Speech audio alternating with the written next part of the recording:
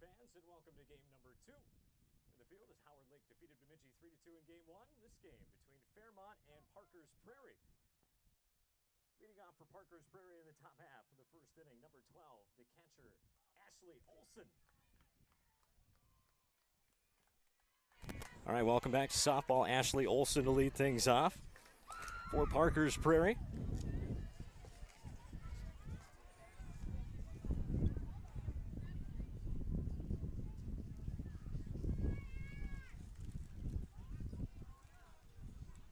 Here in the second game of the day.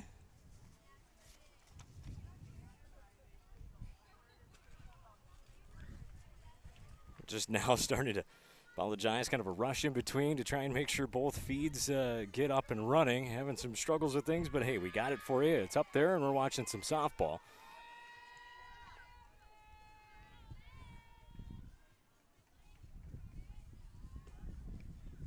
First pitch going to be fouled off. Strike one.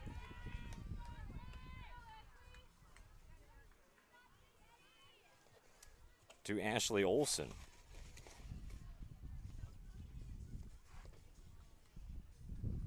Jessa Rounds will wait on deck. Second pitch going to be high for a ball, 1-1.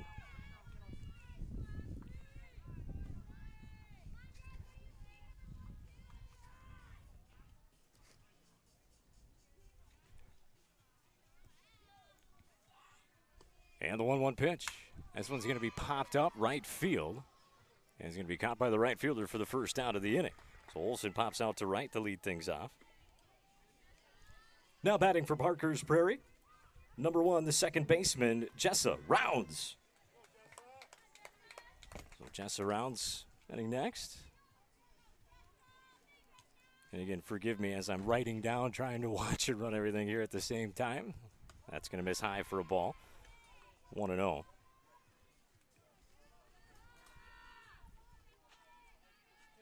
Skylar Ashbow will be next. And this one's going to be popped up center field. And that's going to be caught by the center fielder for the second out of the inning.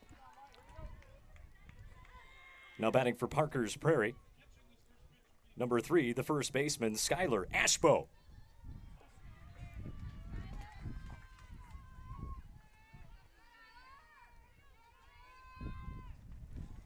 And the first pitch to Ashbow, that's going to miss high for a ball, 1-0.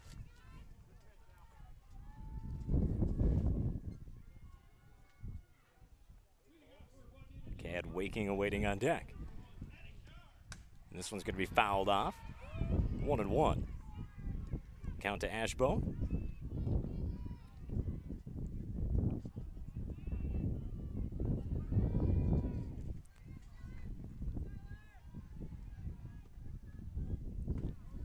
And that pitch is going to miss. 2-1 to Ashbow.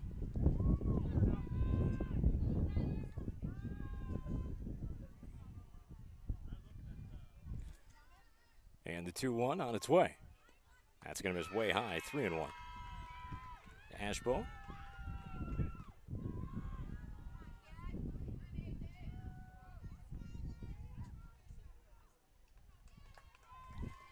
And she will walk and head on down to first. Now batting for Parker's Prairie, number 8, the center fielder, Cad Waking.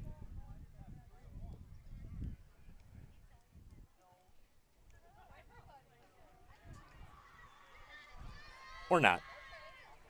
We'll stick with Ashbow.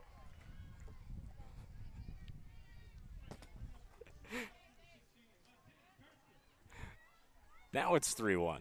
And a pitch. There's a swing and a miss. That'll run the count full, 3-2.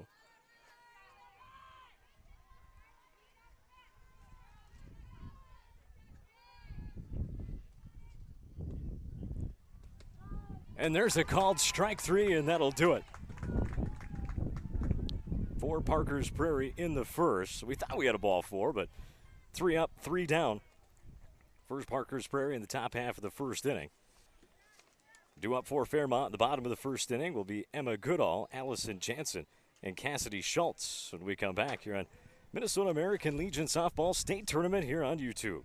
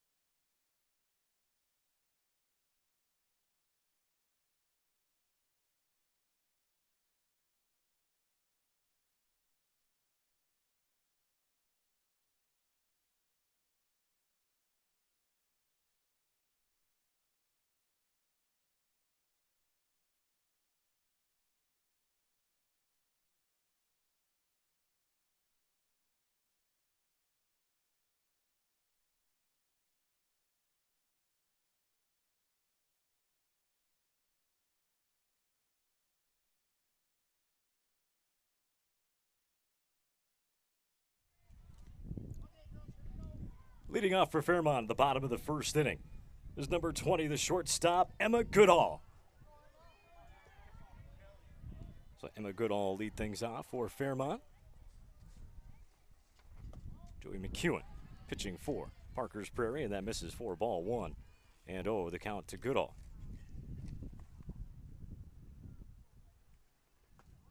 That's going to miss as well, 2-0. Now to Goodall.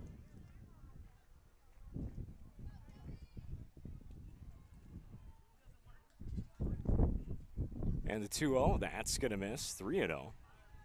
3 straight pitches, straight misses.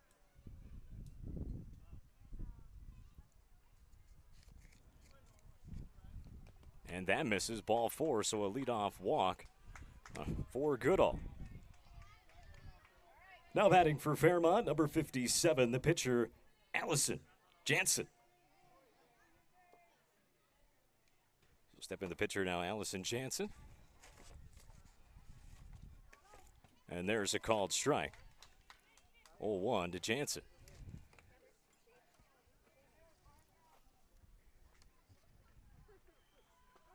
There's a called strike, 2. 0-2 now to Jansen.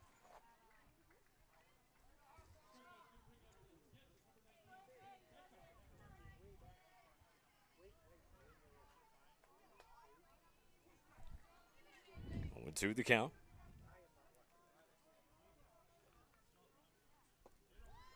And swing and a miss, strike 3 for the first out of the inning. Now batting for Fairmont, number 10, the center fielder, Cassidy Schultz. The tall center fielder, Schultz, steps in now for Fairmont. And she's going to pop one up. Shallow right, that's going to go over the right fielder's head. It's going to drop down. It's going to move the runner up to third. They're going to send her home. Yes, they are. Fairmont leads 1-0. So she didn't have to do much with it. Single and an RBI. Fairmont's up early. Now batting for Fairmont, number 68, the second baseman, Mandy Pitleski. Mandy Pitleski will step in now. As Emma Goodall comes in to score, that's going to miss, ball 1 to Pitleski.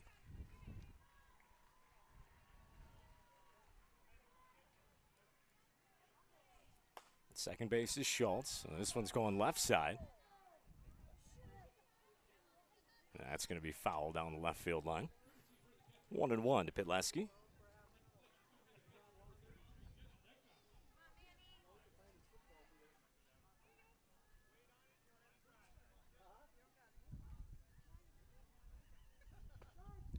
And there's a called strike. 1-2 to Pitleski.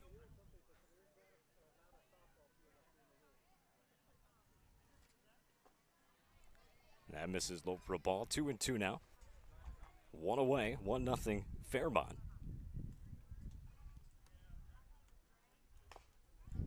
And now here's your grounded foul. We'll do it again. Count is still 2-2 to Pitleski.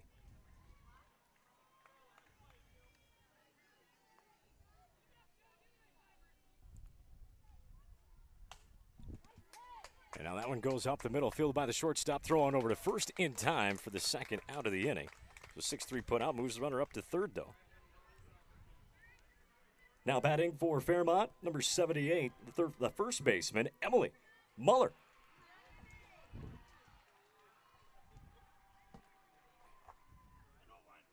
So Schultz over to third. 2 away now for Muller. That one's going to be in the dirt. Coming into home to score is going to be Schultz. The pass ball, and it's 2-0 now. Fairmont here at the bottom half of the first inning. So now nobody out there for Muller. A little 1-0 count.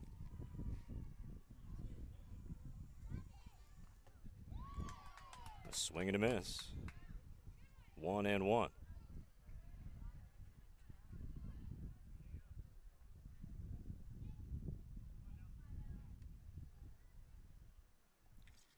And that's going to miss way high for a ball. 2-1.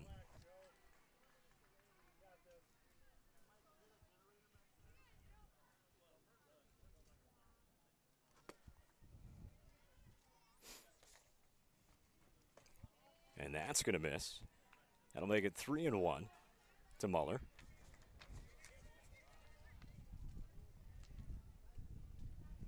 McEwen trying to get out of this first inning. There's a called strike. That'll run the count full. 3-2 now.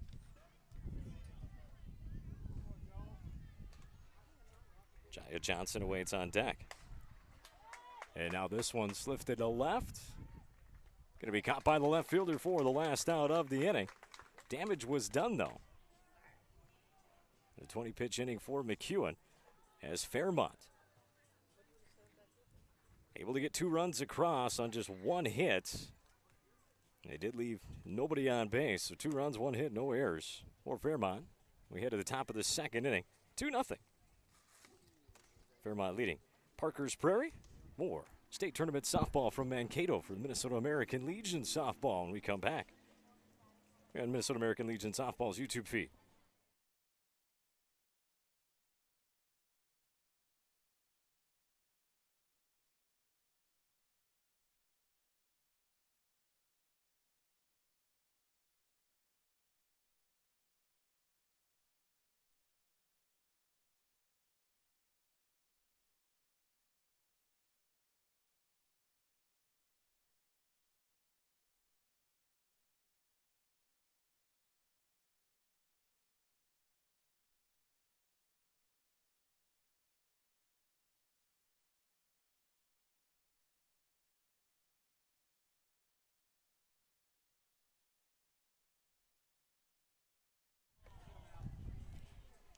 Leading off the top of the second for Parker's Prairie, center fielder number 8, Cad Waking. So lefty Waking will lead things off for Parker's Prairie. 2-0 Fairmont here at the top of the second inning. Fastball. Misses in for a ball, 1-0.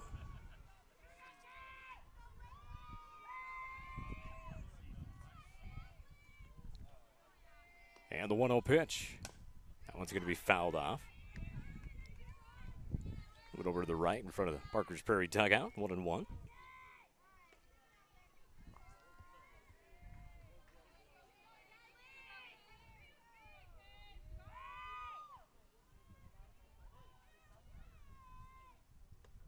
Each team using a flex today. This one's popped up over top, right over top of my head here. Home plate left side.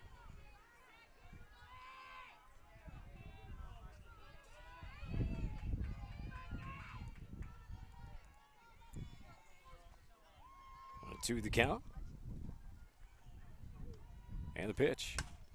That's going to be a line base hit up the middle.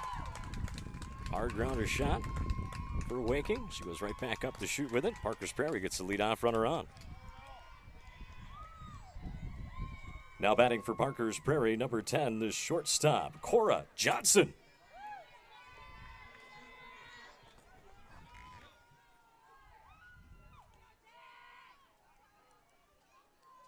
Cora Johnson steps in now, shortstop, right-handed batting Johnson. And now taken off the second, ball was in the dirt, throw down not going to be in time. So a stolen base for Waking.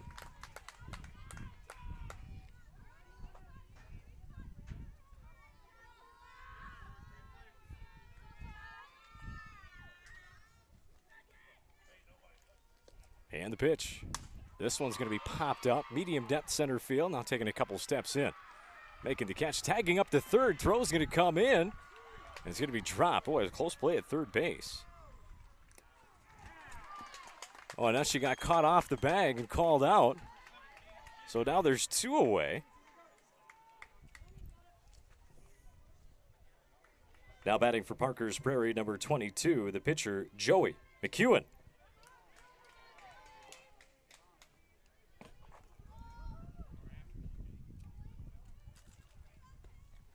First pitch to McEwen, swung on and missed, strike 1.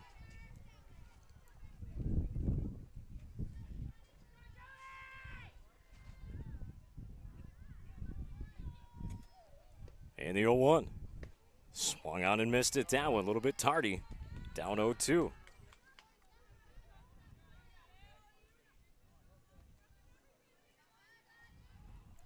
And the 0-2 pitch on its way. Called strike 3 on the outside corner for the final out of the inning. So they did get the one hit. She ended up getting picked off at third base. That was Waking. Nothing doing for Parker's Prairie as we're moving quickly here in game number 2. It's 2-0 Fairmont.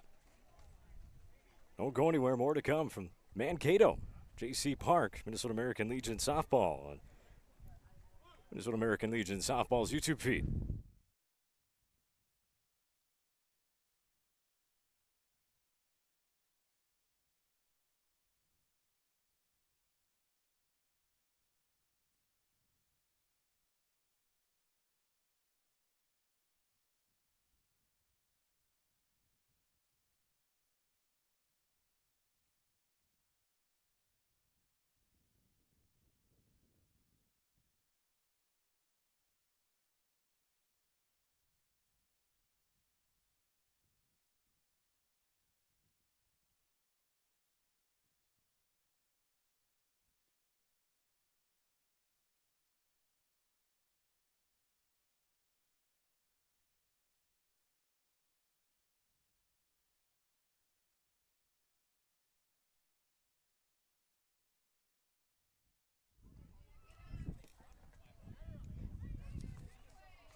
Leading off for Fairmont, the bottom of the second inning, number 10, the catcher, Jaya Johnson.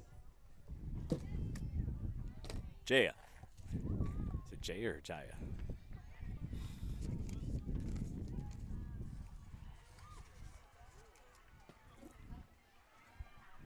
Two nothing Fairmont here at the bottom of the second.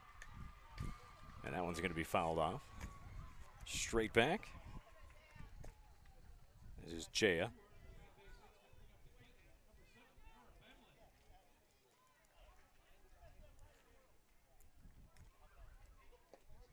And that one misses just low. To Johnson, waiting on deck. Solana Moeller. That one's going to miss in the dirt. To Johnson.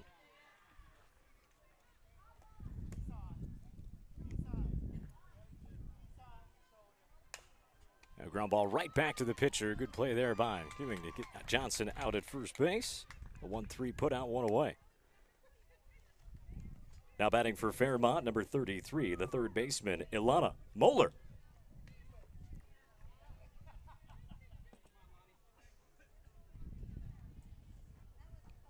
So one away with Moeller up. And now this one's going to be a grounder to third. Gobbled up on the one hopper. Easy play, overthrow over to first for the second out of the inning.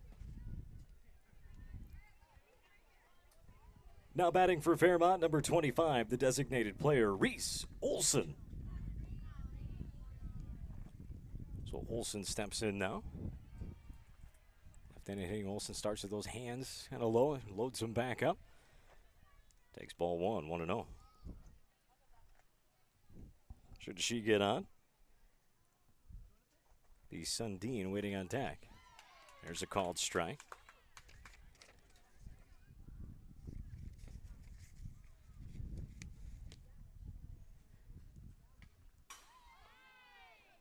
That's fouled off. Straight back.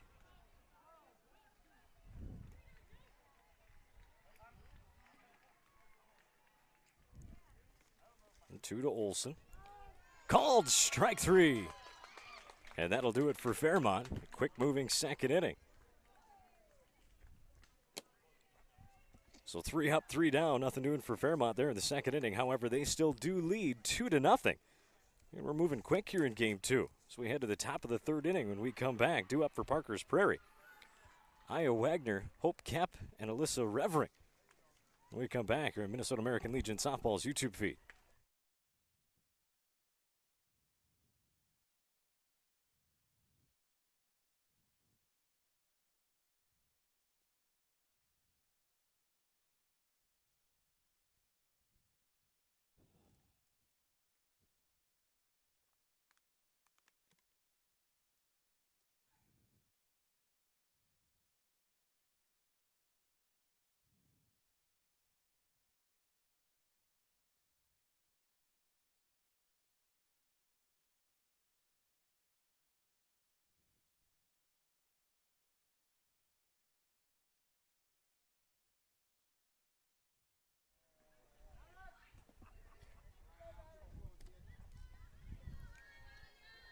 Leading off the top of the third inning for Parker's Prairie, number 28, the designated player, Anya Wagner.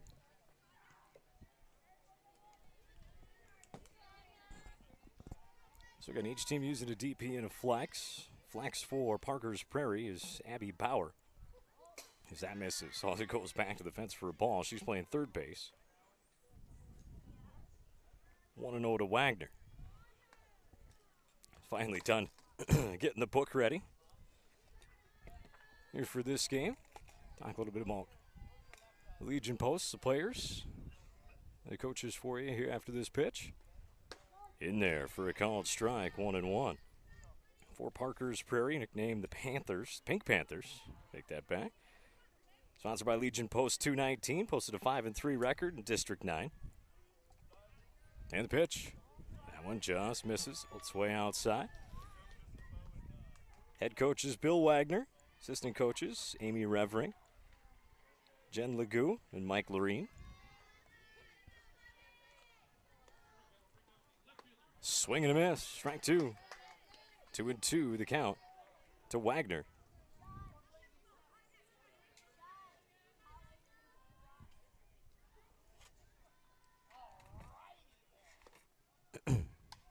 That one kind of climbed the ladder around shoulder level, got Wagner to chase, but she was able to foul it off.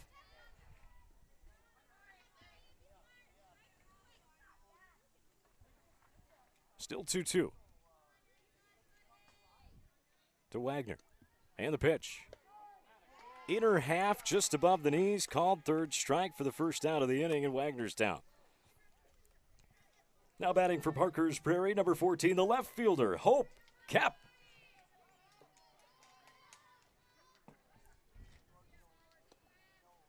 First pitch to Cap, swung right through it, strike one. Revering awaiting on deck.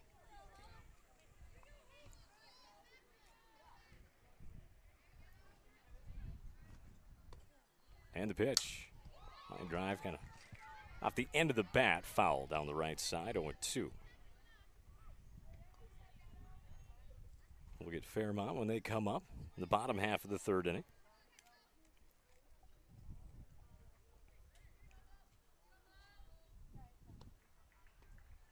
That one misses outside. Good eye there from Kemp. 1-2 the count.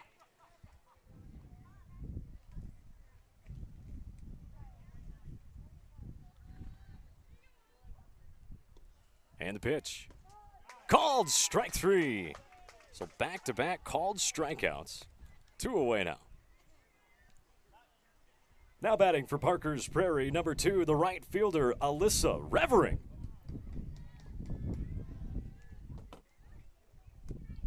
And now Revering in there. And the pitch. That one misses inside for a ball, 1-0.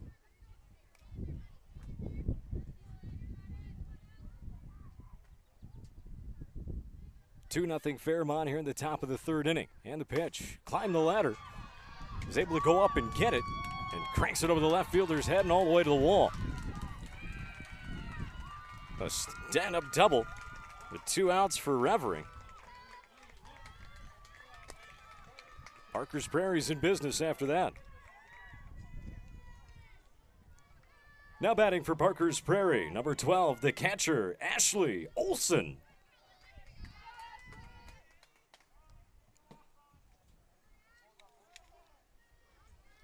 Olson popped out to right, her first at-bat.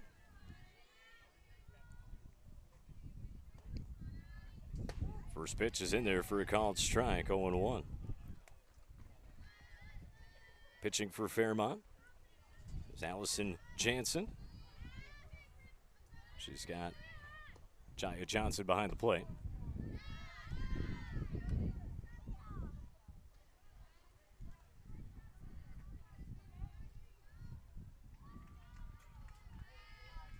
One and one. Count to Olson. And the pitch. Swung on, popped up, right field. Right fielder just takes a couple steps to her right, makes the catch. That's Abby Sundin out there at right.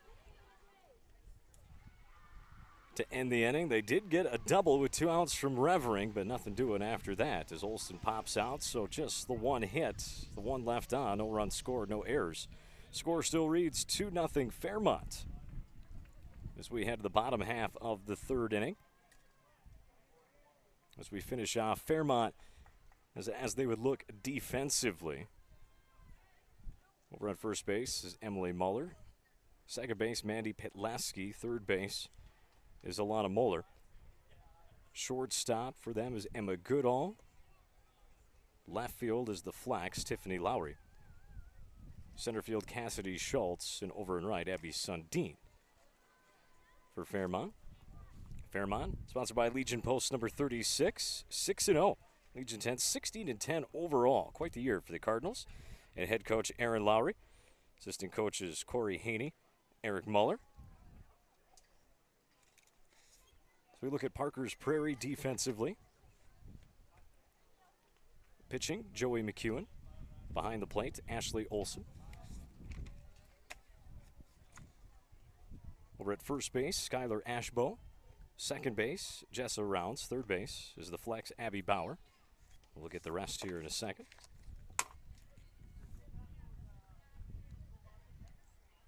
Leading off the bottom of the third inning for Fairmont, number 22, the right fielder, Abby Sundin.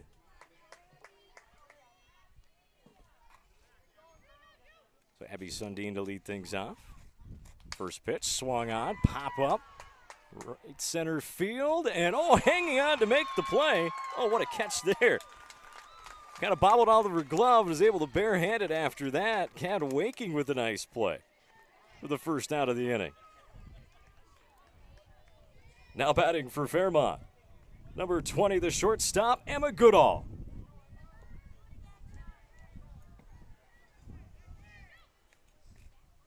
First pitch to Goodall's in there for a called strike.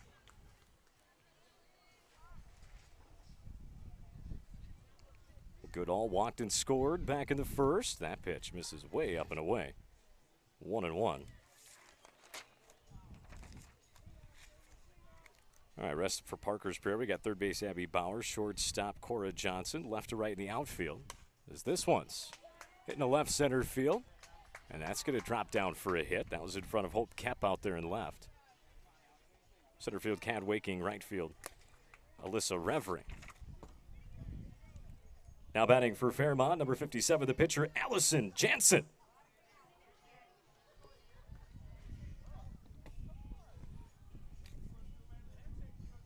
So a single for Goodall with one away. Now take off down to second base, and he's sliding in safely. Is Goodall with the steal. Jansen struck out swinging in the first. That pitch can be low in the dirt, taken off the third base, throw down. Not in time. So Goodall reaches on the pass ball. Jansen, 2-0 count. Cassidy Schultz awaits on deck.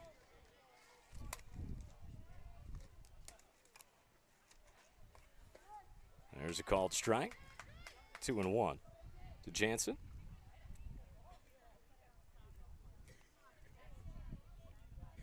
Jansen, a .385 hitter. Finds a base hit up the middle for a single, and that'll score a run. RBI base hit. That scores Goodall. Now batting for Fairmont, number 16, the center fielder, Cassidy Schultz.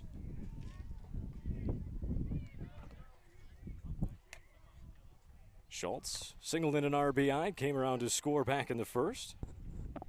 Fouls that one off. A little chopper left side, 0-1. Petlaski awaiting on deck for the Cardinals.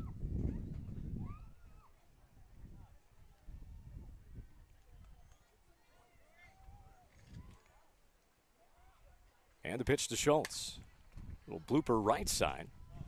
Field line, foul. Schultz down 0-2.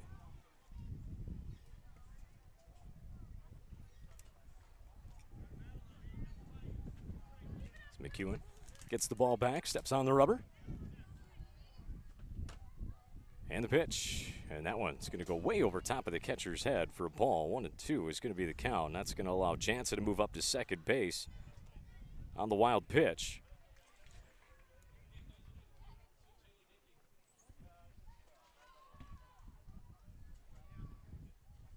Jansen leans all the way back in that box. It comes forward, lines it into center field. Coming up to make the catch, though, is the center fielder. Waking, just had to take one step in there. Now batting for Fairmont, the second baseman, number 68, Mandy Pitleski.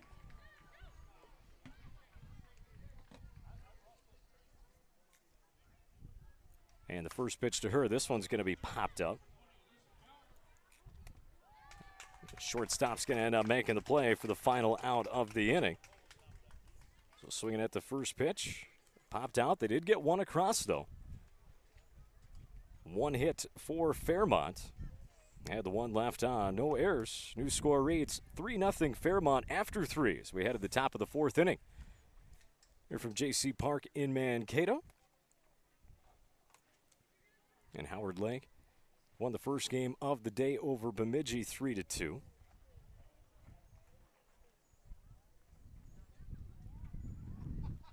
I apologize, can't over the board check my phone. Still having to use that one over on the other field for the Facebook page.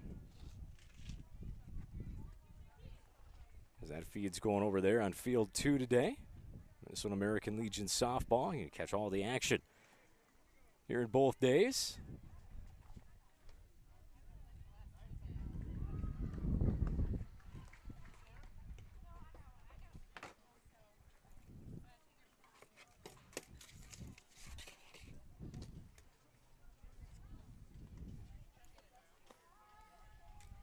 On a beautiful day here in Mankato, a little bit of a south-southwest breeze.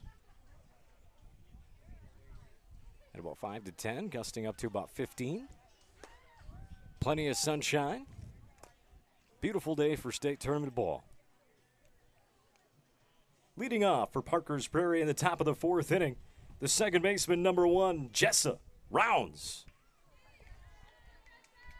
So Rounds to lead things off. Back out there for a fourth inning of work. Listen, Jansen. This is high with that first pitch, 1-0. She's worked quickly so far.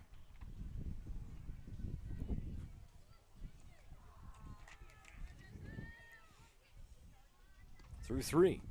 That one's in there for a strike, but it's going to be popped into shallow right center field. Going to be a long run. It's going to drop down. Right fielder Sundin tried to go down and get it. Couldn't quite get there. It'll be a base hit. Now batting for Parker's Prairie, number 3, the first baseman, Skylar Ashbo.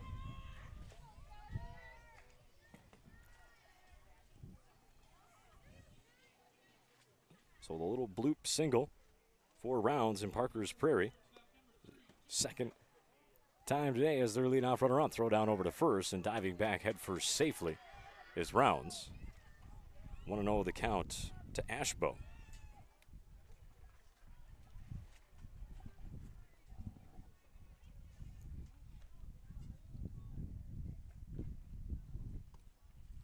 And the pitch drops down the bunt, goes right back to the pitcher. All right, now the ball's in the dirt, but a nice job to scoop it out. First baseman Muller for the first out of the inning. It is a sac bunt. Muller moves over to second. Now batting for Parker's Prairie, the center fielder, number 8, Cad Waking. Center fielder Waking will step in now. Sac bunt for Ashbo. Moves Rounds up to second. First pitch is going to get under the catcher's legs and go back to the backstop. So the pass ball will send Rounds to third. 1-0 the count on Waking, and Parker's Prairie now with an opportunity to get on the board here.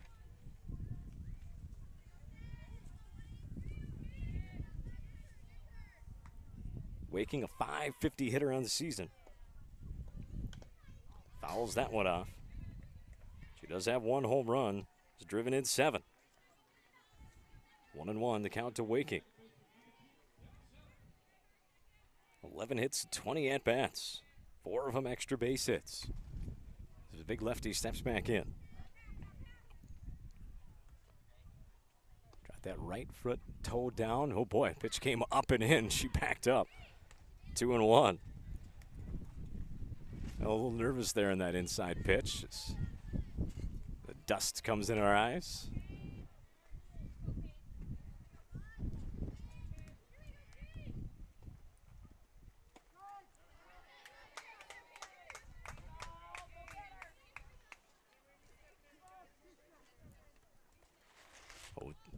2 strikes now on the hitter.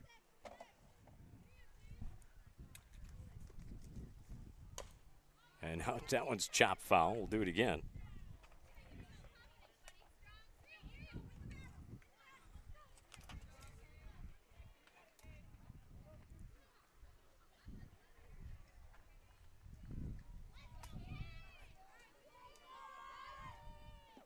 She tries, gets back in there now with 2 strikes on her. And now this one's put into play, and it's going to be through for a base hit. It's going to bring in a run, and it gets by the right fielder. In a second, she's digging for third. Single and an error. And she's on third base. Rounds comes in to score. New score reads 3-1. Parker's Prairie in business with just 1 away. Now batting for Parker's Prairie, number 10, the shortstop, Cora Johnson. So 3-1 now here in the 4th. Cora Johnson popped out to the center fielder. Waking delivered the single. And it got by right fielder Sundin, allowing her to move up to third. Squares around to bunt. Sacrifice bunt. Check third. Now they got her unnailed. No, she's able to head back safely. So a beautiful bunt by Johnson. Now first and third with 1 out. Now batting for Parker's Prairie, the pitcher, number 22, Joey McEwen.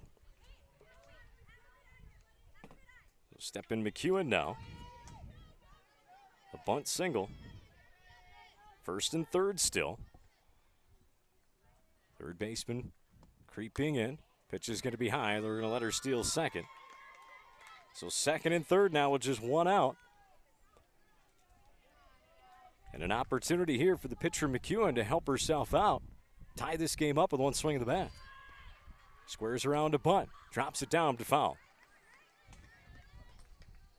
1-1. The count to McEwen with the DP Wagner waiting on deck.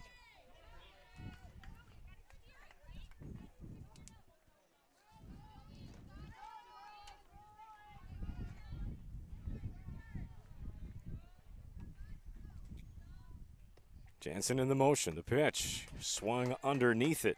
Did McEwen on that one, and she's down 1-2.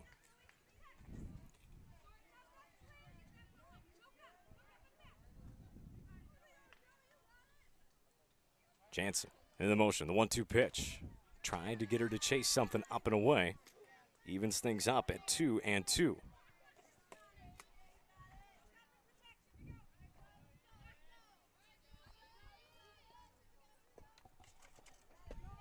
And there's a called strike 3 for the second out of the inning. McEwen goes down on strikes. Now batting for Parker's Prairie, number 28, the designated player, Anya Wagner. So Wagner steps in now. Still a chance for Parker's Prairie to tie this thing up with a base hit. Jansen with a pitch. Just misses low for a ball. 1-0. Wagner struck out looking to lead off the third. She steps back in. And the pitch. That one's fouled off. She's even things up now at 1-1. Hope Kemp, the left fielder, waiting on deck for Parker's Prairie.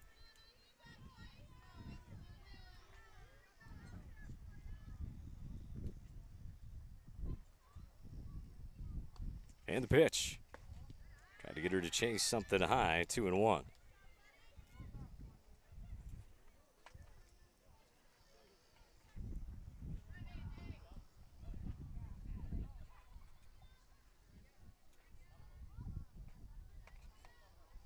Jansen into her motion and the pitch. That one's on a good line. There's a called strike. Evens things up at 2-2.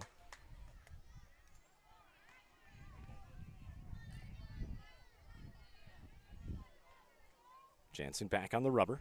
2 outs here in the 4th. Parker's Prairie's gotten on the board. Pitch, foul, no, swing and a miss. Strike 3, throw down over to first is going to be barely in time to end the inning. So Wagner strikes out swinging, 2-3 put out for the last out, but they did the damage though. They did get one run on 3 hits. New score reads 3-1. Don't go anywhere. You're listening to American and watching American Legion Fast Pitch Softball here from Mankato on YouTube.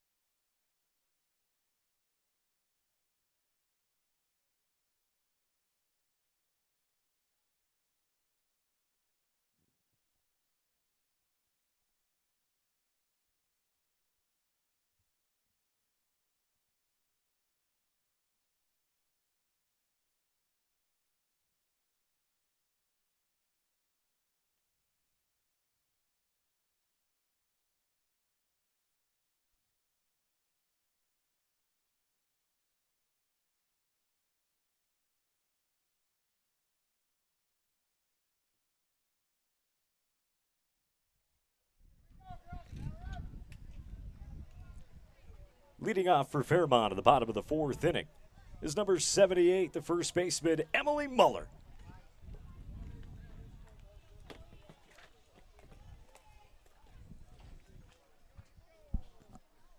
All right, so Muller to lead off the 4th for Fairmont, leading 3-1. First pitch is going to be high for a ball, 1-0.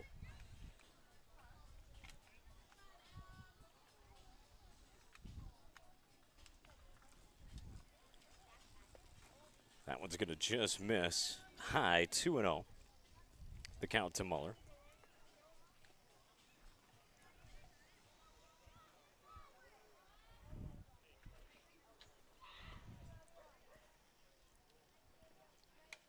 That one's going to be fouled off.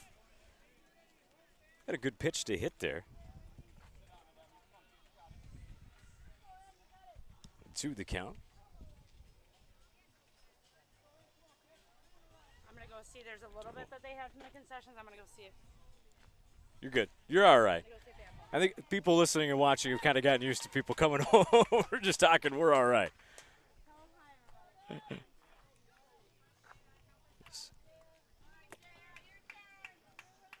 Now batting for Fairmont, number 10, the catcher, Jaya Johnson.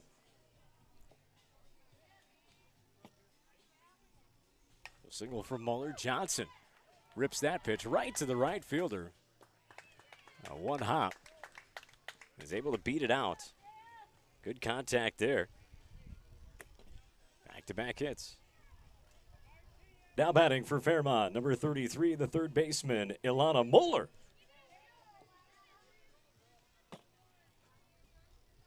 So back-to-back hits. Runners on first and second for Fairmont. Swing and a miss at the first pitch. Strike 1.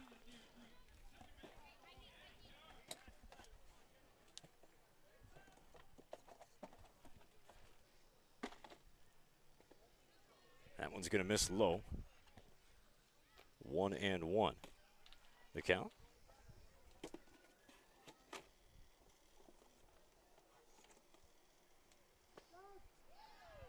There's a strike. So 1-2 the count now. To Muller.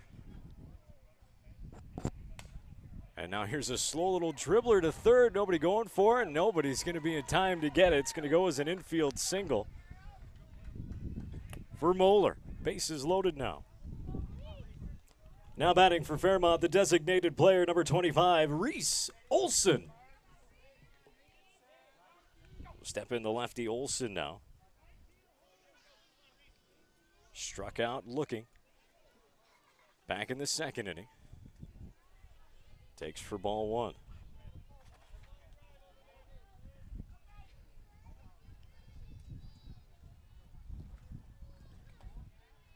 Good block there by the catcher, Ashley Olson. Keep that runner at third. Again, bases loaded, nobody out for Fairmont here in the 4th. That one misses, 3-0.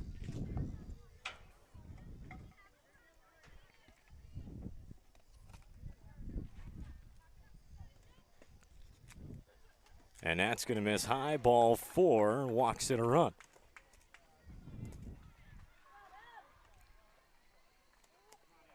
Now batting for Fairmont, the right fielder, number 22, Abby Sundin.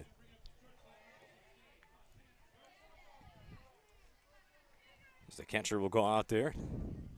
Olsen go talk to McEwen.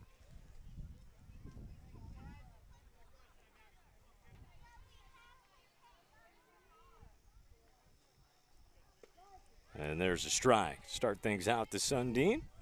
0-1. Jaya Johnson at third. Second base, Alana Muller. Reese Olsen over there on first after the walk. That one misses. Up and away, 1-1. Again, nobody out here in the fourth inning. Fairmont got that run back here already. They lead 4-1. This one's lifted into center field, coming in initially, and it's over her head and goes all the way to the wall. And it's going to be a bases clearing double for Abby Sundin. 3 runs come across. It's 7-1 Fairmont. Now batting for Fairmont, number 20, the shortstop, Emma Goodall.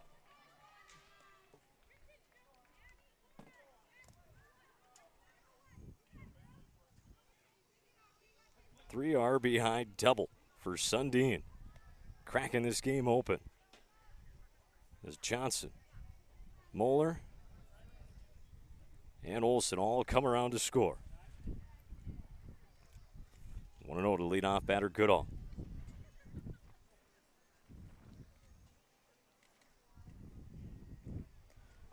Swing and miss at that one. Took a big cut at that one. Evens things up at 1-1. Again, nobody out here in the fourth. It's 7-1. And the pitch. There's a called strike. Tried kind of ducking under it. To no avail. Allison Jansen awaiting on deck, the pitcher. Goodall, 1 for 1. Scored 2 runs. Walked and scored in the first. And a little slow roller to short. Easy play. Throw on over to first. Cora Johnson for the first out of the inning. Now batting for Fairmont. Number 57, the pitcher, Allison Jansen.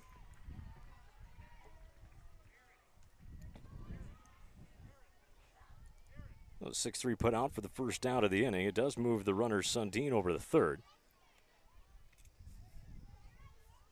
First pitch to Jansen misses. 1-0.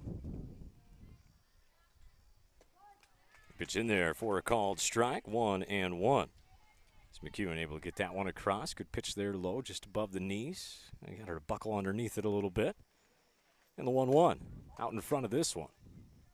Foul down the line. 1-2 to Jansen.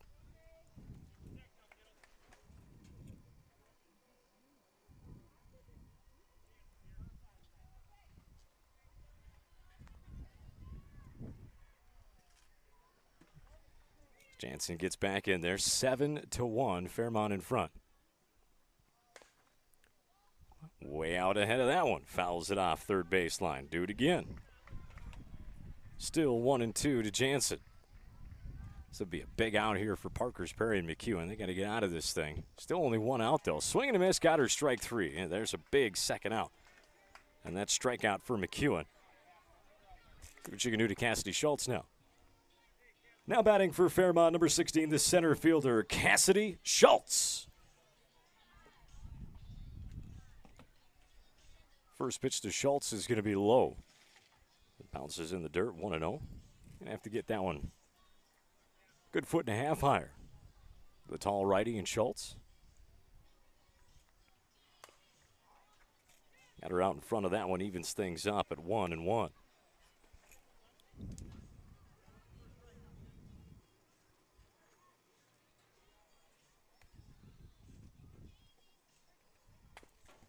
And that one's fouled off. Out in front of that one, 1-2 to Schultz.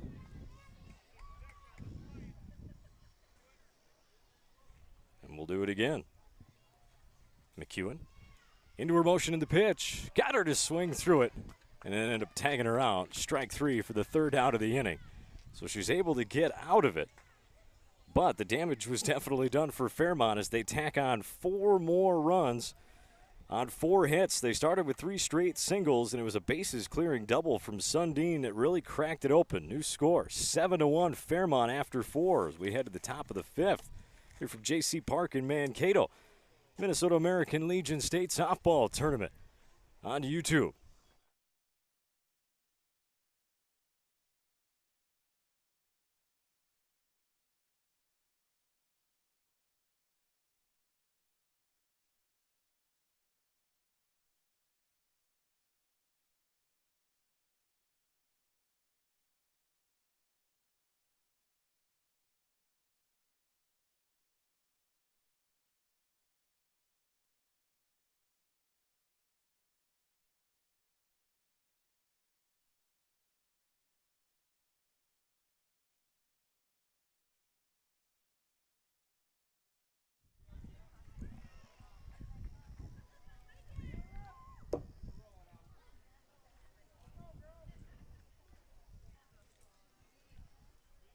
Leading off for Parker's Prairie here in the top of the 5th inning, number 14, the left fielder, Hope Kep.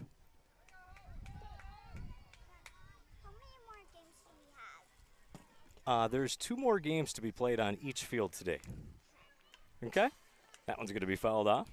Have fun, girls. Gotta love that. Gotta love that. First pitch from Kep fouled off. 0-1 to the left fielder. Couple little ones coming up asking me how many more games there are today. Probably just wondering how much longer they're stuck here today.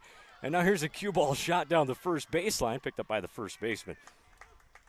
Muller, she tags out Kep for the first out of the inning. Now batting for Parker's Prairie, the right fielder, number 2, Alyssa Reverie.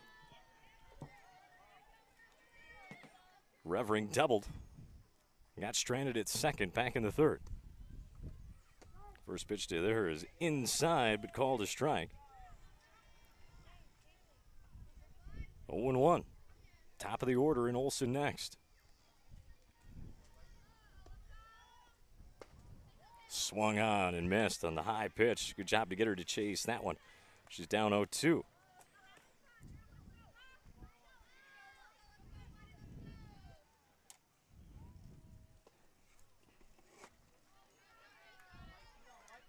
And now 2 away to get you to strike out.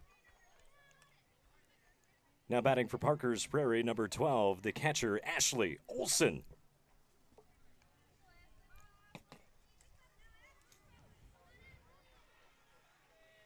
So 2 away. Olsen takes ball 1, 1-0. Olsen is flied out to right twice.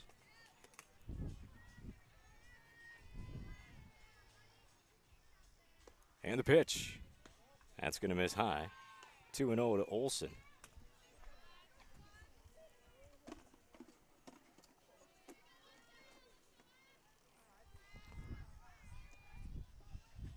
That one's going to be fouled off. Straight back. 2-1. To the Parker's Prairie catcher.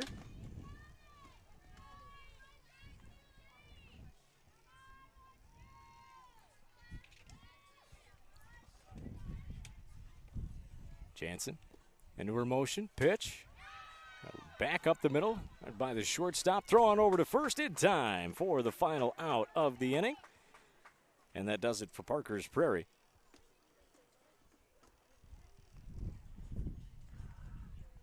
In the 5th, 6-3 put out, 3 up, 3 down. Fairmont's cruising.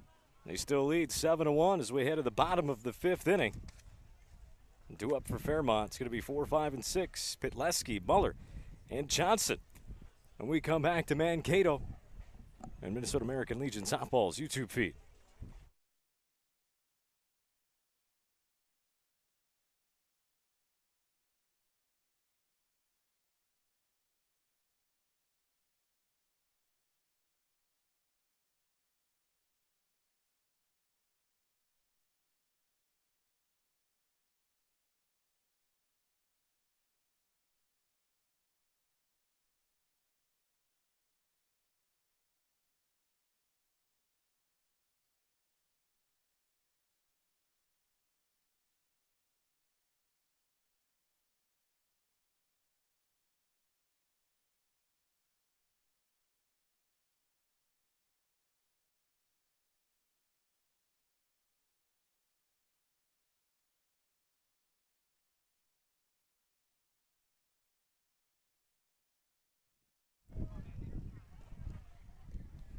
Leading off for Fairmont in the bottom of the fifth inning, number 68, the second baseman, Mandy Pitleski.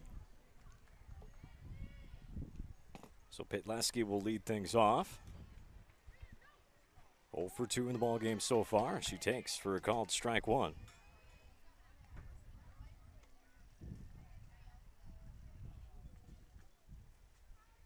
And the 0-1 pitch. Swing and a miss. 0-2. 0-2 to Pitleski. Grounded out to short. And popped out to short. Change up. Got her out front. Fouled it off.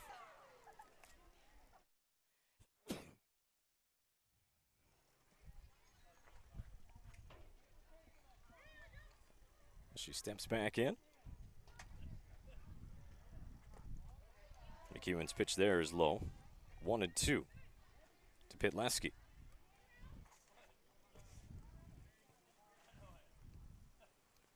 Motion the pitch. Swung on and miss. Strike three for the first out. Good pitch there from McEwen.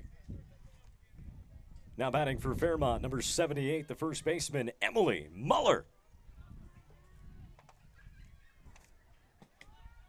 First pitch to Muller in there for a called strike. So both of these umpires in both these games calling that inner half of the plate. They're giving it to the pitchers consistently. And the pitch came in again, just a little low this time in the dirt, 1-1.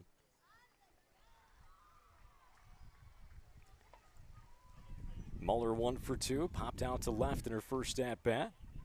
Singled and scored in the fourth. That pitch is low for a ball, 2-1.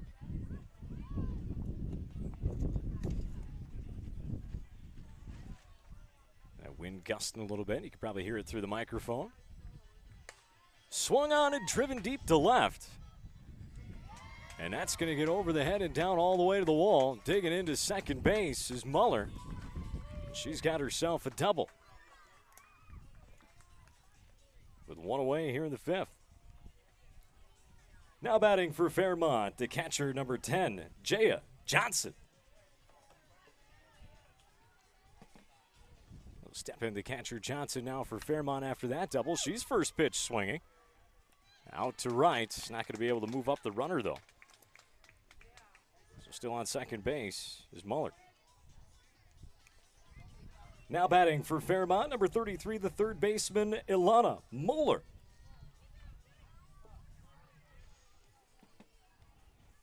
So 2 away now for Muller. And the first pitch from McEwen to her. She's first pitch swinging. Shortstop throw on over to first in time. Good dig out over there at first as well to end the inning. The 6-3 put out. So Fairmont gets nothing across, but they still lead 7-1 here in the second game of the day in this Minnesota American Legion State Tournament here on field number 1. And 7-1 Fairmont, they're going to have, let's see, Parker's Prairie is going to have Rounds, Ashbow, and Waking due up when we come back here on Minnesota American Legion Softball YouTube feed.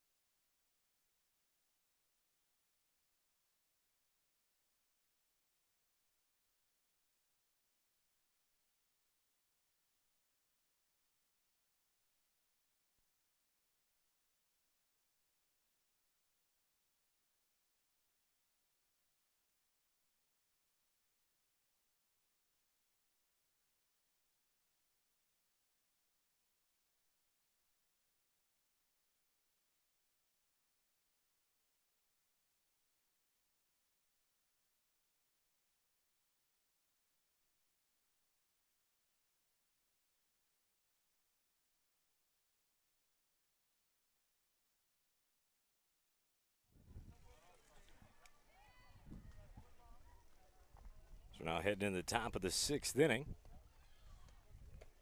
Fairmont taking on Parker's Prairie. Fairmont leading 7-1. Leading off for Parker's Prairie.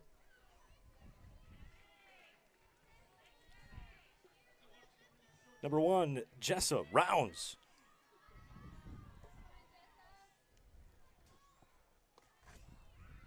First pitch to Rounds. Up there for a ball high, 1-0. Rounds 1 for 2 in the game, flew out to center, singled. A little blooper into right in the fourth, came around to score. That led off that fourth inning. That misses for a ball, 2-0.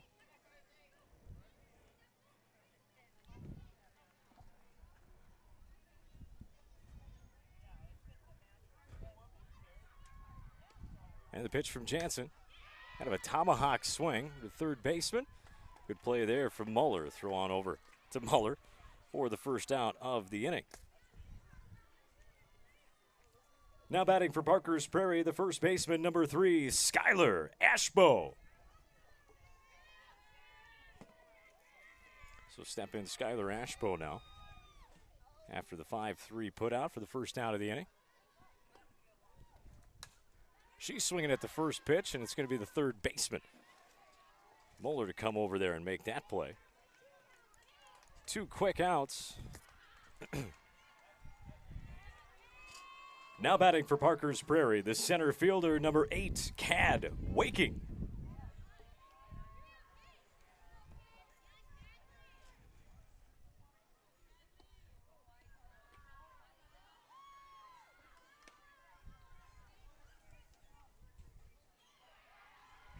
First pitch to Waking is low for a ball, 1-0.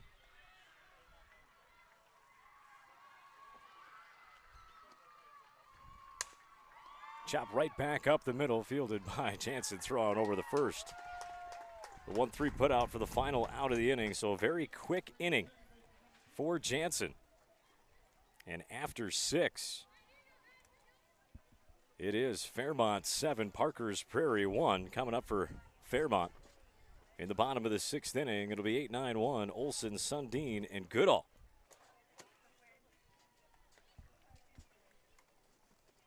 In this, the second game on field number 1 in the state tournament. Howard Lake beat Bemidji 3-2 in the first game. And over on field 2, it was Browerville, and a good one over Adams, 3-1. So it'll be Howard Lake versus Browerville after this game at about 3 o'clock. And it'll be Bemidji versus Adams over on field 2. And that'll be on the Facebook feed, Minnesota American Legion Softball. Their Facebook page. Might have to run over and add a little more hotspot data on my phone to make sure the rest of the games go through over on field 2 today.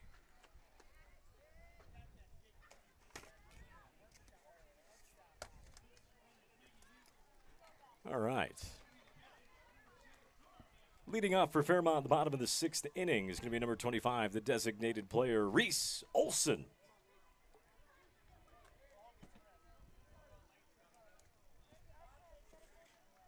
And the first pitch to Olson is going to be high, way high for a ball, 1-0.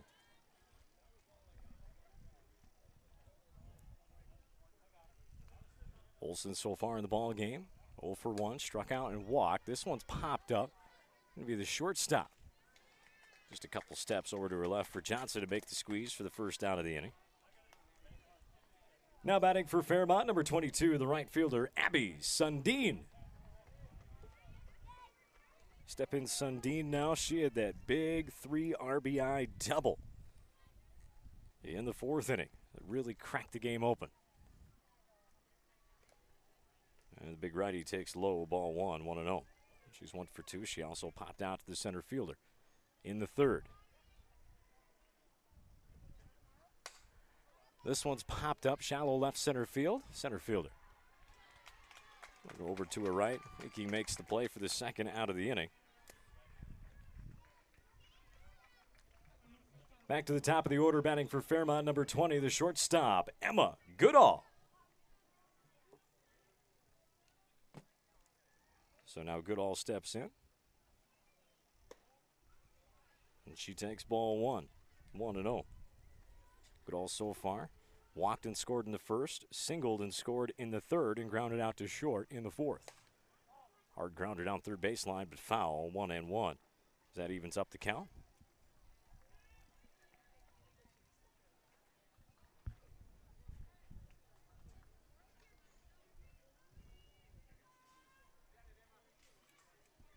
Put the ball back in. She steps back in. McEwen into her motion in the pitch. That's going to be in the dirt. Bounce a couple feet in front of the plate. 2-1. The count to Goodall. Jansen awaiting on deck.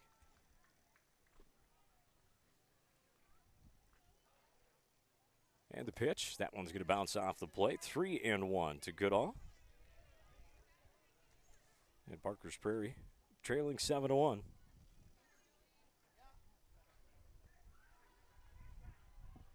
And the pitch. In there for a called strike. That'll run the count full 3-2.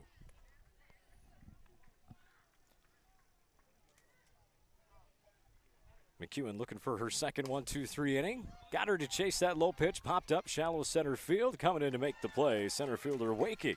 So 1-2-3 inning. Parker's Prairie needed that. They're down to their last 3 outs. We go to the top of the 7th inning. Fairmont trying to close this one out in a very quick one here today in this second game as they lead 7-1.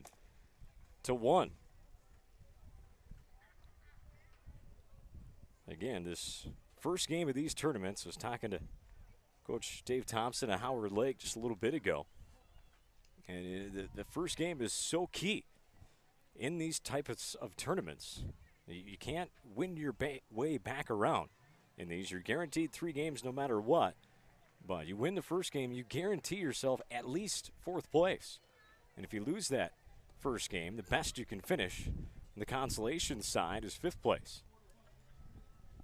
So Howard Lake was able to get it done over Bemidji in the first game. And Howard Lake lost their sub-state championship game to this Fairmont team, but still qualifies. Top 2 teams from each region making it to the state tournament. Bemidji was the regional winner. And they're knocked off by Howard Lake.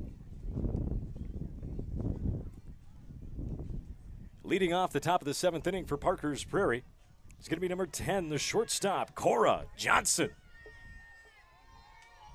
And Parker's Prairie down to their last 3 outs.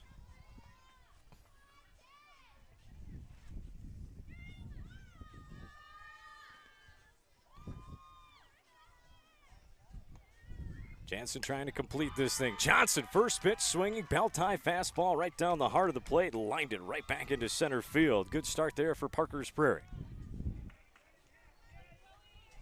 Now batting for Parker's Prairie, number 22, the pitcher, Joey McEwen. So step in the pitcher, McEwen now.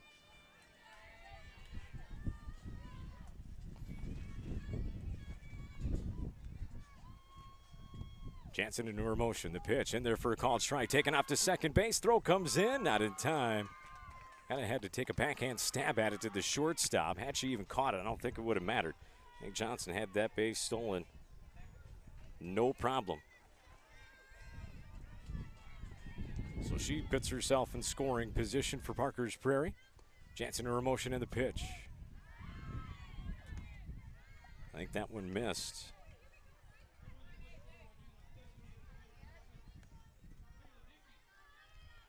Jansen back on the rubber. Starts her rock and the pitch. Climbed the ladder a little bit just above the letters. Got her to chase it high.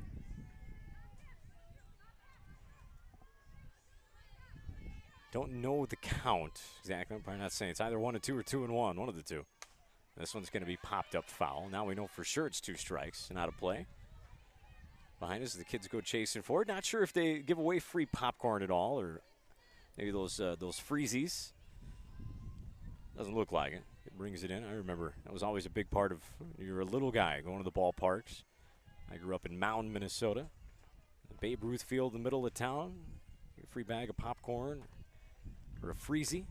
Swung on and missed. Strike 3 for the first out of the inning. Now batting for Parker's Prairie, number 28, the designated player, Anya Wagner. Step in Wagner now. And the pitch from Jansen. Popped up foul. Yes, so 0-1. Count to Wagner. Just need to fill up this bucket here.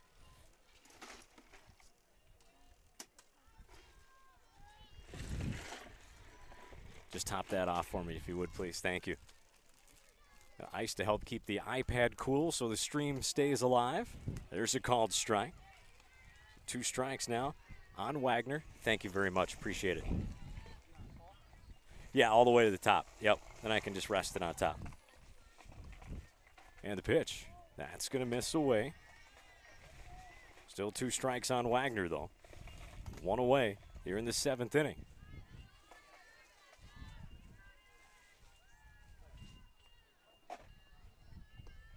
And the pitch. That's fouled off, and Wagner stays alive.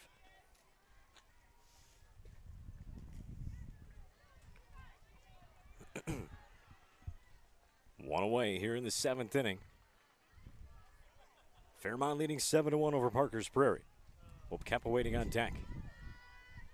Jansen to motion. The pitch. Swung on and missed. She nicked it.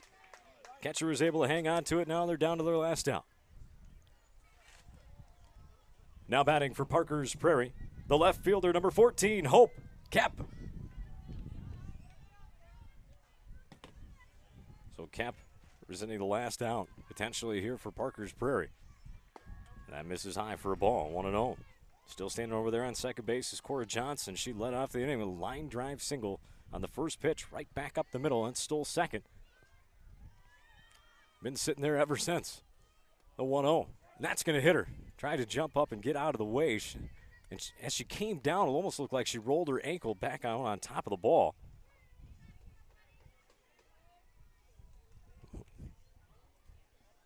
Kept still down. Again, she jumped up and then came right back down on the ball. You hope she's okay. She's still standing out in front of home plate there, getting assistance from her coaches.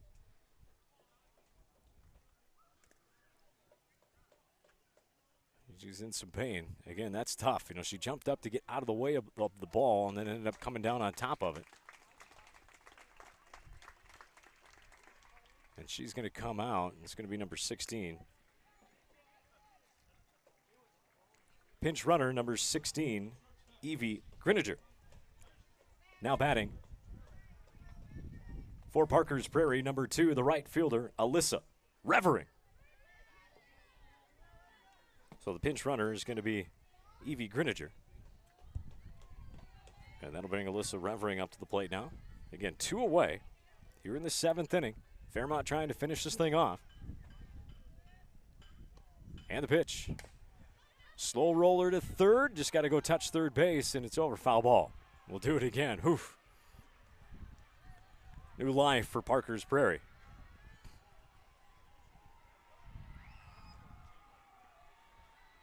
A 1-1 the count on Revering. Top of the order with Ashley Olson waiting on deck.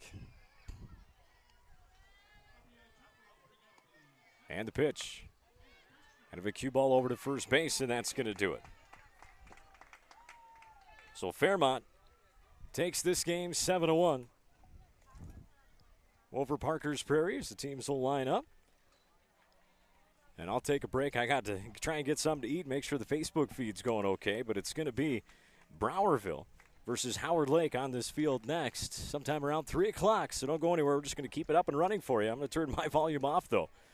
A lot of good softball yet to be played here from Mankato, Minnesota State American Legion Softball Tournament. First inaugural state tournament for Minnesota American Legion Softball.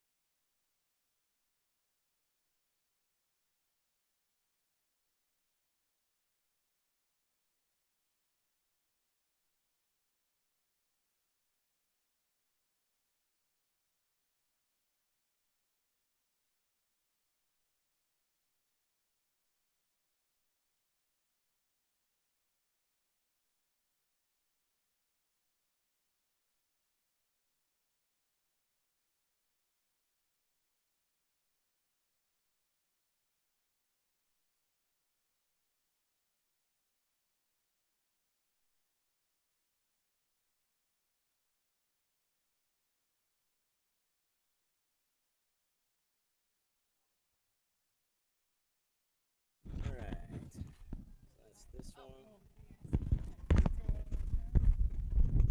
Hold and hold.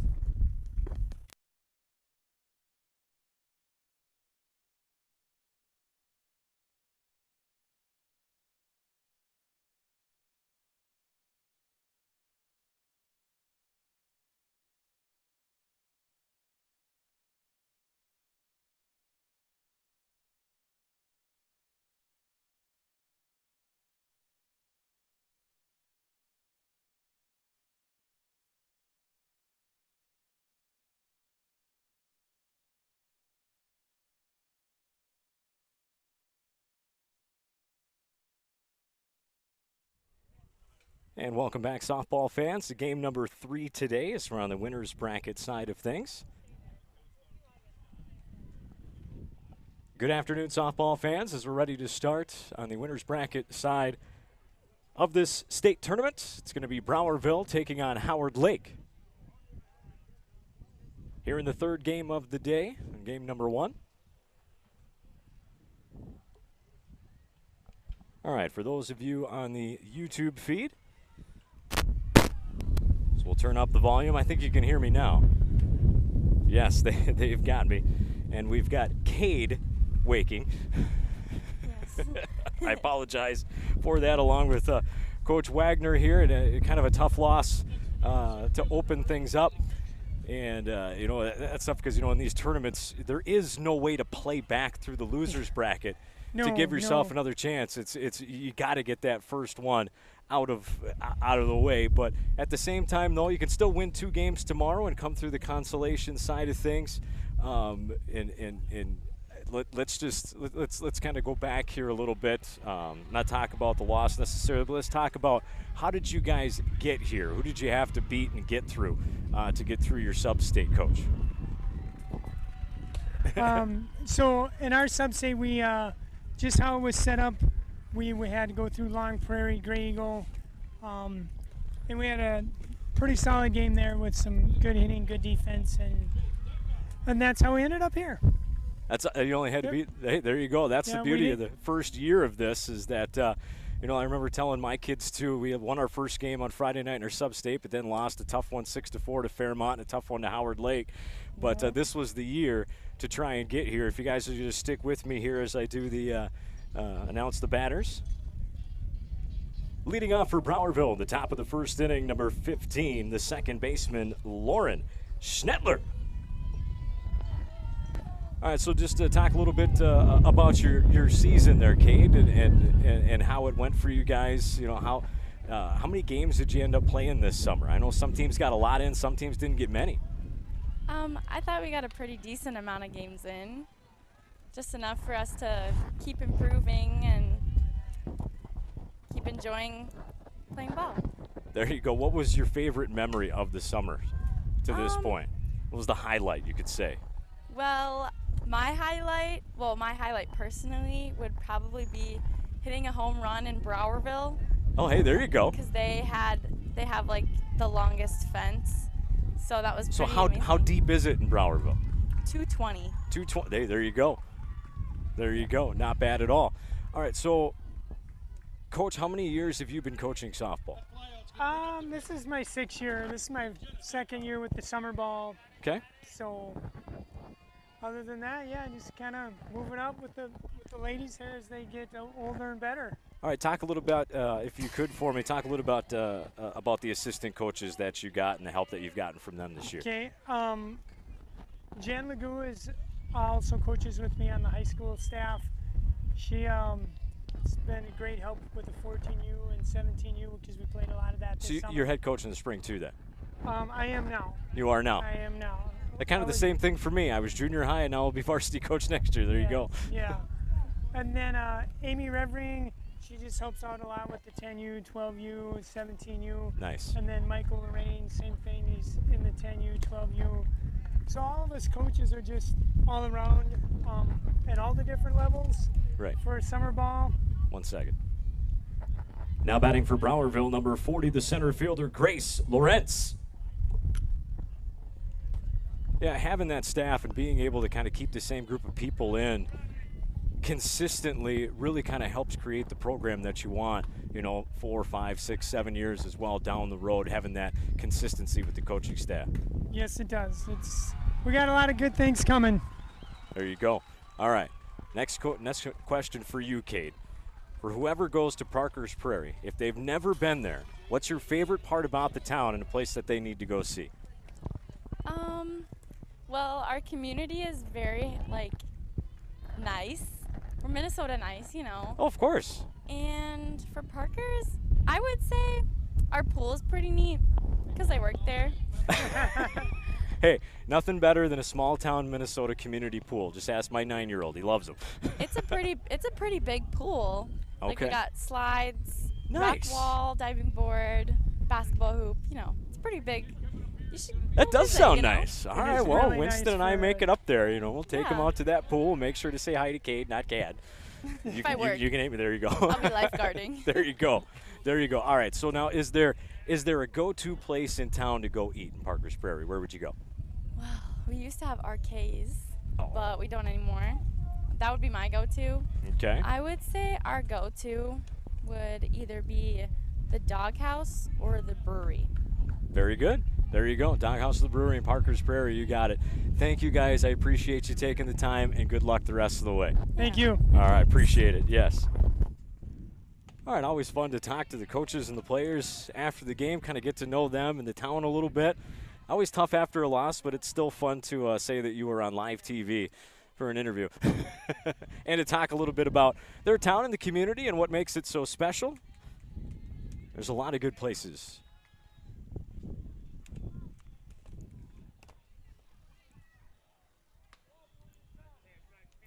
Batting for Browerville, number 12, the catcher, Anna Myers. It's Anna, not Anna. That's my fault. Anna Myers.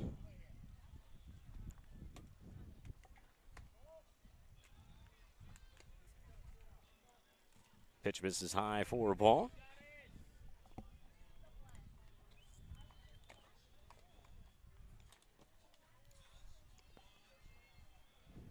And the pitch.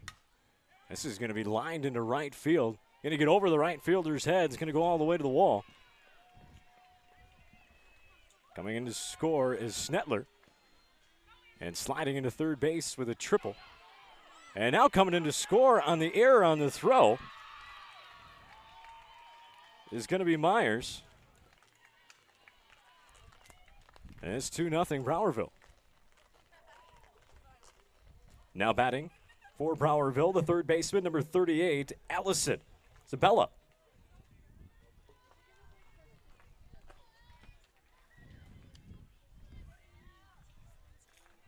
What's that? I do, yes. Hang on one second.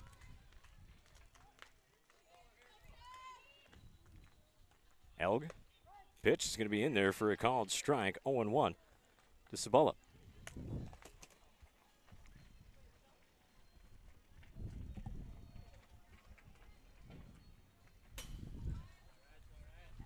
And that's going to go to the backstop for a ball, 1-1.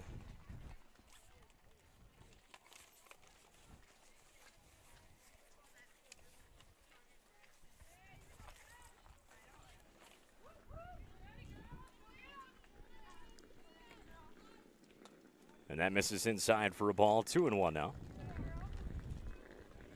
Got Kristen and Josie running cameras for us today. What do we got? What all do you have to do to set it up? Do you just have to end your event? I do Facebook Lives all the time. Okay, then if you got that, yeah, it should all pop up. The settings should pop up just the same. End event, create a new one. Then connect your Wi-Fi to the new Wi-Fi. Yep, And then just start a new live. you got it. That's all I have to do. And it should Everything's already synced. it should already be Start synced. the new live here. You connect got your it. computer. I got it. Yes, it should. If you have any issues, let me know. We'll get it figured out. Thanks, Luann.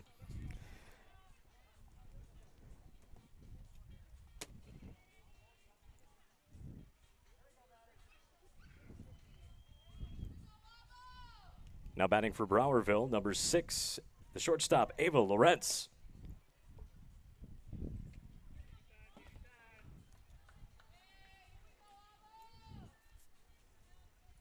Isabella's over at first base. Lawrence in there now, 1-0. Pitch from Elk. In there for a called strike, 1-1. Oh, we got distractions, but we're all right. Again, hey, it's a beautiful day for softball. We've gotten through 2 games already. We're in the 3rd game already here today. We're on the winner's bracket side. That misses high for a ball.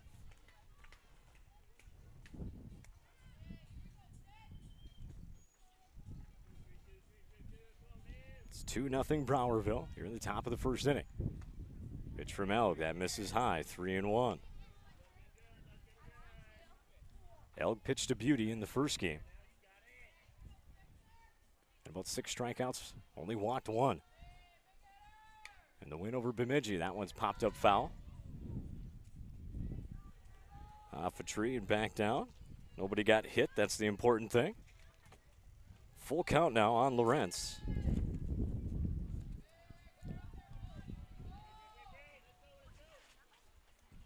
Elk into her motion and the pitch.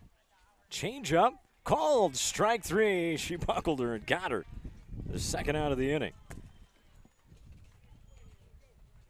Now batting for Browerville, the designated player number 11, Jaden Schmidt.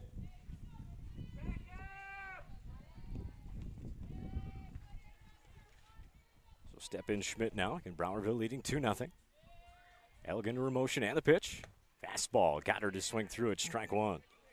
0-1 to Schmidt.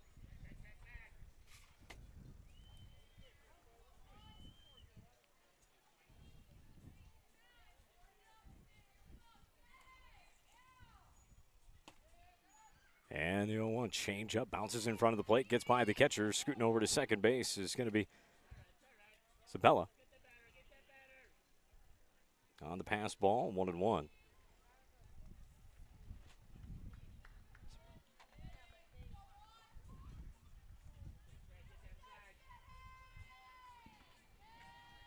And the pitch. Got her to swing through that one. Good fastball there from Elg, and it's 1-2 to Schmidt. With 2 away. Howard Lake trying to get out of this thing. 2 runs across for Browerville. And the pitch. Fastball. Got it by her. Swing and a miss. Strike 3. 2 runs across, though, and a couple of hits for Browerville. 2-0. So we head to the bottom of the 1st inning. I'm going to go help out on the other field quick. Don't go anywhere. More softball coming up here on Minnesota American Legion Softball's YouTube feed.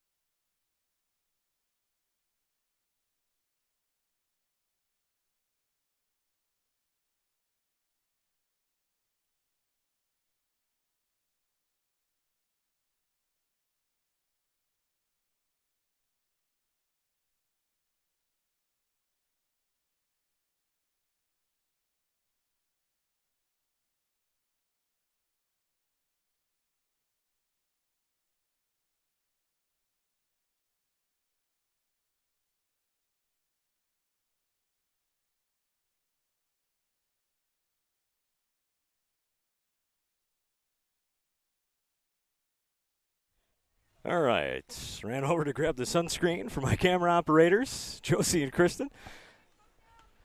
Doing a solid job for us today. I've got my sprints in, that's for sure. Going back and forth between the fields. Leading off for Howard Lake in the bottom of the 1st inning. It's going to be the center fielder, number 25, Bree Driver. So Driver to lead things off here for Howard Lake as I'm catching my breath. I mean, that's a good, probably let's say a good 100-yard sprint over to the other side. First pitch misses for a ball to Driver. Abby Markser is the flex, the pitcher for Browerville. 2-0 to Driver.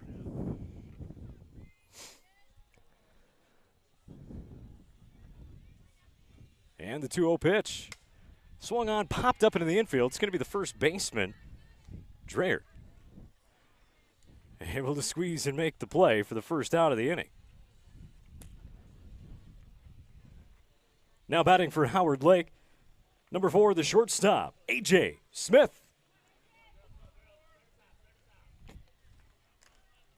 So we'll step in A.J. Smith now with one away.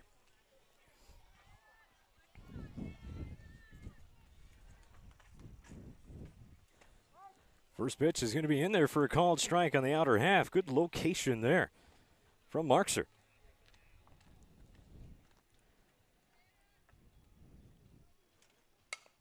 And the lefty puts a swing on it to the second baseman. Throw on over to first and bobbled.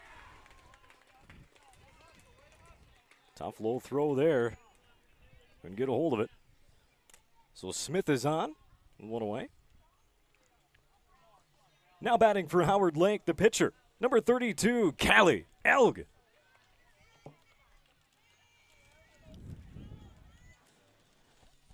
Step in Elg now.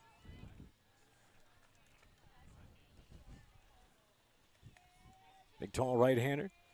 Pitcher trying to help herself out. She takes outside ball one. Throw down over to first. Going to be not in time. A little bit up and away on that throw. You get that down a little bit. Give the first baseman, Dreyer, a shot at it. And pitching is Abby Markser, catcher. It's Anna Myers. And there for a called strike. 1-1 to Elg. Over at first base, Jalen Dreyer. Lauren Schnettler at second base. Third base, Allison Sabella. That one's popped up foul. Ava Lorenz at short. Maddie Sabella in left field. Grace Lorenz in center. Rihanna Buell out and right. Defensively for Browerville.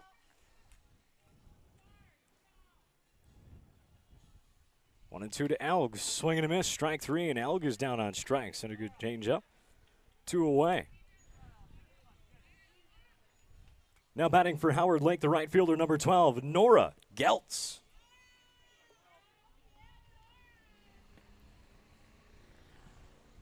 And the first pitch to Geltz.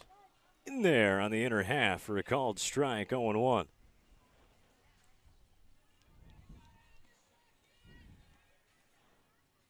Smith over on first. 2-0 Browerville here in the bottom of the first. That one misses outside, 1-1. Oh, I love that too. Look at fans will walk up kind of wanting to know the score, and I can kind of read their minds sometimes and throw it out there for you. Help you guys at home and them. No, a little chopper to third is going to be booted by the third baseman. So a couple of errors here in this inning. And 2 are on for Howard Lake. Now batting for Howard Lake, the first baseman, number 50, Maddie Decker. All right, so Maddie Decker here with an opportunity after a couple of errors. She stands in.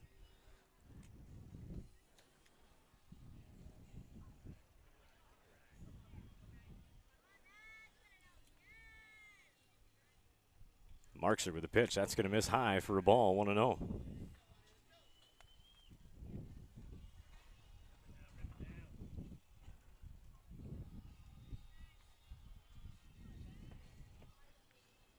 Swing and a miss at that pitch. 1-1 to Decker. A little bit out off the plate. Still about thigh high. It looked good. Took a hack at it, couldn't hit it. And the 1-1 pitch. That one misses up and away. 2-1. Again, both these teams, they're playing, trying to get themselves into the championship game tomorrow at 1 o'clock. Loser plays at 11 in the third place game. They've guaranteed themselves at least fourth. And now here's a slow chopper to third. That's going to get away, and everybody's going to be safe. Now coming in to score is going to be Smith. Elk going into third, and she's safe. First and third now for Howard Lake, and it's 2-1. Back-to-back errors by the third baseman, Howard Lake, looking to add more now. Now batting for Howard Lake, the left fielder, number 22, Kate Bednarchuk. So Bednarchuk steps in now.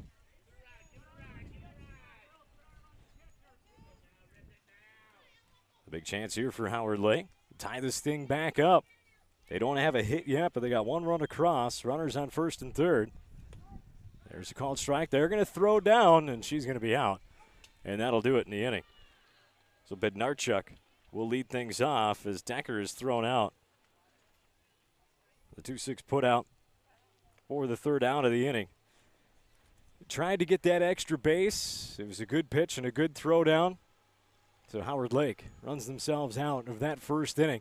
But they did get one run across, no hits, 3 errors in the inning. But new score reads after one, 2-1.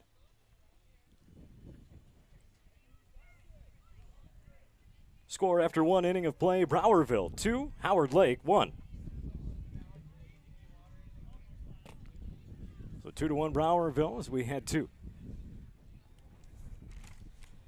the top of the second inning. And give me a second, we'll run over and see if I can get some name pronunciations real quick.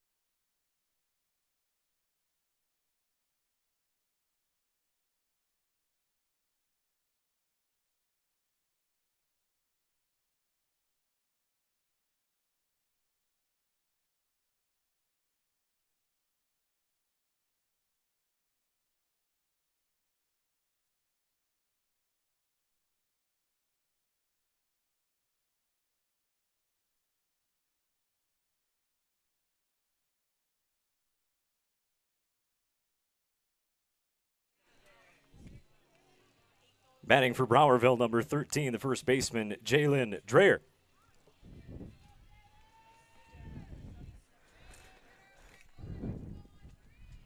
Sorry about that, folks. Had to sprint down to the other field again. There's a strike. We'll leave 1-1 to Dreyer.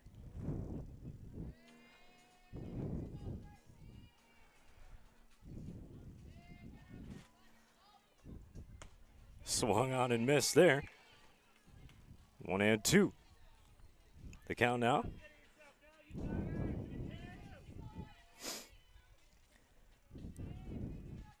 Elgin to her motion. The pitch. Got her to swing through it. Good pitch to get her to chase on the outside. 2 away here in this inning. Now batting for Browerville, number 18, the right fielder, Rihanna Buell.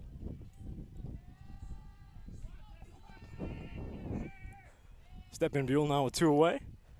There's a call and strike. Elg pitched the whole game in the first game. Ran into a little bit of trouble in that first inning. Hoping for a quick second inning here to get her team back up there and at the plate. And the pitch. Swung on and missed. Just blew it by her, 0-2.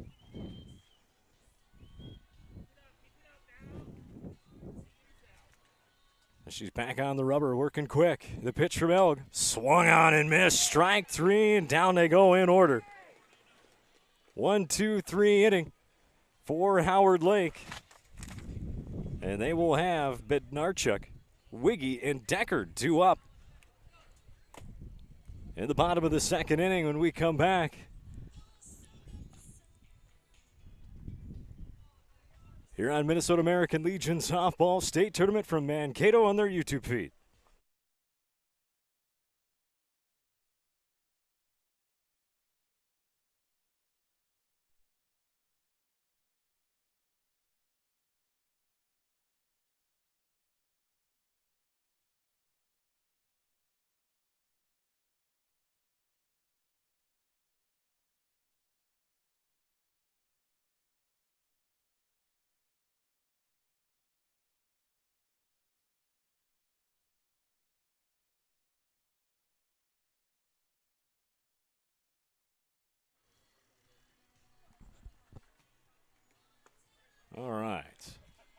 Nice throw down to second base. Good arm from that catcher for Browerville.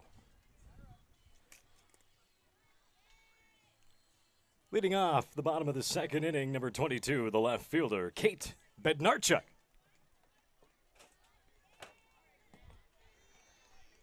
So Bednarchuk will step back in there. She saw one pitch in the last inning. The runner got thrown out at second base. And the pitch. And that's low in the dirt. Ball 1-0 to Bednarchuk.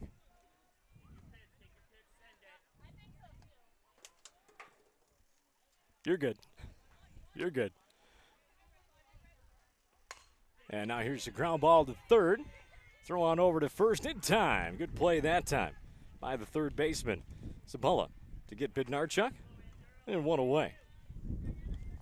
Now batting for Howard Lake, the catcher number 36, Anna Wiggy. So Wiggy will step in now. Bree Decker waiting on deck for Howard Lake. And the pitch. It's going to be high for a ball. 1-0.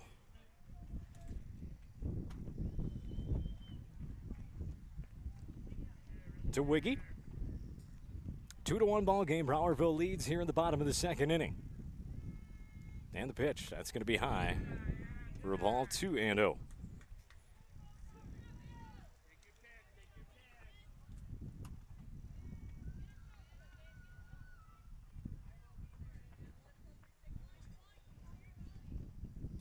Swung on and missed at that one. Had a good hitter's pitch, took a big cut at it, pulled her head out a little bit though. Missed that one. 2-1 now to Wiggy.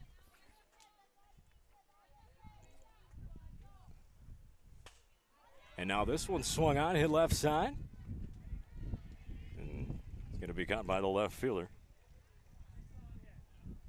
Second out of the inning. So 2 away for Bree Decker. Now batting for Howard Lake, the third baseman, number 1, Bree Decker.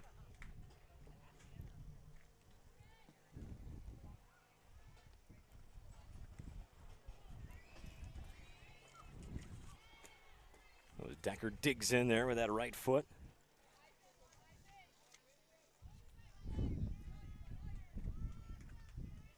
And the pitch. Swung on and missed. 0-1 to Decker. She took a big cut at that one, kind of pulling their heads out a little bit. Markser able to get it by him.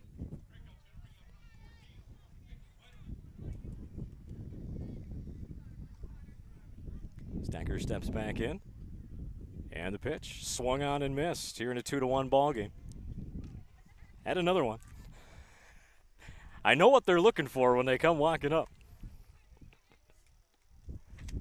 2 away here in the second inning. Decker trying to keep it going here for Howard Lake. And the pitch. Called strike 3 to end the inning. Took a little more off that one.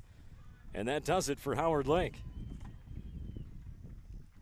Score after 2, Browerville 2, Howard Lake 1.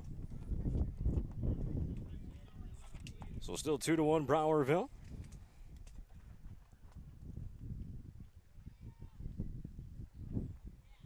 Again, you reminder you can catch the Facebook live feed for Field 2. I didn't see who won between Hayfield and Wadena, which was the last game of the day over on Field 2. What I do know is that Howard Lake beat Bemidji 3-2 to get to this point, and Browerville beat Adams 3-1. Fairmont knocked off Parker's Prairie 7-1, so Fairmont will play next, and they will be taking on Hayfield or Wadena. Again, not sure who won that game quite yet. We'll get that in the next half inning for you, though.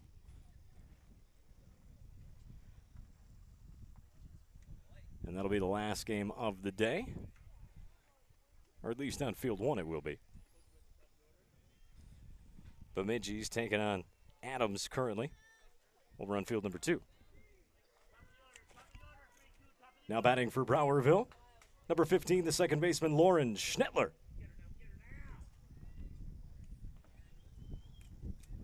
So step in Schnettler.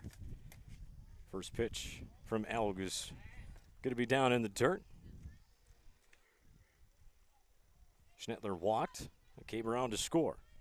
First run of the ball game back in the first. And the pitch, that's going to be high with a fastball, 2-0. Elg had that rough first inning. But then got in the side, 1-2-3 inning. Putting a few strikeouts in the second. And the pitch. This one's popped up.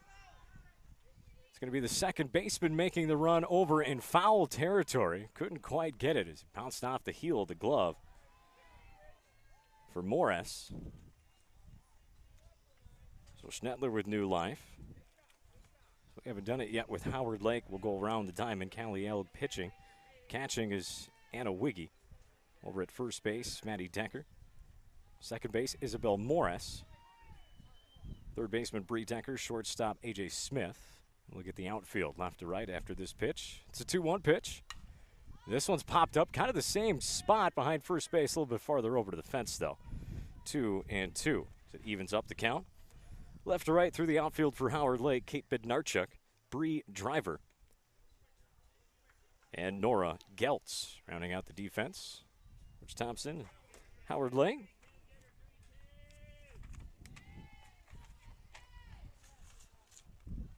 And the 2-2 pitch, change up, popped up behind shortstop and dropped it. Just kind of where the dirt meets the outfield grass, couldn't make the play. So Schnettler's on with an error. Now batting for Browerville, number 40, the center fielder, Grace Lawrence.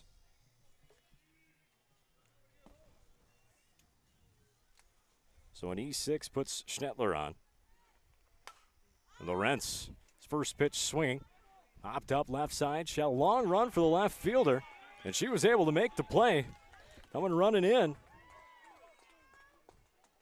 for the first out of the inning. Heck of a play for the left fielder. Now batting for Browerville, number 12, Anna Myers, the catcher.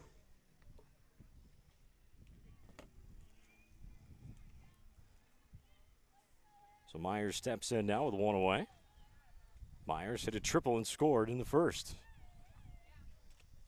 She takes ball one here. 1-0.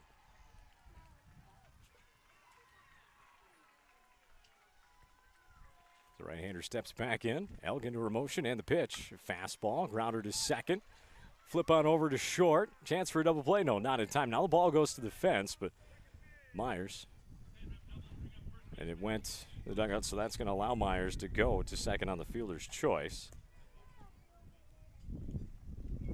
Now batting for Browerville, number 38, the third baseman, Allison Sabella. So step in Sabella now.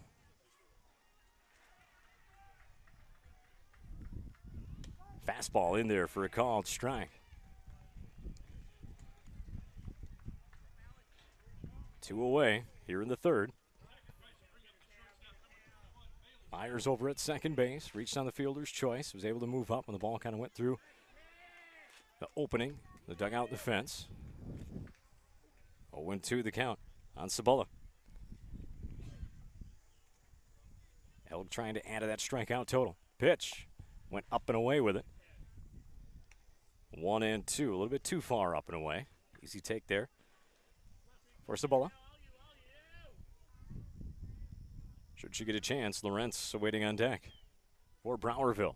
Change up, didn't get her to chase. It's stopped by the catcher, throw down over to the third, not in time. Ball goes into left field.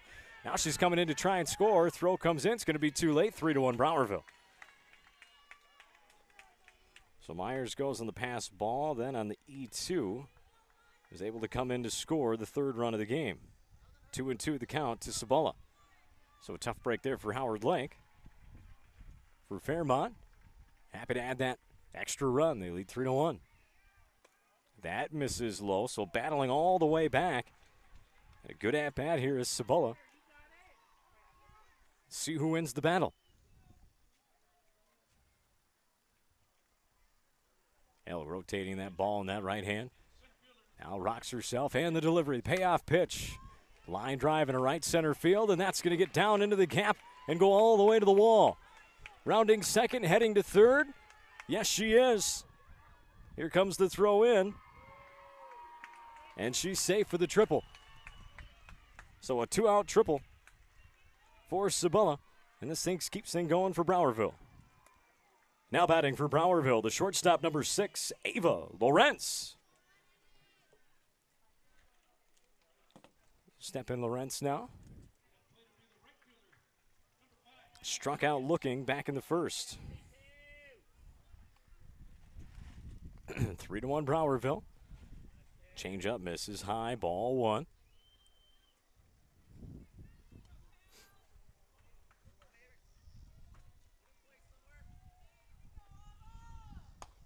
Swing and a miss at that one, 1-1.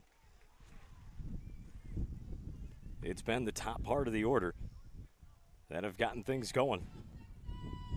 And the hitting and scoring for Browerville. Swung on and missed with a fastball, 1-2. Elk still out there throwing hard.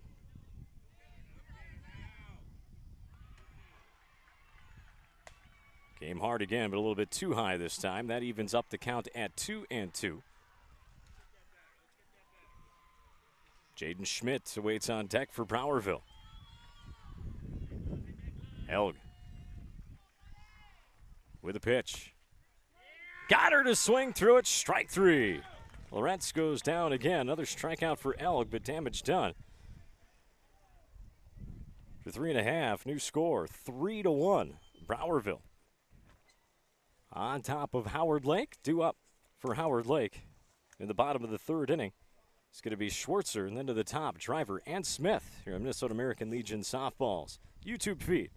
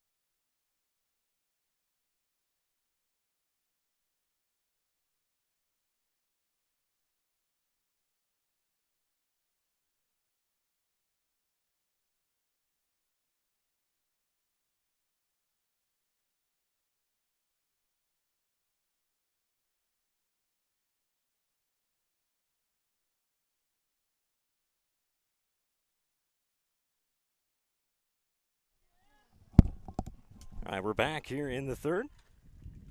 Batting for Howard Lake, number 10, the designated player, Julia Schwartzer.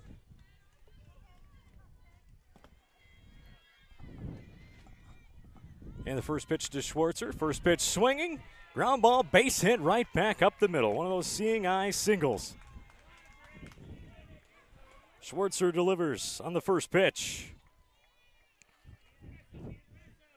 Now batting for Howard Lake, number 25, the center fielder, Bree Driver.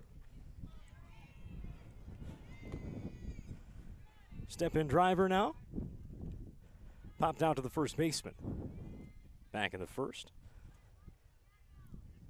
And the pitch. High, ball 1. 1-0 to Driver. Maybe marks her. Back out there for her third inning. That misses high for a ball. 2-0. Hitters count to Driver. And the leadoff batter, bottom of the order, Julia Schwartzer, the designated player, delivered a single on the first pitch here. See if Howard Lake can keep it going. That one's in there.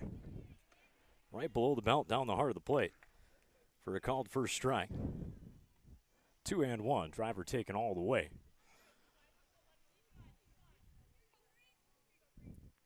And the pitch, this one, out in front, pop down left field line, foul territory. And it'll get down 2-2. It will be the count to Driver. A.J. Smith awaiting on deck. 2-3-4 coming up next for Howard Lake. It's a 3-1 ball game.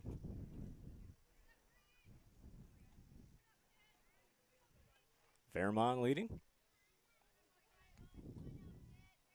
And the pitch. Down to first baseline, hits the wrong bag. Hits the orange bag, not the white bag. That could have been trouble down the line. Just barely foul. We'll do the 2-2 again. Not sure if that would have scored Schwartzer, but for sure probably would have put runners on second and third with nobody out. Instead, we'll do the 2-2 again. And the pitch. Oh, just missed on the outer half. That'll run the count full at 3-2.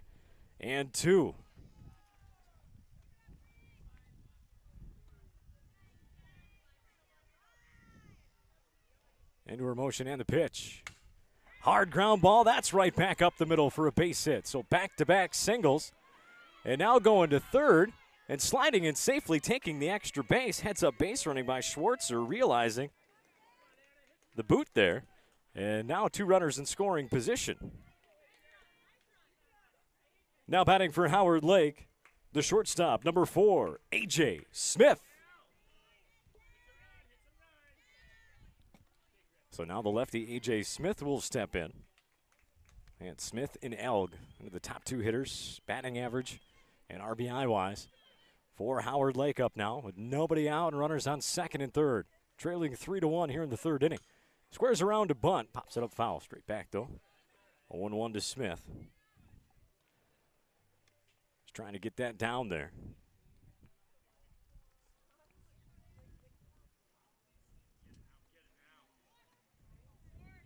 One more game yet to be played here today. Squares around. This time she gets it down. Throw on over to first, and that's going to get the run in, though. They get the out. But an RBI sacrifice bunt for Smith for the first out. Scores Schwartzer. Now batting for Howard Lake, the pitcher, number 32, Callie Elg. Will step in Elg now. Chance to help her own cause. New score reads 3-2.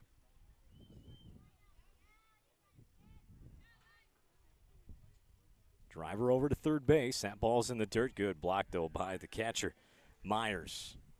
Keep that runner at third. 1-0 the count. Only one out. Nora Geltz awaits on deck. It's a 3-2 ball game here in the third. And the pitch. Swung on, popped up behind second base. And first, and that's going to be caught by the second baseman. Schnettler for the second out of the inning. So 2 away.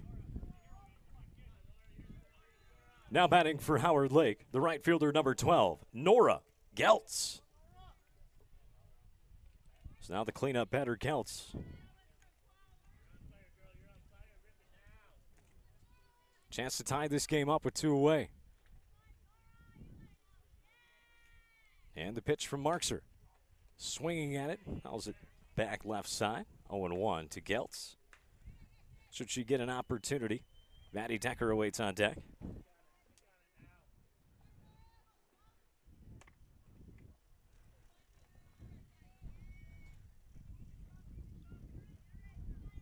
And the pitch. A little slow roller to third. Is she going to have time to throw her out? Throw goes high, and the tying run scores. Heading over to second base is going to be Geltz. Driver comes in to score, and it's a 3-3 ball game. Now batting for Howard Lake, the first baseman, number 50, Maddie Decker.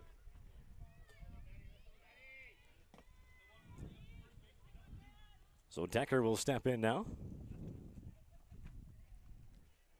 with 2 away. And we're all tied up now. Fouls it off. Back behind the fence.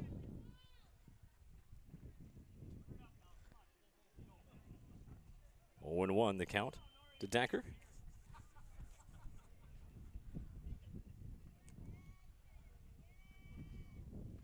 And the pitch. That's going to hold over for a strike. 0-2 to Decker. Bednarchuk on deck for Howard Lake.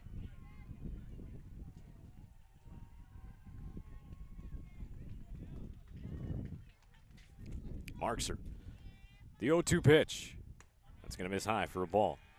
The fastball, 1-2. and Howard Lake, sponsored by Legion Post 145. Browerville, Post 293. A little swinging bunt. Dead ball bounced off the plate. Do the 1-2 again. Browerville 6-4 on the season out of District 6. Head coach is Jeff Myers. Assistant coach is Joe Kuchna. Change up.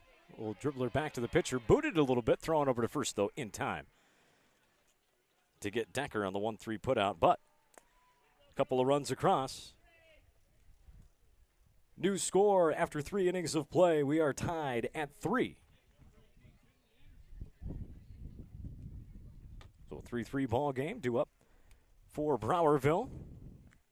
In the top of the 4th inning is going to be Schmidt, Cipolla, and Dreyer. When we come back here at RCW, excuse me, I'm so used to saying RCW Jaguars. That's who I usually call games for. Minnesota State American Legion Fast Pitch Softball's YouTube feed.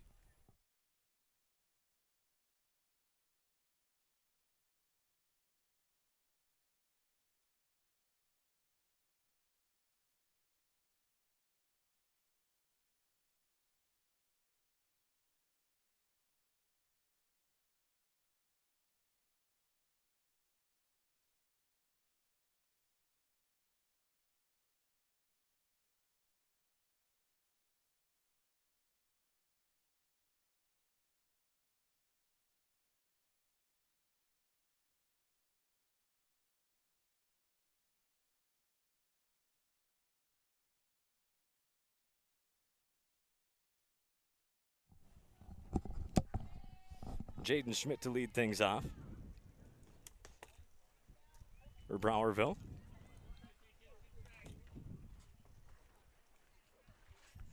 Takes that first pitch, 1-0.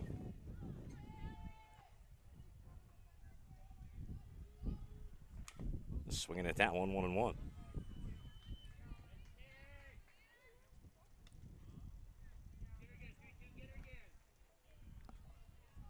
She'll step back in. 3-3 ball game here in the top of the 4th inning. Another good one. Howard Lake played a tight one, 1-3-2 in the first game, beating Bemidji. That one misses inside, 2-1. In a tight one here midway through this one. 3-3. Elg steps back on. Goes into her motion in the pitch. Snaps that one a little bit too far over 3-1. The count to Schmidt. Schmidt struck out swinging to end the first. El going to try and battle back now. She only had 1 walk in the first game, and that misses inside for a ball, so a leadoff walk.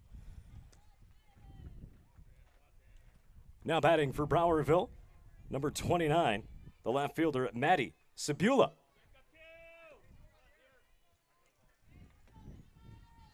So Sabula steps in now. She struck out swinging to start the second.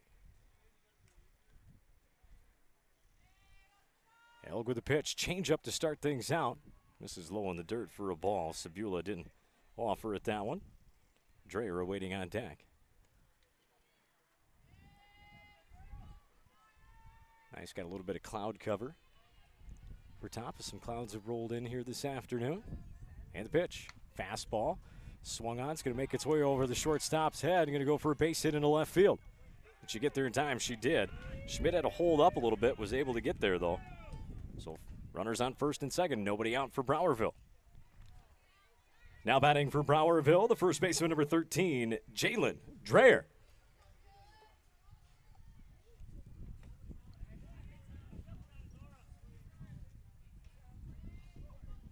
Dreyer struck out swinging as well in the second. That 1-2-3 second inning for Elk.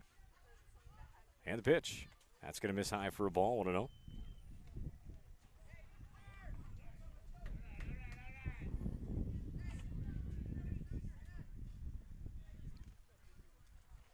She's getting the signs from her coach. Let's see if Browerville tries to move the runners up. She looks at her wrist as they've got their plays on the wristband. She does square around. She drops down a beauty bunt, and that'll work for a sacrifice. Elk's throw over to first goes into right field, and that's going to score 2 runs on the air. So 2 runs come across as Schmidt and Sabula come across to score. There's a nice bunt from Dreyer, and it works. She's going to make it all the way over to third. It's 5-3 Browerville. Now batting for Browerville, the right fielder, number 18, Rihanna Buell.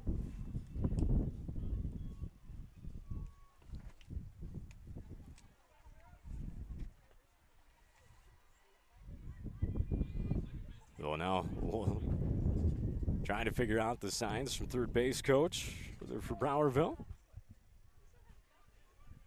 Buell and takes another look. And now she steps in. Dreyer over at third. Able to make it over there. She dropped the bunt down. Throwing error from Elg. Brought everybody back around. That pitch is going to be low for a ball. 1-0 to Buell. Nobody out here in the fourth for Browerville. Buell struck out swinging to end the second. Squares around, offered at the bunt. Was low and in the dirt. She's not happy with herself for good reason. She knows it.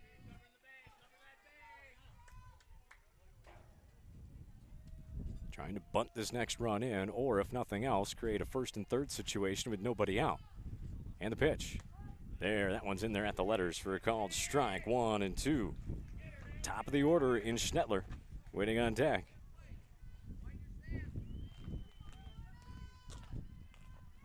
And the pitch. That one misses up and in, evens things up at 2-2.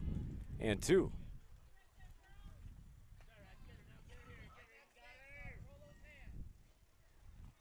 she steps back in. Ooh, called strike 3 at the top of the letters. We go to the top of the order. Now batting for Browerville, number 15, the second baseman, Lauren Schnettler.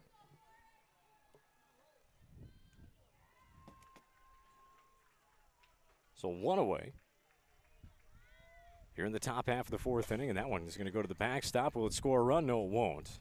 Kick back. Unable to come in and score on that is Dreyer. She'll stay over at third. Just 1 out. Top of the order and Schnettler up now. Schnettler walked and scored in the first, reached on an error, and got put out at second in the third.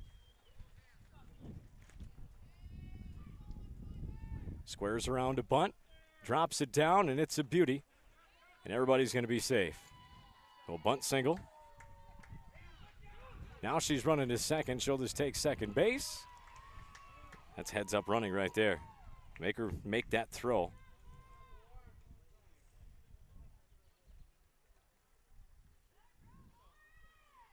And time's going to be called. And catcher for Howard Lake. Smart call there by Wiggy. Just go out, bring everybody in, calm everybody down. There's 1 out. Dreyer's over at third base. At second is Schnettler after that bunt single. And then just taking second base. Essentially that first would have been heading down that way on the next pitch anyways. And why not just try and take it there, maybe force a throw and try and score that run in from third now. Especially when you're up here at 5-3, that's the time to try and do that. This situation in the ball game. Try and add that extra run. Grace Lawrence now will step in.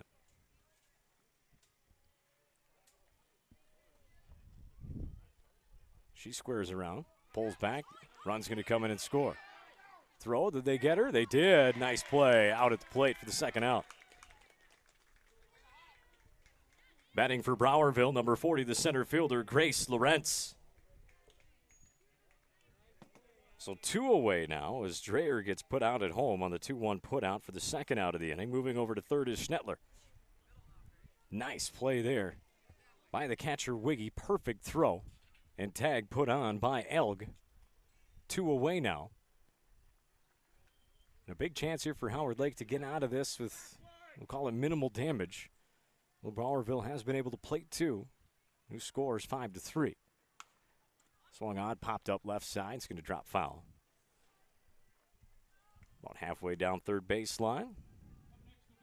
1-1. Count to Lawrence.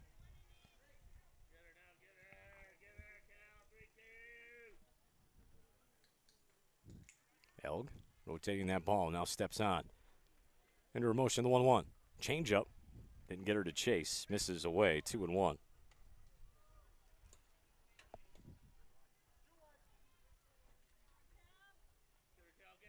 Howard Lake trying to ride their ace to the championship.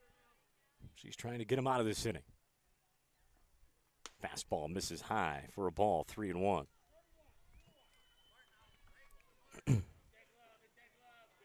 Browerville. And a good job of just finding a way to get runs in, capitalizing on some Howard Lake errors and some timely hitting as well. Been able to find some gaps. There's a strike on the outer half. That'll run the count full at 3-2.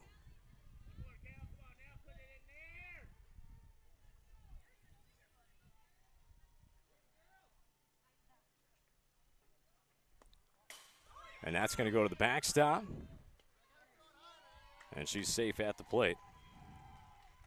Schnettler comes across to score the third run of the inning and walking.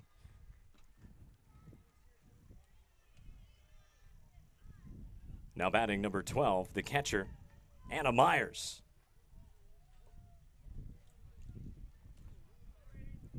So Myers now.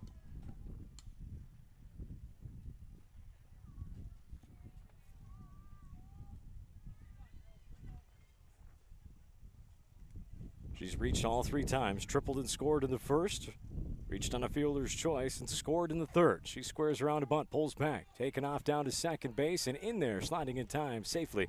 The stolen base is Lawrence.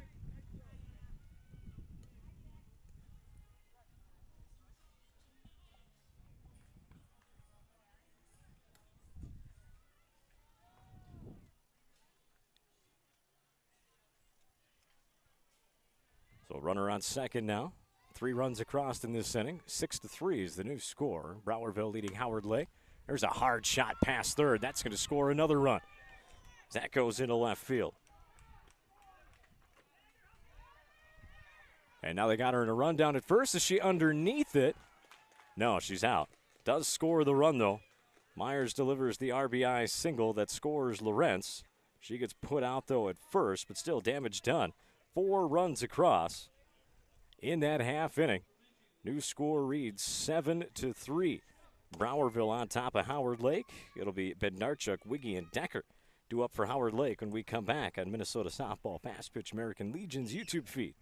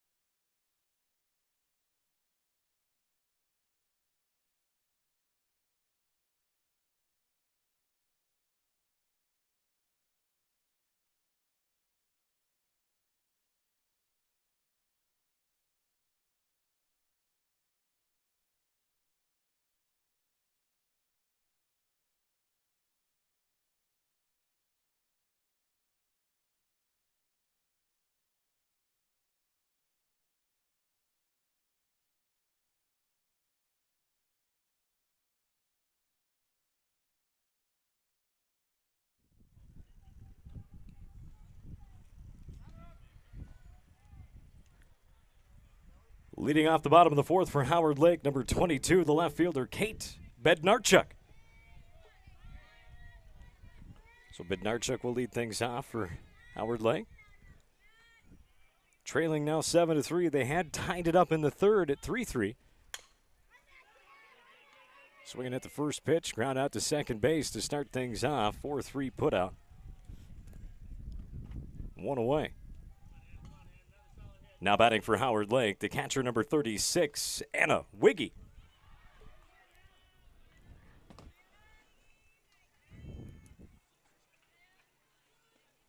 Wiggy 0 for 1, flew out to left. Back in the second. First pitch to her. That's going to miss away for a ball. 1-0. It was Hayfield 6-4 over Wadena in the second game over on field 2. So it's going to be Fairmont versus Hayfield on this field next. There's a line drive in the left center field gap. It's going to be cut off. Now bobbled, but no chance. We're going to move up to second base. Still a line drive base hit with only one away. Howard Lake's got a runner on. Now batting for Howard Lake. Number 1, the third baseman, Bree Decker.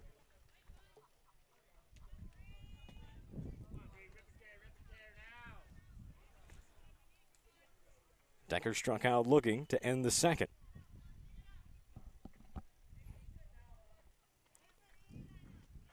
As she digs in.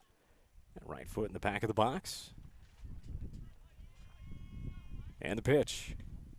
That misses outside for a ball. 1-0 to Decker.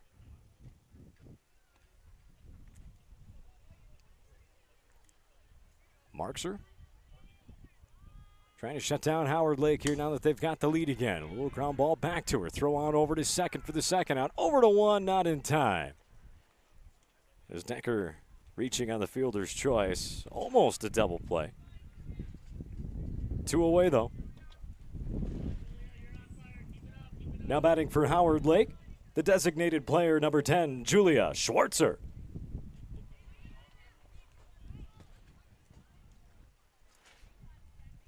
And the first pitch to her swung on and missed. Strike 1.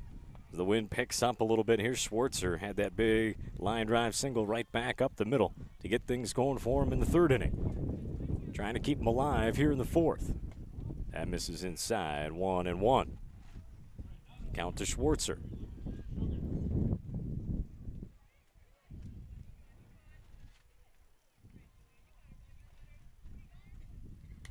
This one's popped up. Top of the fence, straight back into the fans in their lawn chairs. 1-2. Count to Schwartzer.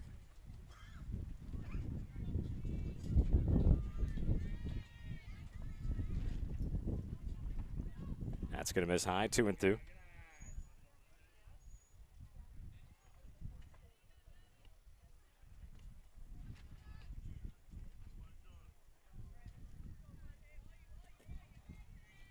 And the pitch, that's going to be low in the dirt. That's going to run the count full at 3-2. So 3-2 with 2 outs. That'll get Bree Decker going on the pitch.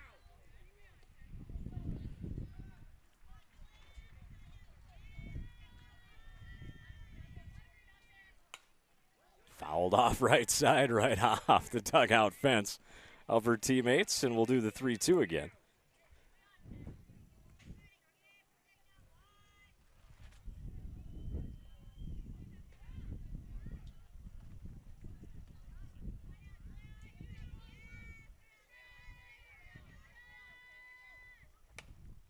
And now this one's going to be a little cue ball shot over to the right side, picked up by the first baseman. Step on first, 3 unassisted for the final out of the inning. New score after 4. Browerville 7, Howard Lake 3.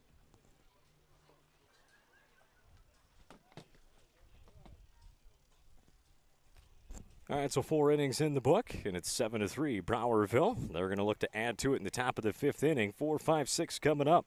Sabula, Lawrence, and Schmidt. When we come back, Minnesota American Legion softball's YouTube feed here from the state tournament in Mankato.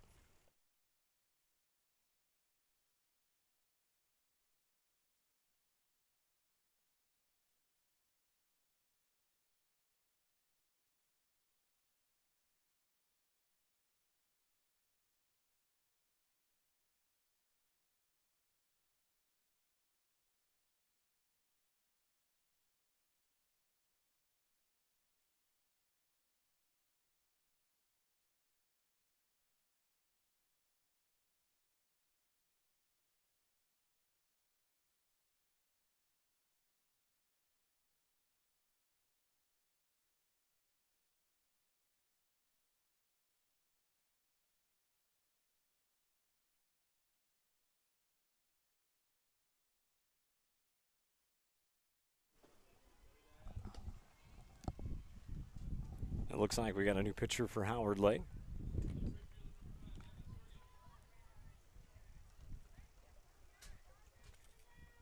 Going to be number 12, Anna Myers.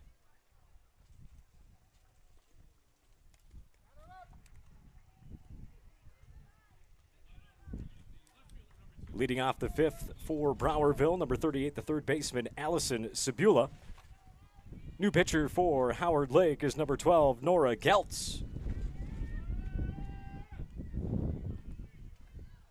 So Geltz has come on in to pitch now for Howard Lake. First pitch swinging, ground ball shortstop, throw on over to first in time for the first out of the inning. Sabula put down. Now batting for Browerville, the shortstop number 6, Ava Lawrence. And misses high. Ball 1.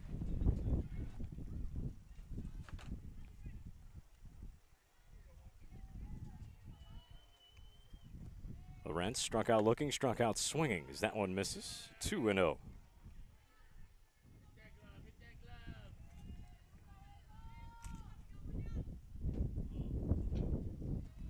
And the pitch. That one's in there for a strike. 2-1 to Lawrence.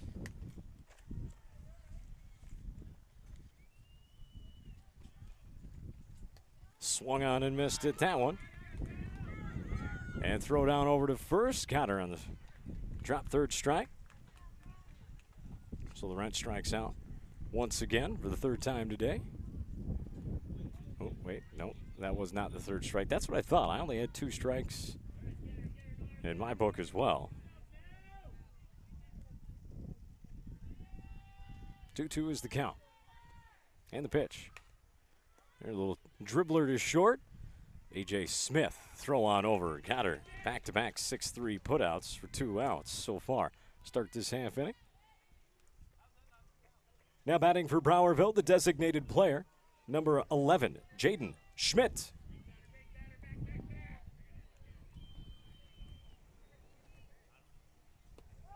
There's a called strike on Schmidt.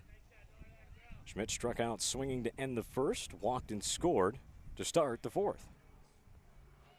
She taps on the plate with her bat. Geltz looking for a 1-2-3 inning. That one misses high for a ball, 1-1.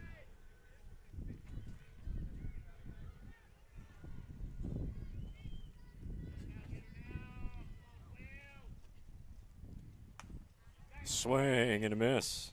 1-2 to Schmidt.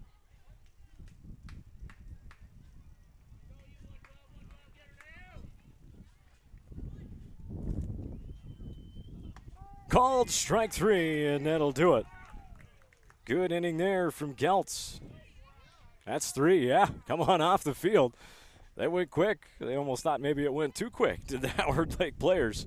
But a 1-2-3 inning. Score still reads 7-3, though. Browerville on top. Howard Lake getting down to their last outs here. As we head to the bottom of the 5th inning. It'll be the top of the order, though, for Howard Lake coming up. Driver, Smith, and Elg when we come back on Minnesota American Legion Fast Pitch Softball State Tournament from Mankato on YouTube.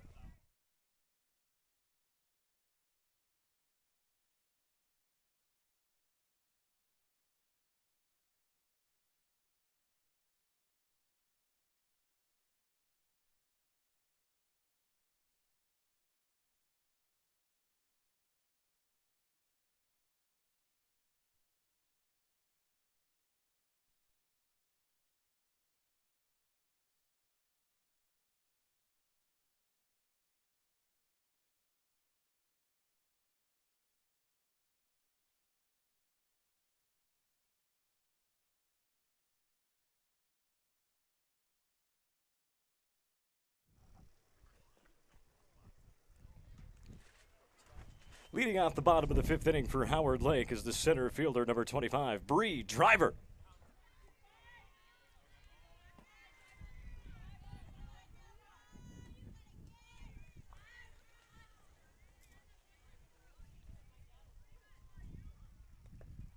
And that's going to be in the dirt.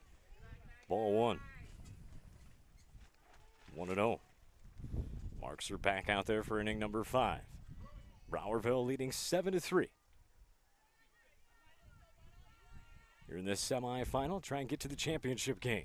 There's a called strike. 1-1 to Driver.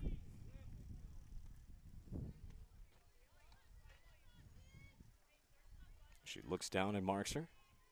And that open stance as that left leg that comes back, brings it back in. That misses high, 2-1.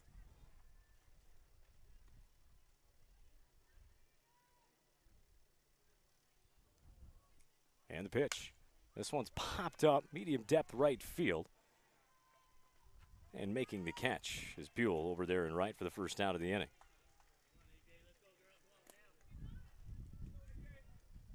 Now batting for Howard Lake, the shortstop number 4, A.J. Smith.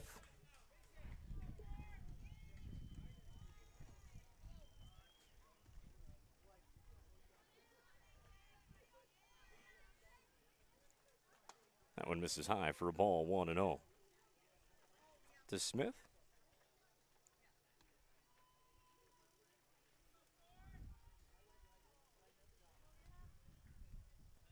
And the one else way out in front of that one, pulled her head out and everything. Not a good swing there from A.J. Smith.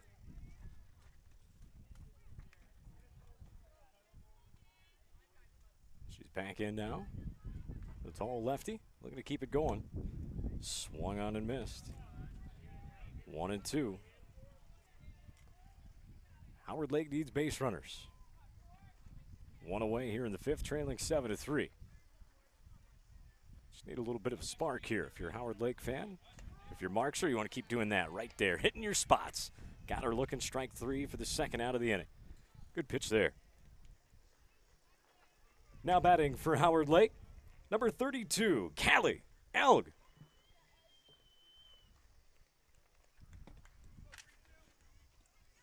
All right, so Elg stepping in now, struck out swing in the first, popped out to the second baseman in the third.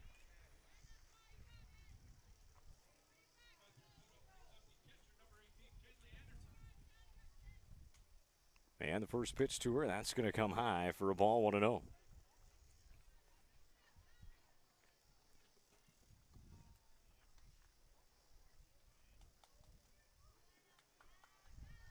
And the 1-0 pitch. Swung on, pop foul out of play, right side. That'll even things up, 1-1. To Elg.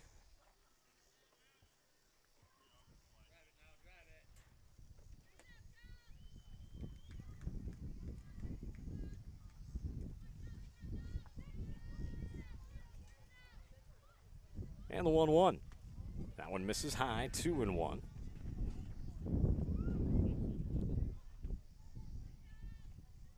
Again, Fairmont and Hayfield will be the next game to determine who goes to the championship game tomorrow at 1 o'clock. And there's ground ball up the middle. Bobbled a little bit, still got some time. Is it dug out? No. Lawrence kind of bobbled it. Throw was a little short. Had she made a little bit better throw, she might have got her. Now batting for Howard Lake, the pitcher number 12, Nora Geltz.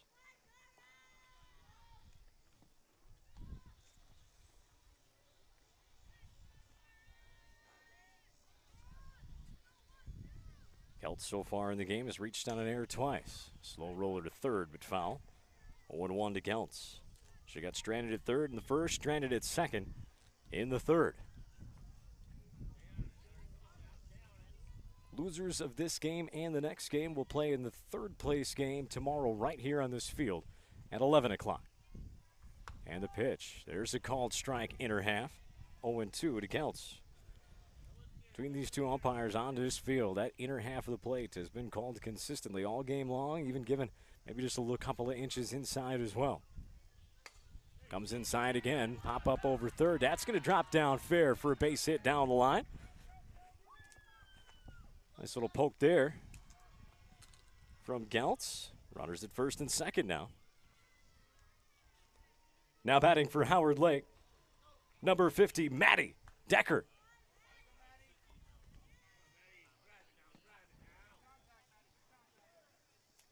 Decker so far in the ball game reached on an error in the first.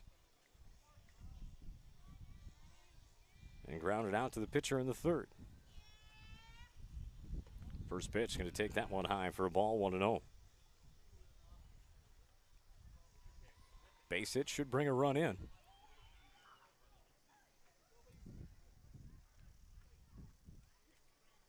Markser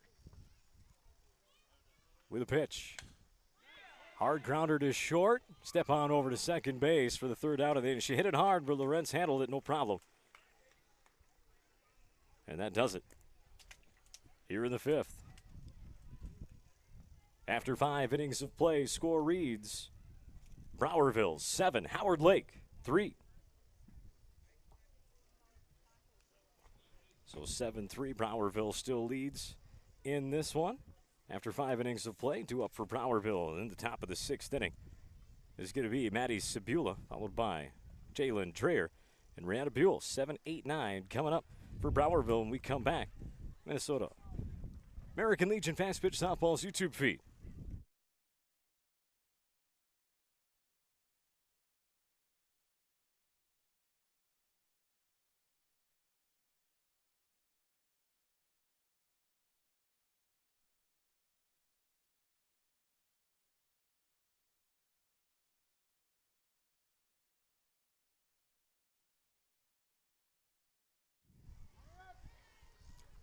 Kelt's back out there for his second inning of work. Leading off the 6th inning for Browerville, it's going to be the left fielder, number 29, Maddie Sabula.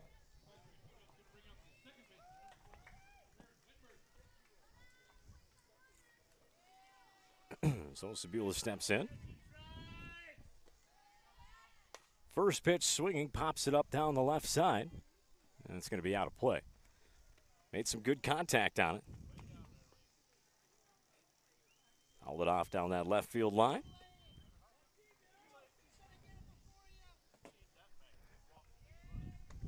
So kind of a wasn't sure type swing at that one. Now she's down 0-2. A good pitch from Geltz.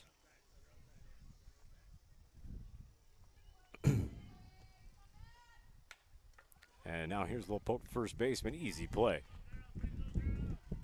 for Elg for the first out of the inning.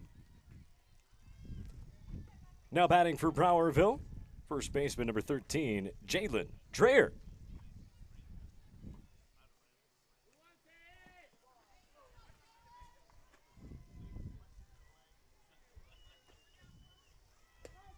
There's a called strike to Dreher.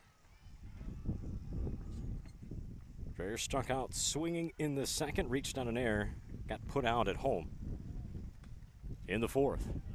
And that misses 1-1.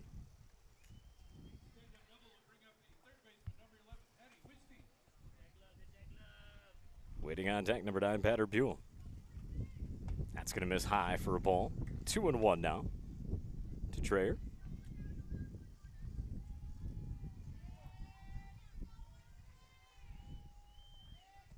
Keltz into motion and the pitch, and this one's going to be popped up. It's going to be the second baseman going over, making the nice two-handed catch. Is Morris for the second out. Now batting for Browerville, the right fielder, number 18, Rihanna Buell. Excuse me, now batting for Browerville is going to be Madison Browen.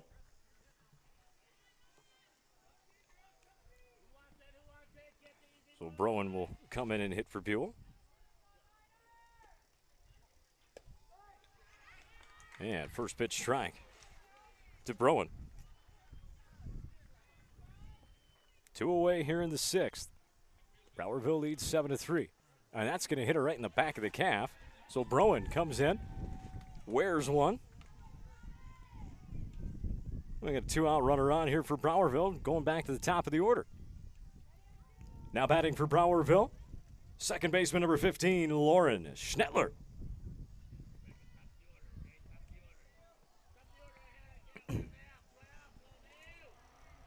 Schnettler has scored twice. She's 1 for 2 with a walk.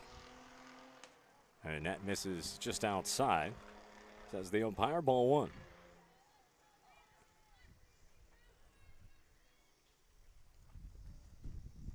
And if you're Geltz, the one you wanted, was that number 9 batter, because it's been the top. Those first few hitters that have caused a lot of trouble. Throw it out. Oh, couldn't quite hang on to it.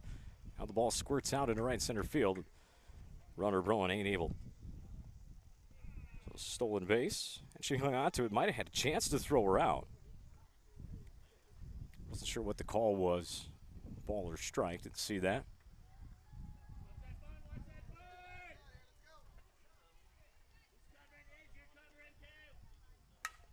Now here's a slow roller to second. Underhand flip over to first. Moves the runner up, and that'll do it. Schnettler's put down. 4-3 put out to end the 6th inning. So nothing across for Browerville. Score still reads 7-3. Coming up for Howard Lake in the bottom of the 6th inning. Bottom part of the order, 6, 7, 8 batters, Bednarchuk, Wiggy, and Decker. Due up when we come back. First ever Minnesota American Legion softball state tournament from J.C. Park in Mankato.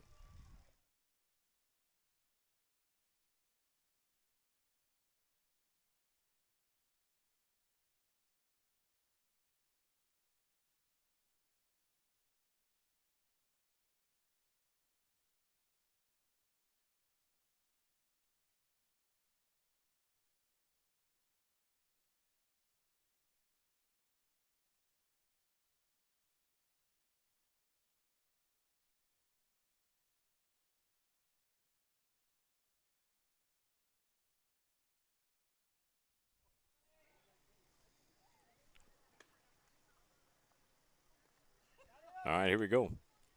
Bottom of the 6th inning coming up. Leading out the bottom of the 6th inning for Howard Lake, left fielder number 22, Kate Bednarchuk.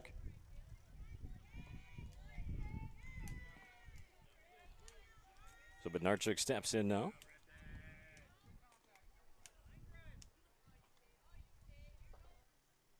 Oh for 2 in the game, grounded out to third, grounded out to second. First pitch to her. First pitch swinging. Fouls it straight back. 0-1.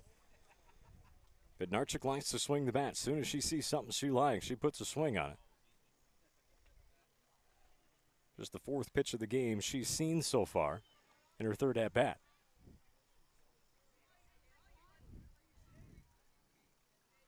And the pitch. That one misses away. Evens things up at 1-1 to Bednarchuk. Wiggy on deck, she singled. Back in the 4th.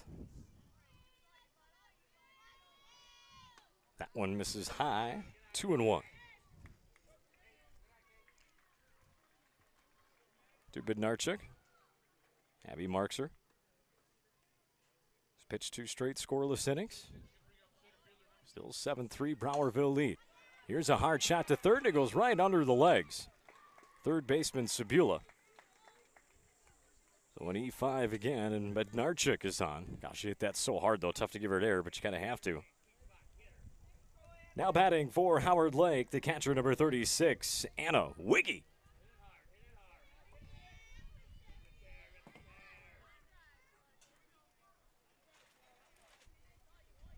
So Wiggy steps in. First pitch to her. First pitch swinging, trying to get it past that second baseman. Flip on over to second. It's going to be in time to get the lead runner, Bednarchuk. So she's put out. 4-6 for the first outfielder's choice, and Wiggy is on. Now batting for Howard Lake, third baseman, number 1, Bree Decker.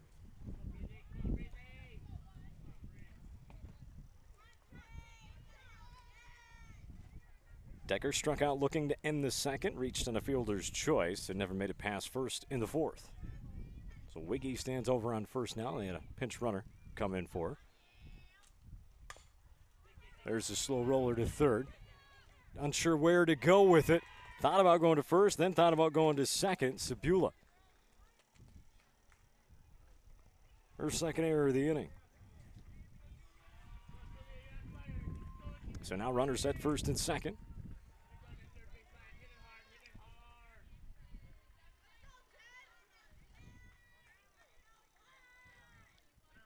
First pitch to Schwartz. There's the ball high.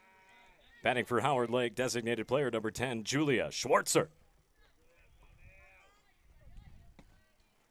She takes high, ball 1. There's a called strike, 1-1, as it evens things up to Schwartzer. Singled and scored to start the 3rd inning and grounded out to the first baseman in the 4th. The old popper, that's going to drop down over the first baseman's head. That should score 1 run for sure. Here comes the throw into the plate. That's going to move the runners up a couple of bases. Throwing over to second. Now bobbles. It's dropped at second base. Everybody's going to be safe, and another run comes in to score. So an RBI single from Schwartzer. Scores Wiggy. Then on the throws, Decker comes around to score. We're at the top of the order. Howard Lake back in it. Now batting for Howard Lake. Top of the order, the center fielder, number 25, Bree Driver.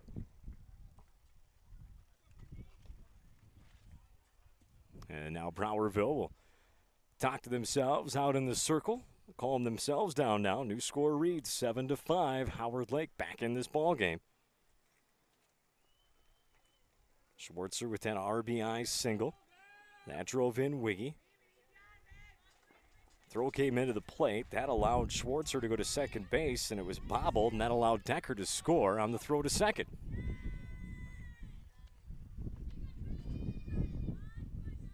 Driver 1 for 3 with a run scored in the ball game, and she takes strike 1. Only 1 out. So far here in the 6th. And the pitch. Swung on, popped up in the infield. It's going to be the pitcher. Markser to go over and make the catch. Big out there for the 2nd out of the inning. Now batting for Howard Lake, the shortstop, number 4, A.J. Smith.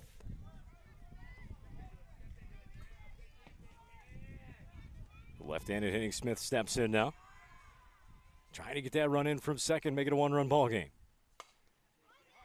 Slow roller to short. Boy, she is so fast, beats it out easily. No chance for the run to come in to score, though. So Smith is on with an infield single. Over to third base is Schwartzer. Another 1st and 3rd situation. Now batting for Howard Lake, the first baseman, number 32, Callie Elg.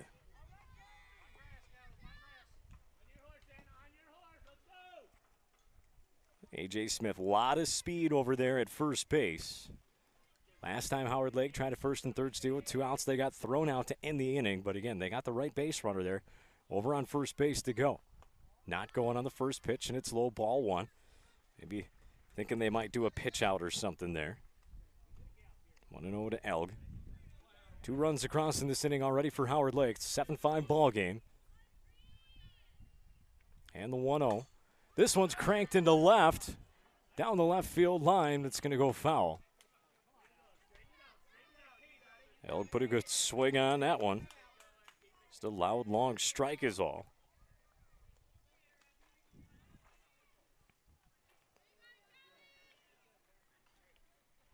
Smith still over there on first base.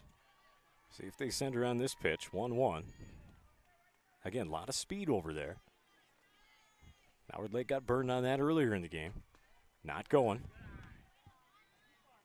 2-1. They got the hitter they want up there in Elg right now. You want to let her swing. Give her a chance to deliver here. Try and make this a 1-run game. Grounder to short, bobbled, and everybody's going to be safe. Now going to third base. That throw is going to be not in time. Sliding in headfirst safely is A.J. Smith. So in E6, everybody's safe, and it's a 1-run game. Now batting for Howard Lake, the pitcher number 12, Nora Geltz. 7-6 is the score. Howard Lake coming back. There's 2 outs here in the 6th inning. Runners on 1st and 3rd once again. Tying run at third base. That's A.J. Smith. Go-ahead run in Elg at first. There's a called strike to Geltz. Geltz so far in the ballgame has reached all 3 times. She reached on an error in the 1st and an error in the 3rd. but then singled down the left field line in the 5th. And the pitch. Grounder between 3rd and short, gonna find its way through for a base hit, and we're all tied at 7. Geltz delivers the RBI single. And we're all tied up.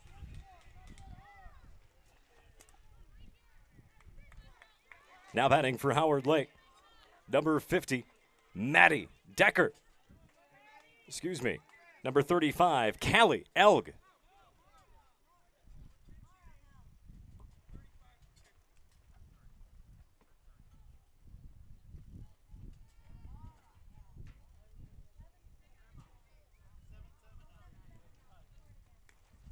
Elg.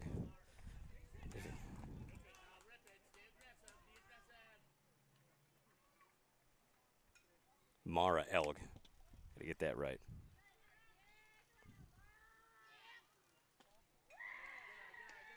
Batting for Howard Lake, number 35, Mara Elg.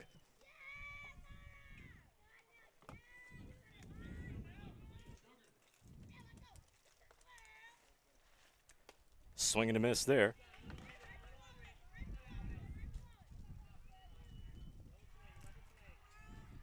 One and one the count to Elg. Runners on 1st and 2nd in a 7-7 game. Swung on and missed. Chase the high fastball. 1-2.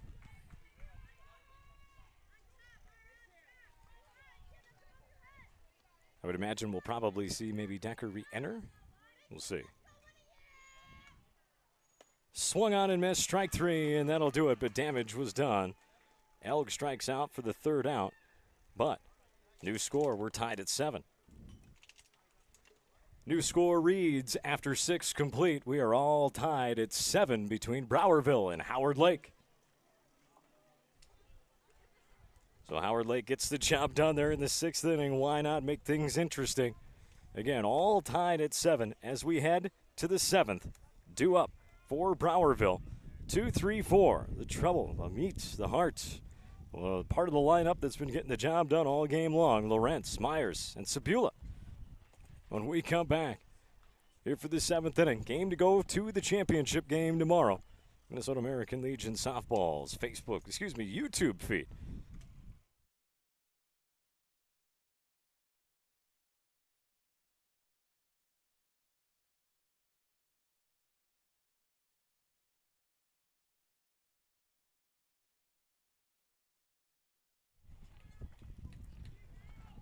Not much for warm-ups. Just say, hey, a couple pitches, we're good. Let's throw it down. Let's play. Leading off the top of the 7th inning for Browerville is the center fielder, number 40, Grace Lawrence. So Lawrence to lead things off. Swinging at the first pitch. 3rd and short, but a nice running catch made by the shortstop Smith for the 1st out of the inning. Now up for Browerville, the catcher, number 12, Anna Myers. Myers steps in now.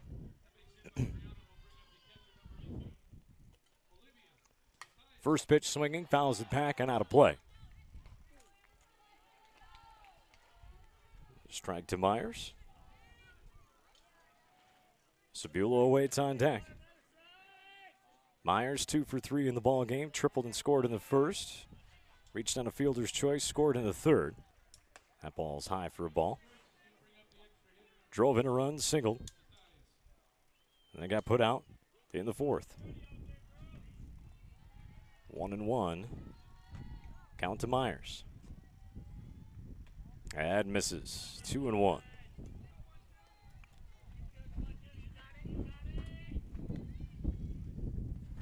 Again, tied at 7 here in the top of the 7th inning. Semi-final game on the championship side of the bracket. Slow roller to 2nd, throw on to 1st just in time for the out. 2 away.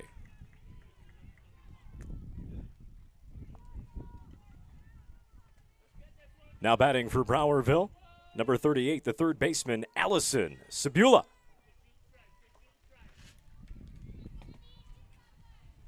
Geltz, since she's come in, has been able to shut down this Browerville lineup. Misses that one with a ball, 1-0.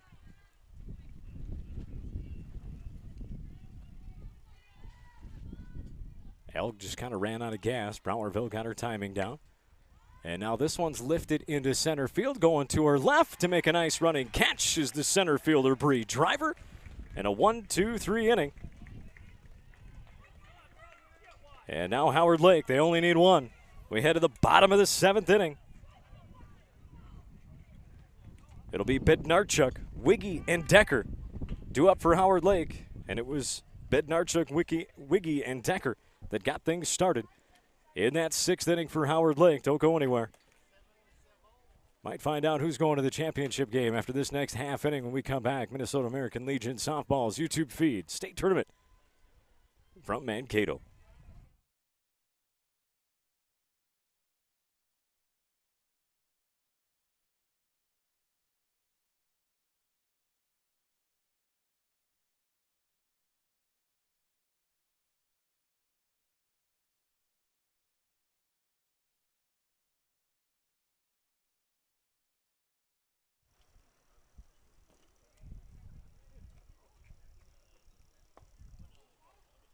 New pitcher for Browerville is number 23, Chloe Lawrence. So Browerville makes their change. Here in the bottom of the 7th. They bring a lefty in there. And Chloe Lawrence. This Markser was flexed pitcher. Pitched a good one, just couldn't hang on to it late there. Leading off the bottom of the 7th inning for Howard Lake, number 22, the left fielder, Kate Bednarchuk. Bednarchuk trying to start things off here. And called strike on the first pitch. 0-1, Bednarchuk. 0 for 3 in the ballgame. Grounded out to third, grounded out to second. Reached on an error in the 6th. That misses low for a ball, 1-1. Got forced out at second base. Start off that 6th inning, but then Howard Lake rattled it off and scored 4 to tie this thing back up. Chance to win it here. Swung on and missed. 1-2 to Bednarchuk.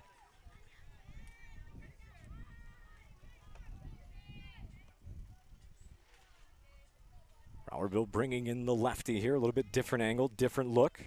Trying to confuse those Howard Lake hitters and send this thing into extra innings.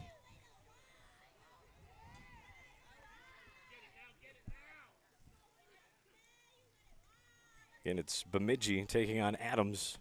That one misses high for a ball. 2-2 over on the Facebook page. Over on field 2.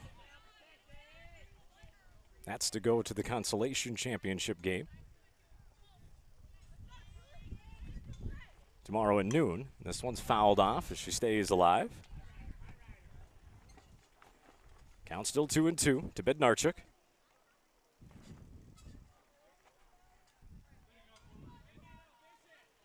Again, got to thank Josie and Kristen for running cameras for us all day today, and it'll be tomorrow as well.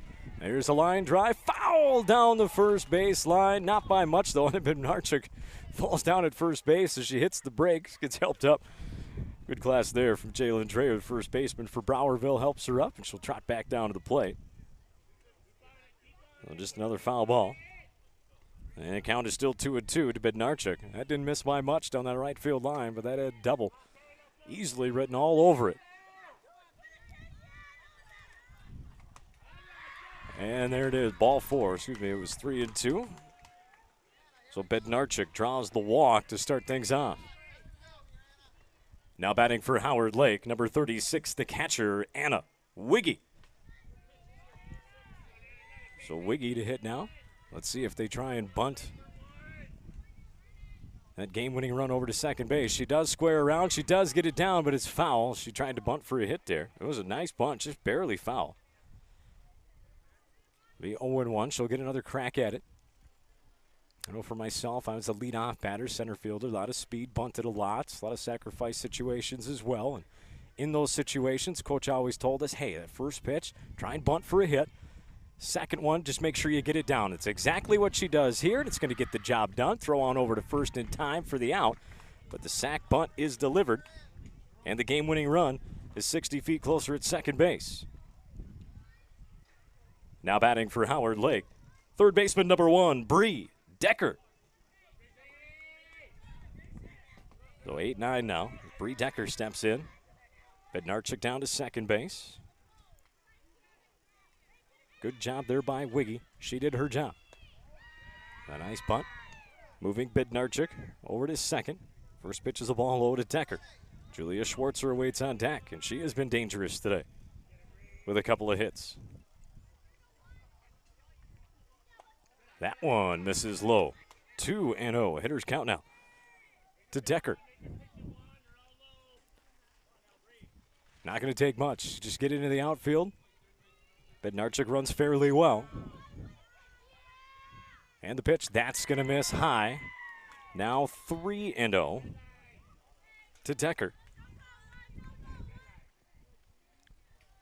You can hear some of the fans chanting red light. As she just leans in, it's probably exactly what's going on. Definitely red light, called strike right at the letters. 3-1. A lot of the times the umpires will kind of give the pitcher a bit of a break there on any pitch that's close in the zone. That one kind of right at that mid-letter level. Got the called strike, 3-1. And the pitch. In there, swung on and missed through it. Kind of pulled the head out a little bit, though. Trying to crank it. Can't hit a pitch you don't see. I tell my girls that I coach the West Central Storm, RCW Bold, Legion Softball. We got beat by this Howard Lake team. That misses high, ball 4. They're trying to pull their head out and do too much with the ball, trying to crank, pull it. I say, hey, taking your eye off it. Got to watch it all the way to the barrel.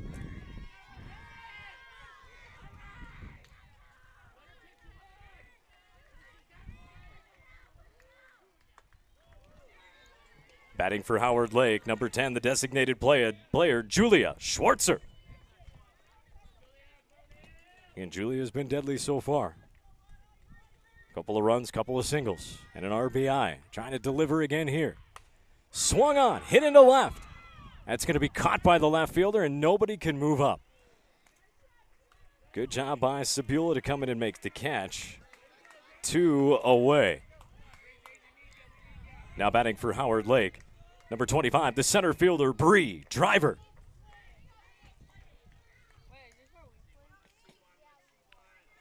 So 2 away here in the 7th inning. Game-winning run standing over on second base in Bednarchik.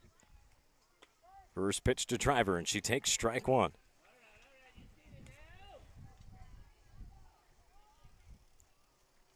Good pitch there from Chloe Lawrence. Ooh, a called strike 2, and that one catches. And Driver can't believe it. She thought that one was high. Good changeup there. It just crossed over. 0-2 now to Driver. Trying to win it for Howard Lake. That one misses up and in for a ball, 1-2. Good mix there from Lawrence. Just didn't get her to chase that pitch. 1-2, the count to Driver. Trying to drive in and end this game. And that misses low, 2-2 now. Again, game-winning run in Bednarchik over at second base. Bree Decker's over at first, but she doesn't matter here with 2 outs. Here in the bottom of the 7th.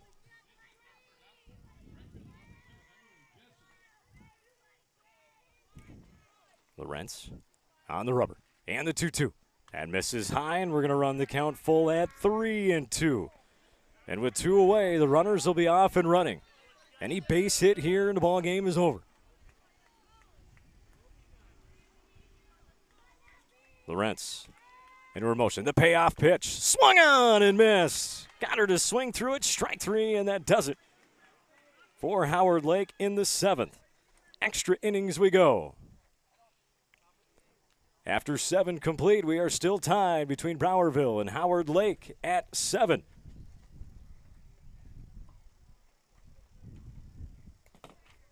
So still tied at 7 through 7. Extra innings? Why not? Let's play more.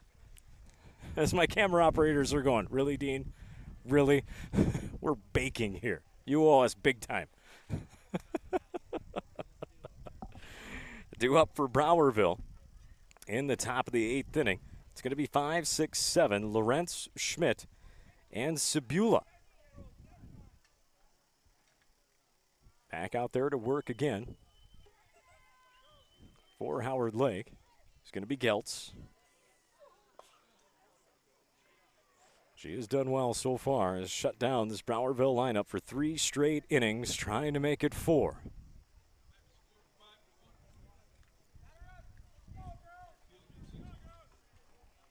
As the girls meet out on the mound for Howard Lake, give each other a little pep tap.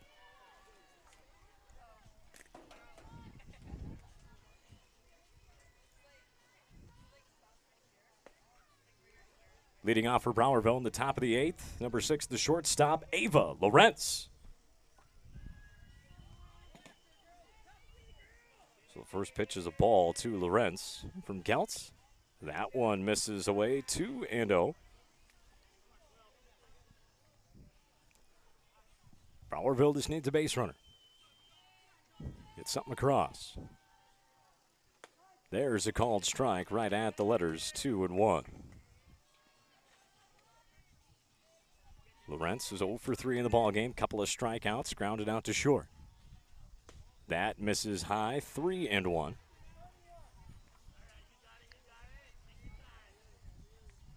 If you're Geltz, just throw strikes. If I'm Coach Thompson over at Howard Lake, I'm just telling her, hey, try not to think too much. Just get it over the plate, hit the mitt.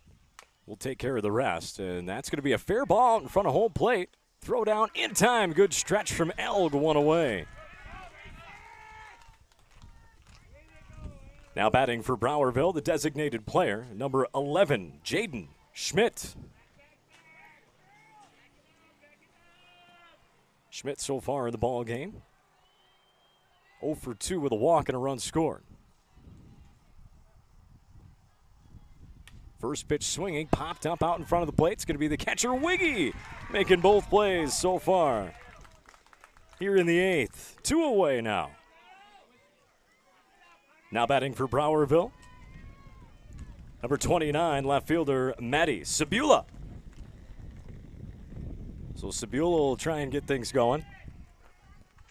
With 2 away here in the top of the 8th inning. First pitch is in there for a called strike on the inner half, 0-1. Should she get on, Jalen Trayer waiting on deck. Sebula 1 for 3, single and a run scored. Here's a hard one to third. That's going to get by.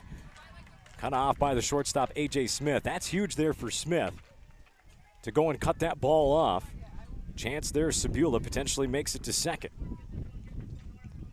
Now batting for Browerville, first baseman number 13, Jalen Dreyer.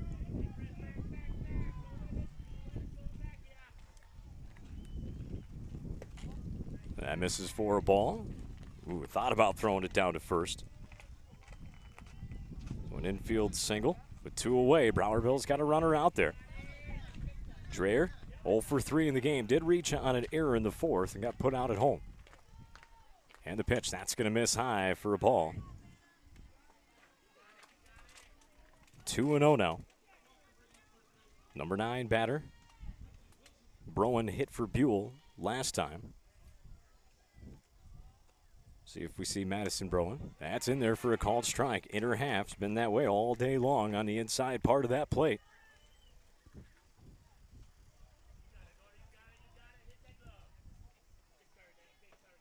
Trader steps back in. Geltz back on the rubber and the pitch. It's a high pitch, but she swung at it, fouled it straight back to even things up at 2-2. Sebula over at first after the infield single. 2 away here in the top of the 8th inning. We're tied at 7 between Browerville and Howard Lake. Winner advances to the state championship game tomorrow at 1 o'clock. And the 2-2. That misses low and inside and going to head on down to second base. Good jump on that one by Sebula. So a 3-2 count now to Dreyer. Base hit here. Brick could bring in the go-ahead run. Gelt steps back on. The 3-2 pitch in the dirt, ball 4. So we'll walk. Still 2 away. Runners on first and second. It'll be Browen to hit. Now batting for Browerville, number 9, Madison Browen. Browen was hit by a pitch. Stole the base, got stranded at second in the 6th.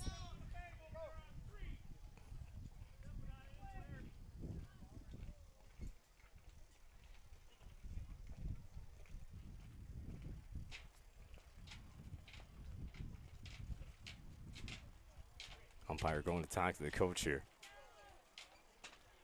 I think he's saying Browen maybe can't hit. If Browen came in to hit for Buell and Buell re-entered, then Browen's done for the game. I think the umpire's just asking if that happened. If it's not, Browen must have stayed in there. Once she came in for Buell. All right, here we go. First pitch. Down and in for a ball, 1-0. Geltz got the first 2. And a single from Sabula. Now running into a little bit of control issues in these last 2 hitters. 1-0 to Browen. There's a called strike. Evens things up at 1-1. She's got the top of the order coming up next in Schnettler. And if you're Geltz and Howard Lake, you want this one here. If you're Browerville, hey, you want to get as much as you can. Keep this thing going, get it to the top. That one misses way high for a ball. 2-1. And I think you can hear Thompson just saying, hey, go after it. Just get it down the plate. Hit that mitt. Throw strikes. We'll play good defense behind you. And the pitch. Just misses down and in. Pitch they've been kind of getting today. Must have just missed a little bit too far in. It'll be 3-1 now to Browen. Again, top of the order in Schnettler awaiting on deck. Geltz taking a couple deep breaths. Now she'll walk back up to the rubber.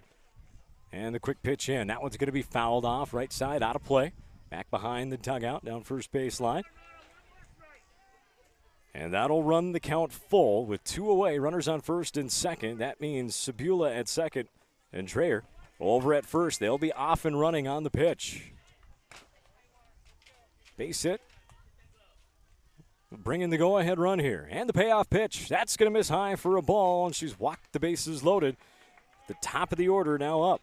Back-to-back walks. Lauren Schnettler up now. Now batting for Browerville. Top of the order with the second baseman, number 15, Lauren Schnettler.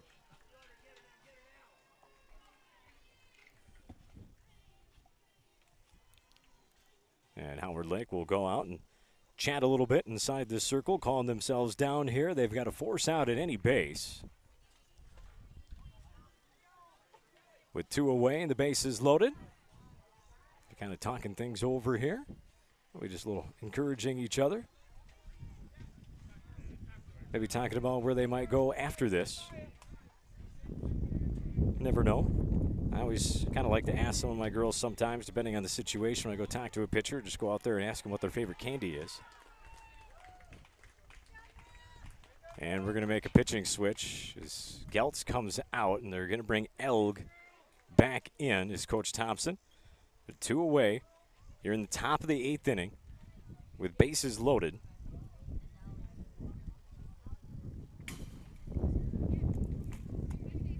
In a 7-7 game. And again, this is, they put all the stops. Thompson bringing his best pitcher out there. He's pitched him to this point. Struggled a little bit. In that 4th inning, giving up those 4 runs, that's when Geltz came in the 5th and did a really nice job. And now pitching for Howard Lake. Number 32, Callie Elg, batting for Browerville. Number 15, Lauren Schnettler. Here we go. Bases loaded, 2 away here in the top of the 8th inning in a 7-7 game. Elg coming in.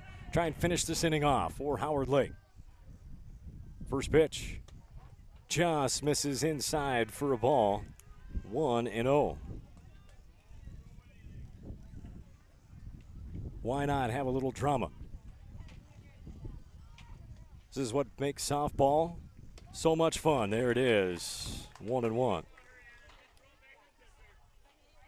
Any of these games, anytime, doesn't really matter the sport. Softball, baseball, football, doesn't matter. Anytime you get extra play, extra innings, overtime, always exciting. Here's a little pop fly hit to the shortstop, and Smith has got it to end the inning. They threaten. They get the bases loaded in the top of the 8th after the first 2 got out. It was a single from Sabula, and then back-to-back walks. Elg comes in, throws just a few pitches to end it in the 8th, getting Schnettler to pop out to Smith. And that does it for Browerville. We head to the bottom of the 8th inning.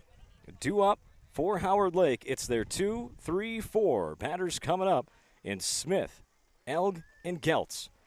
When we come back to Minnesota American Legion's YouTube feed, it's the state tournament. Game to go to the state championship here on YouTube.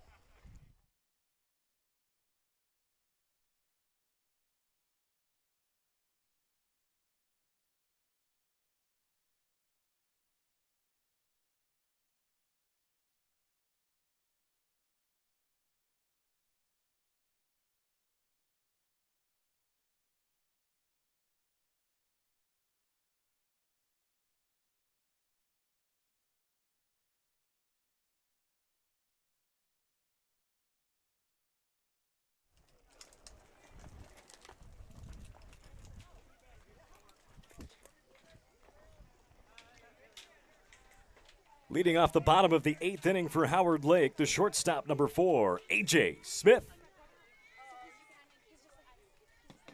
So Smith to lead things off. First pitch into her is a called strike on the inner half, 0-1. Chloe Lorenz, the lefty, back out there for Browerville, trying to send this thing into 9 innings. That one's going to miss high with a changeup, 1-1. The count to Smith. Again, 2, 3, 4. Smith, Elgin, Geltz for Howard Lake. Here in the 8th, we're tied at 7. One more game yet to go today. Here's medium hit grounder to second base. Good play there from Schnettler. Routine over to first for the first out of the inning. Now batting for Howard Lake, the pitcher, number 32, Callie Elg. So Smith couldn't get on. It's up to Elg now. Try and get a base runner here for Howard Lake. Elg 0 for 4 in the ball game. She has reached on a couple of errors in her last 2 at-bats as that pitch is low, ball 1, 1-0.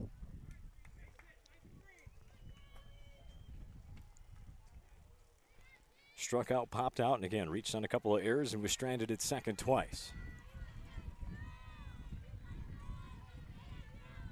First hit of the ball game here would be a big one for her. Swung on and popped up high behind home plate. It's going to be the catcher. Easy play. She's got it, no problem. Made that one look real easy, did Anna Myers. 2 away. Now batting for Howard Lake, number 12, Nora Geltz.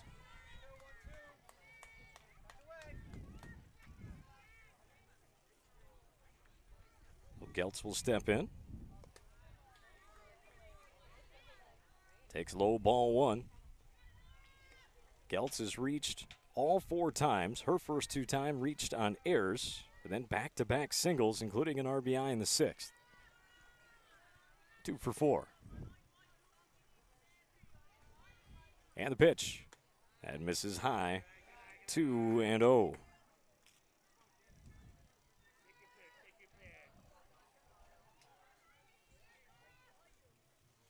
Lawrence. Lefty goes into her motion to the pitch. Swung on and popped up shallow left center field. It's going to be the left fielder coming in. No, the center fielder calling off in Lawrence to make the play. And that does it. 1, 2, 3. Down goes Howard Lake. We head to the top of the 9th inning. After 8 innings complete, score still reads between Howard Lake and Browerville, 7-7.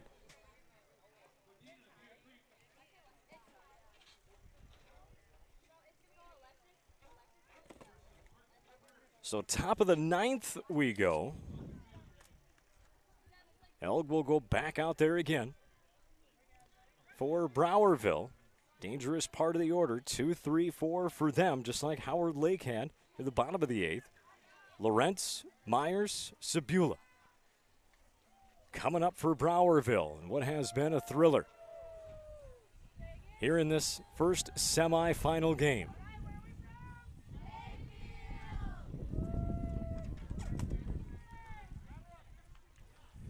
Leading off the ninth inning for Browerville, number 40, the center fielder, Grace Lawrence.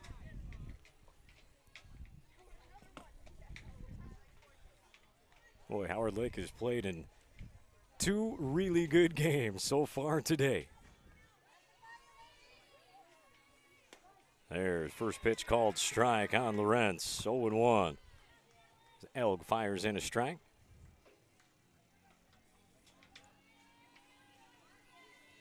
And the pitch. Swung on, popped up, foul over top of us here. Left side. 0-2 to Lawrence. And Myers on deck.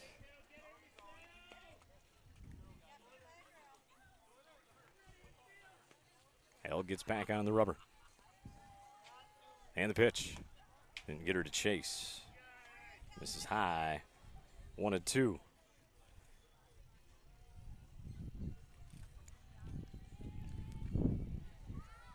1-2 the count and the pitch.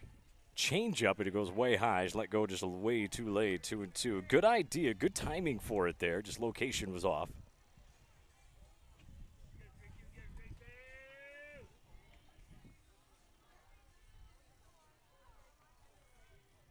And the 2-2 from Elg.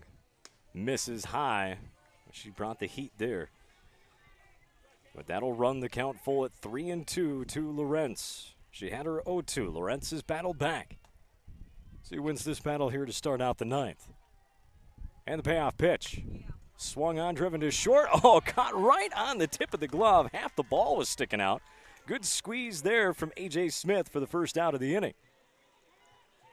Now batting for Browerville, the catcher number 12, Anna Myers.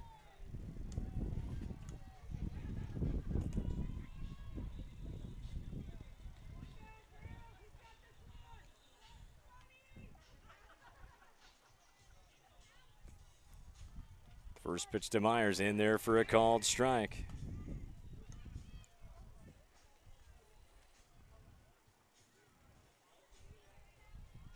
One away here in the top of the ninth inning. That one's going to bounce a few feet out in front of the plate for a ball. 1-1. Myers 2 for 4. She's reached 3 times, scored twice, and has an RBI. Hit a triple in the first.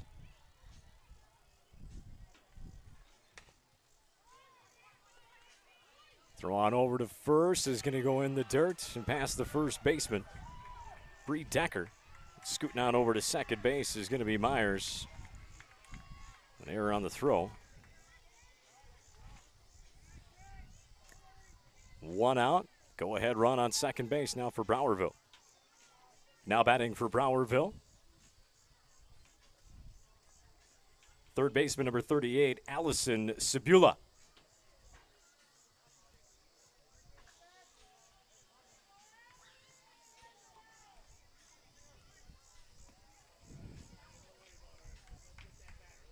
So 1 away here in the top of the ninth inning. Go ahead run though for Browerville.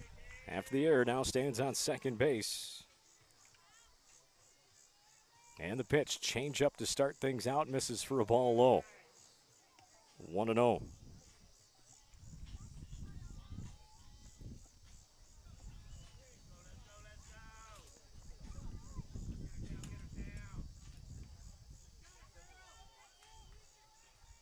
And the pitch from Elk.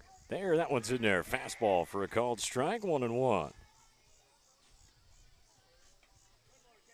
Held closing in on about 200 pitches today. She threw the whole first game in the win over Bemidji.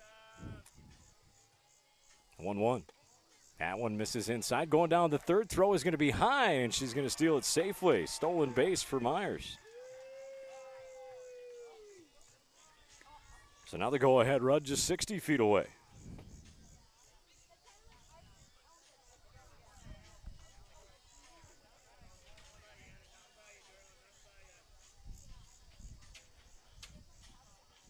Count is 1-2. To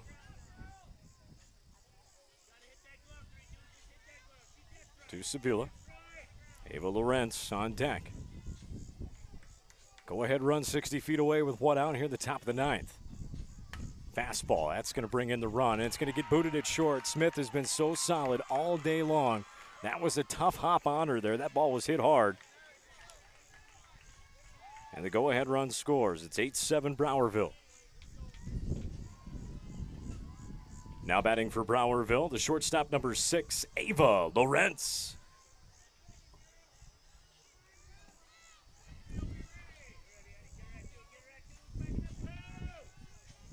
Lorenz 0 for 4 in the game. In there for a called strike.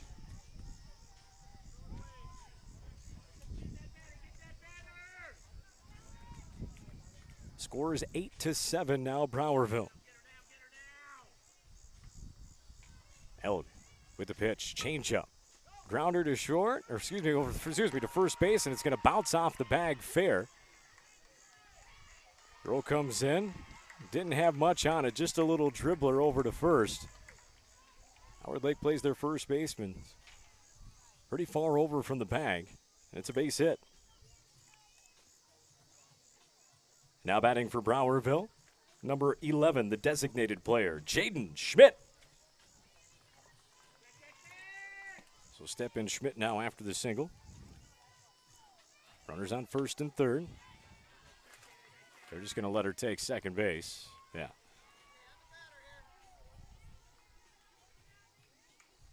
So runners now on first and second. Only one out here in the ninth inning. Schmidt 0 for 3 in the game with a couple of strikes out. Did walk and score in the fourth. Squares around a bunt and hit her right off the shin. That hurts, and the bases are loaded. Ouch, you heard that one. That's a tough spot to take it off of. Now batting for Browerville, number 29, the left fielder, Maddie Sabula.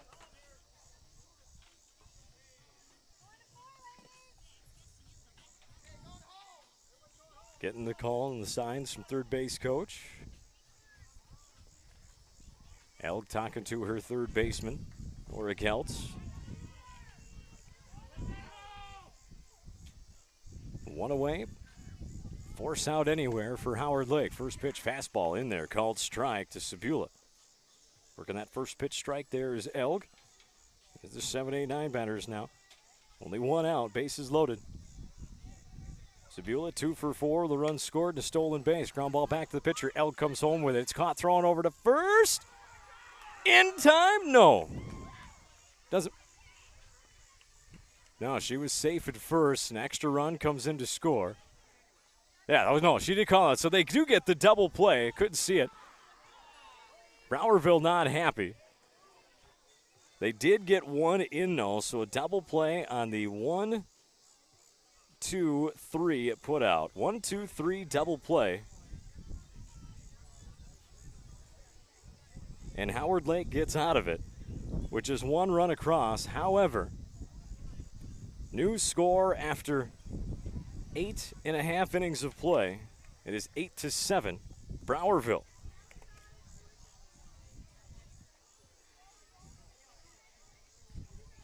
New score after 8.5, Browerville 8, Howard Lake 7.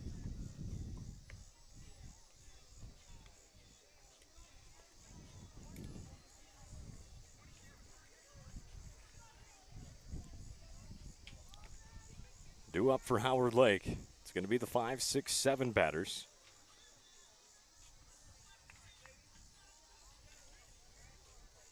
It'll be Maddie Decker, Bednarchuk, and Wiggy. Leading off for Howard Lake in the bottom of the ninth inning, number 50, Maddie Decker. So now Decker back out there.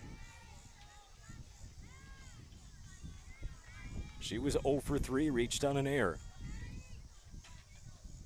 Elg came in to hit for in the 6th. She's back out there now. She first pitch swinging, fouled off right side behind her own dugout. She's down 0-1. Back out there pitching, Glory Lawrence. Has shut down Howard Lake here in these last 2 innings.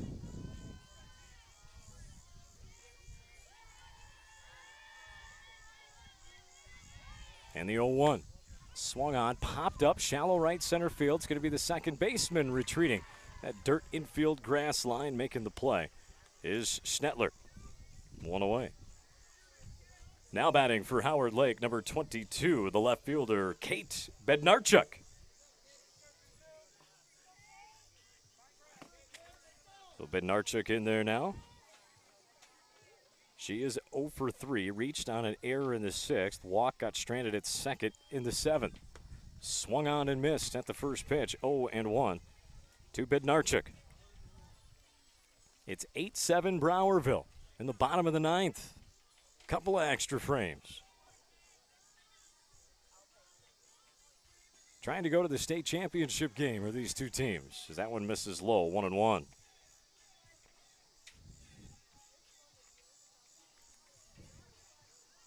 Our last game of the day was supposed to be starting now. But we've had some excitement and a thriller here in an 8-7 ball game. Ground ball up the middle, bobbled by the second baseman. Bednarchuk runs it out, and she's safe, and Howard Lake has some life. Bednarchuk is on the error. The tying run is on first. Now batting for Howard Lake, the catcher number 36, Anna Wiggy. And now step in Wiggy. First pitch, low for a ball. 1-0 to Wiggy. Wiggy had a nice sac bunt in the 7th. Singled back in the 4th. Reached on a fielder's choice, scored in the 6th. Pop out to left in the 2nd. This one's going to be popped up. Foul straight back. 1-1 the count to Wiggy with Bree Decker on deck.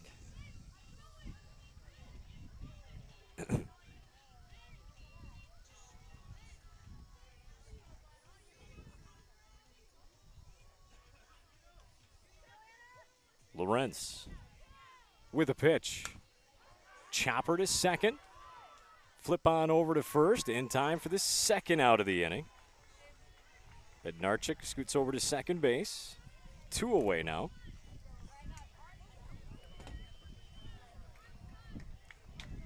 Now batting for Howard Lake, the third baseman, number 1, Bree Decker. I don't think she's at third, actually. Now that I think about it, I believe Geltz moved over to third base. That's all right. Decker, we know, is the hitter. Swinging at the first pitch, swung right through it, 0-1. This is it. Down to their last out is Howard Lake. Browerville leading 8-7 here in the bottom of the 9th. Game tying run at second base. Pitch is high. Change up for a ball. 1-0. Excuse me, 1-1. I'm sorry. Should she get a chance, Julia Schwartzer waits on deck. And Julia has been dangerous today for Howard Lake. Swung on and missed. 1-2. Howard Lake down to their last strike.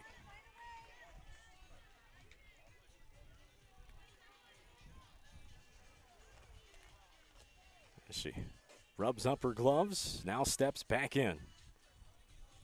1-2 the count. Just misses low. Oh, goodness, that didn't miss by much. Count is even at 2-2. Again, bottom of the 9th inning. 8-7, Browerville leads. 2-2 count to Decker. And the pitch. Called! Strike 3, and that'll do it. Decker goes down looking. And after 9 complete, Browerville advances to the state championship game, winning 8-7. Final in this game after 9 innings. Browerville 8, Howard Lake 7. Coming up next, the championship side semifinal game. Here in just a little bit, we'll feature Fairmont taking on Hayfield.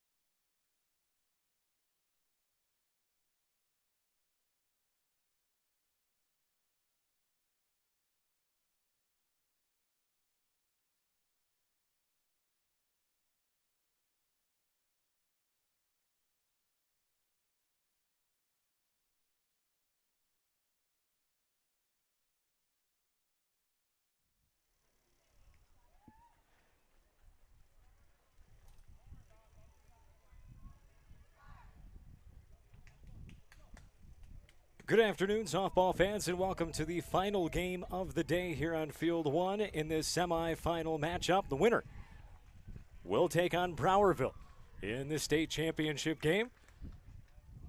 Loser will take on Howard Lake. This matchup features Fairmont taking on Hayfield.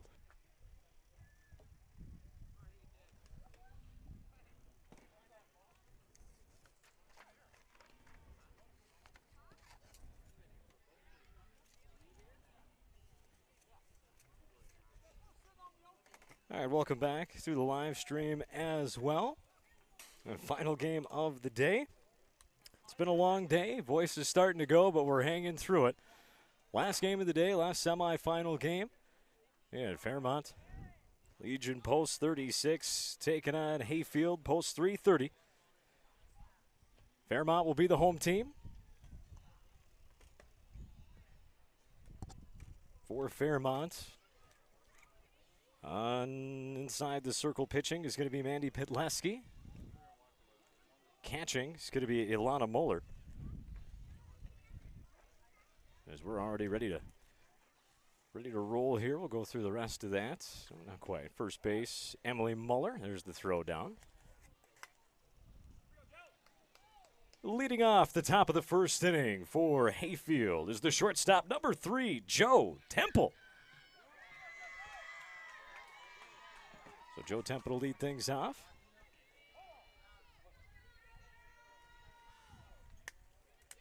And the first pitch, and we're underway. It's going to be low for a ball, 1-0.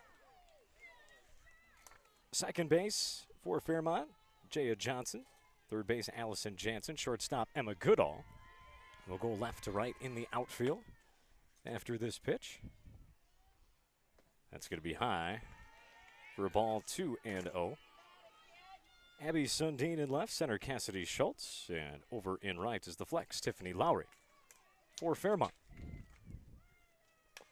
That one's fouled off, 2-1. Count to Temple. Batting order for Hayfield. Of course, Joe Temple, that's Kenneth Selk, Anna Bamlett, Nora Bamlett, Reese Bauman, Natalie Beaver, Betsy Gillette, Melody Walker, and Taylor Dick. That misses low. 3-1 now the count to Temple.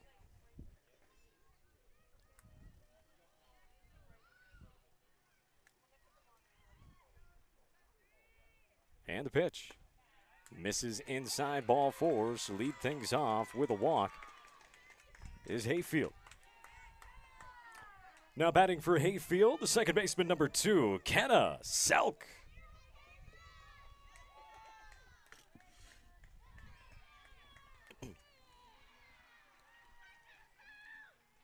And Pitleski with a pitch. Going over to bunt, going to pop it up. It's going to be caught by the catcher for the first out of the inning. Temple saw that right away. She wasn't going on the pitch, so was able to see it first. So the first out. Fly out to the catcher. It'll pop out. One away. Now batting for Hayfield, the pitcher number 17, Anna Bamlett. Step in the lefty, Anna Bamlett now. I was watching her warm up a little bit. Throws pretty hard. Doesn't matter. If there's no movement to it, I would imagine she's got a few pitches. There's a called strike. If it's just straight heat, teams will eventually get their timing down, but I've seen a lot of good pitchers today with a lot of good off-speed stuff, some good curves, some risers. Some good softball here at the state tournament, American Legion softball.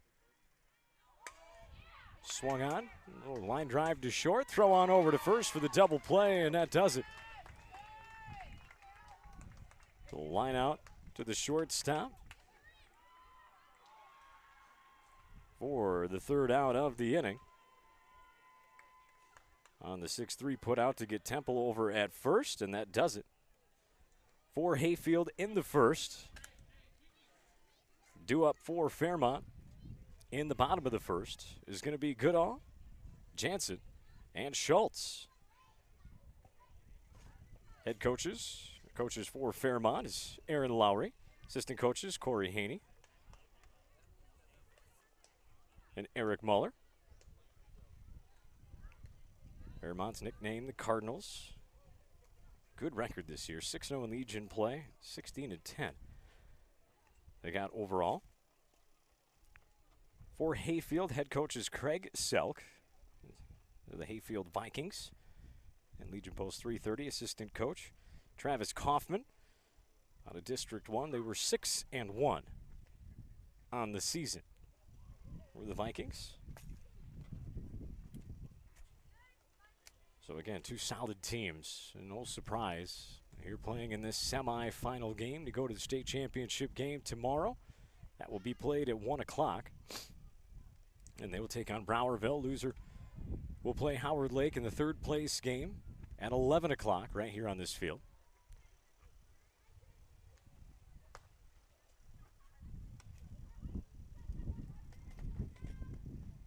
As we go through the defense for Fairmont, pitching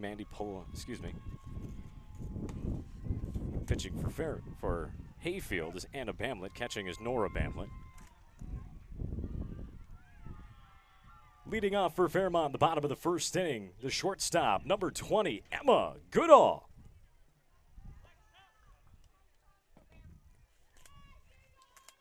Over at first base, Natalie Beaver. Second base, Kenna Selk.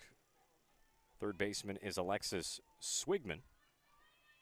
First pitch in there, just outside for a ball. Shortstop, Joe Temple. Left to right in the outfield, Betsy Gillette. Reese Bauman and Taylor Dick defensively.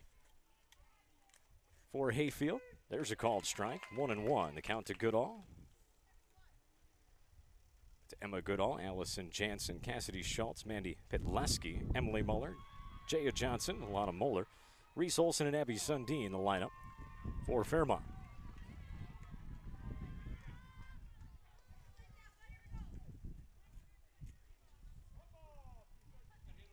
One and two, the count on Goodall. And the pitch. That one's going to miss away for a ball. Even things up at 2-2.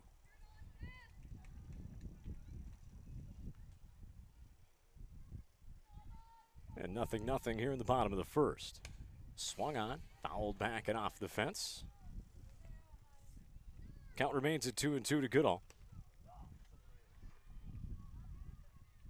Again, Jansen on deck.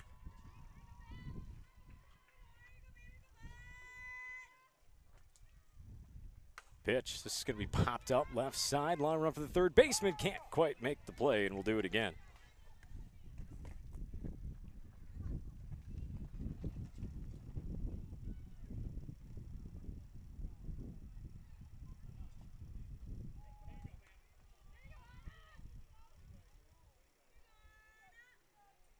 Two and two, the count on Goodall. Pitch. Hard grounder in between third and short. It's going to find its way through for a base hit. Good at bat there from Goodall and winning it. Hitting a single. Between third and short. Now batting for Fairmont, third baseman number 57, Allison Jansen. So step in Jansen now. First pitch to her. In there for a called strike on the outer half. 0-1. Cassidy Schultz awaiting on deck.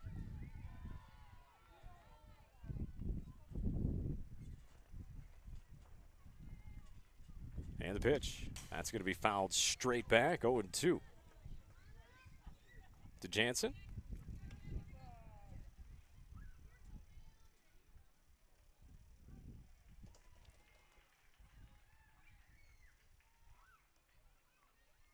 And the 0-2.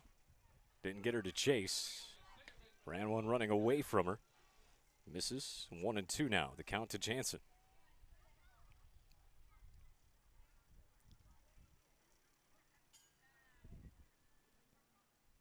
And the pitch. Got her to swing through it. Swung on a miss. Strike three. Climbed it a little bit on her for the first out of the inning. Now batting for Fairmont, the center fielder, number 16, Cassidy Schultz.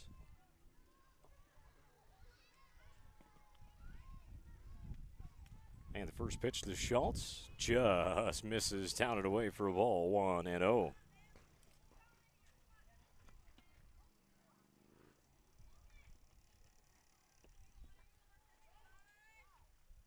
Back out there on the rubber, and the pitch. That one misses low.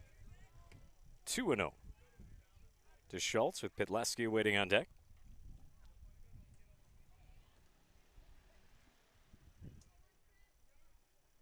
And the pitch. Slow roller to second base. Throw on over to first in time. Moves the runner up, and now there's 2 away. The Goodall moves up into scoring position. Now batting for Fairmont, the pitcher, number 68, Mandy Pitleski.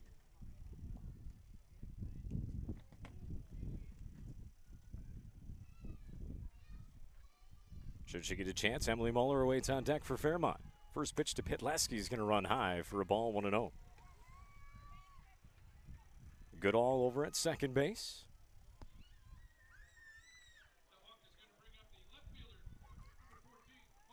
Bamlett with the pitch. That's going to run high. 2-0. Goodall taking a little bit more on that lead at second. Nobody coming over to hold her back on. I always tell my runners, you just go take what that shortstop gives you. There's a called strike and a 2-0 pitch. 2-1 now to Pitleski. Now sometimes you can jump out there far enough. That misses for a ball. Catcher does a pretty good job, though, getting the ball back to the pitcher right away and quickly. Hard to take off and try and time that. Try and take third base when kind of nobody's holding you over there. You can get that good initial lead. Swung on and missed. And there she did take a little bit more. Count runs full at 3-2 with 2 away, and Goodall over at second base. Pitleski trying to help her own cause here in the first. Pop up the third, is going to bounce it, then go foul. It was not touched. Foul ball called.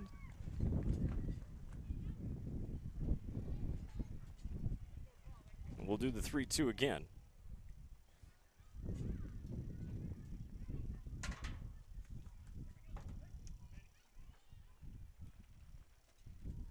And the payoff pitch coming from Pamela.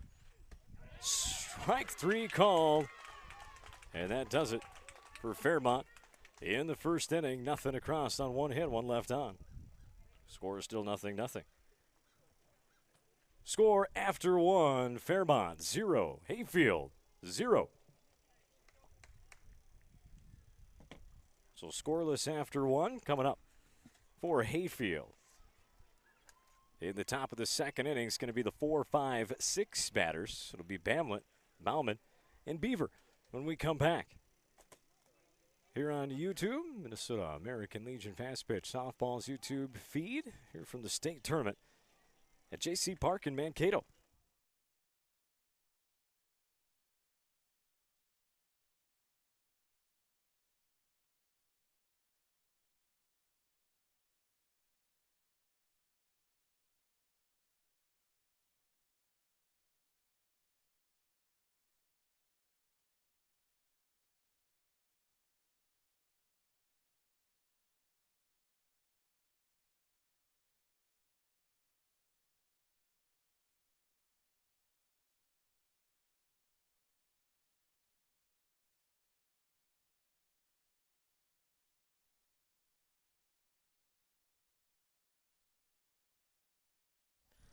All right, cleaned off the cameras for you. Got as much of the dust off as I could. Yeah, that was me being a goofball waving at you. Leading off for Hayfield in the top of the second inning is going to be the catcher number 7, Nora Bamlett. So I'm getting messages left and right saying that the YouTube or that the Facebook feed isn't on. I'll go check it again. Yeah, I don't know. Earlier it's on an event. I don't know. Otherwise, we're doing okay here. I had a bunch, and then I responded. Oh, you did? Okay.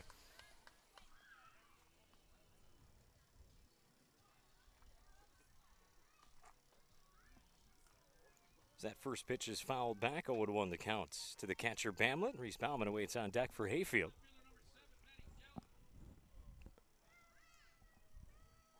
And the pitch, that's going to miss high for a ball. It even things up at 1-1. Yeah, we got it. So just a reminder, folks, if you want to watch the other game over on Field 2, it is on the Facebook page, Minnesota American Legion Fast Pitch Softball. It is there. You might have to scroll down a little bit to find it, but it is there. Under videos, yep. I think that's probably just the problem we're having. People don't know how to go and where to look. That's all.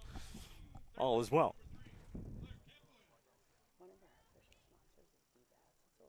D-bats? Yeah, so if you want to do any type, they're like a kitty facility. Okay. If you want to interview her at all, I don't mind. right here and stuff, she's right here. Oh, if she wants to come over, have her come over. Absolutely.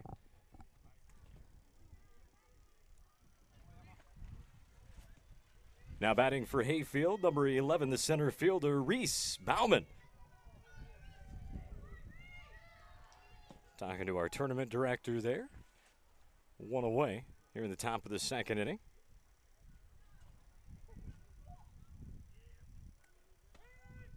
There's a called strike. 0-1 to Bauman.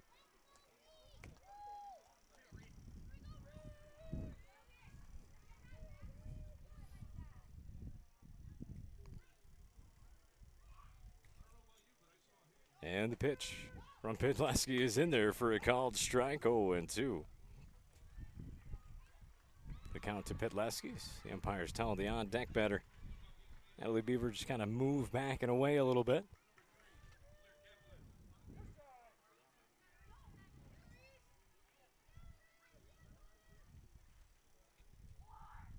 Pedleski with a pitch. That misses high for a ball. 1-2.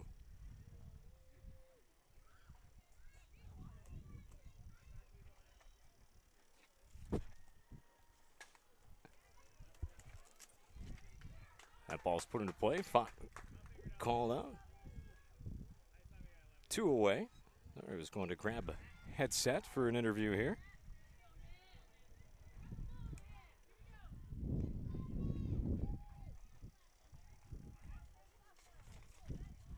Can you hear me now? All right. There's your microphone. There's a ball. Now batting for Hayfield, number 1, the first baseman, Natalie Beaver. So 2 away here in the second inning. Yeah, be careful touching your finger on top of there you go, maybe just below and underneath. All right, I'm talking with, I apologize, I wasn't told your name. I was told you're with D-Bats, one of the big sponsors for this softball tournament. Introduce yourself. Great. My name is Gary Marta. I am one of the co-owners of D-Bat Rochester, which we're located on the west side of Rochester. And, yeah, very glad to be here today. So now, what is it that D-Bats does throughout the state and for softball? Sure. So we're pretty new. We just opened up in April. Go ahead. You're all right. Keep talking. You're all right. Yeah. Oh, and out at first, and that does it. See, now we got a great chance. Now we got plenty of time to awesome. talk. Yeah, D-Bat is actually a franchise. They're pretty well known in the warmer climate states, Okay. derived from Texas. So you'll see them a lot in Texas and New Mexico, Oklahoma, which is ironic because they have a lot better weather than we do. So, yeah, me and my friends, a lot of them get a lot of my business partners from my baseball team.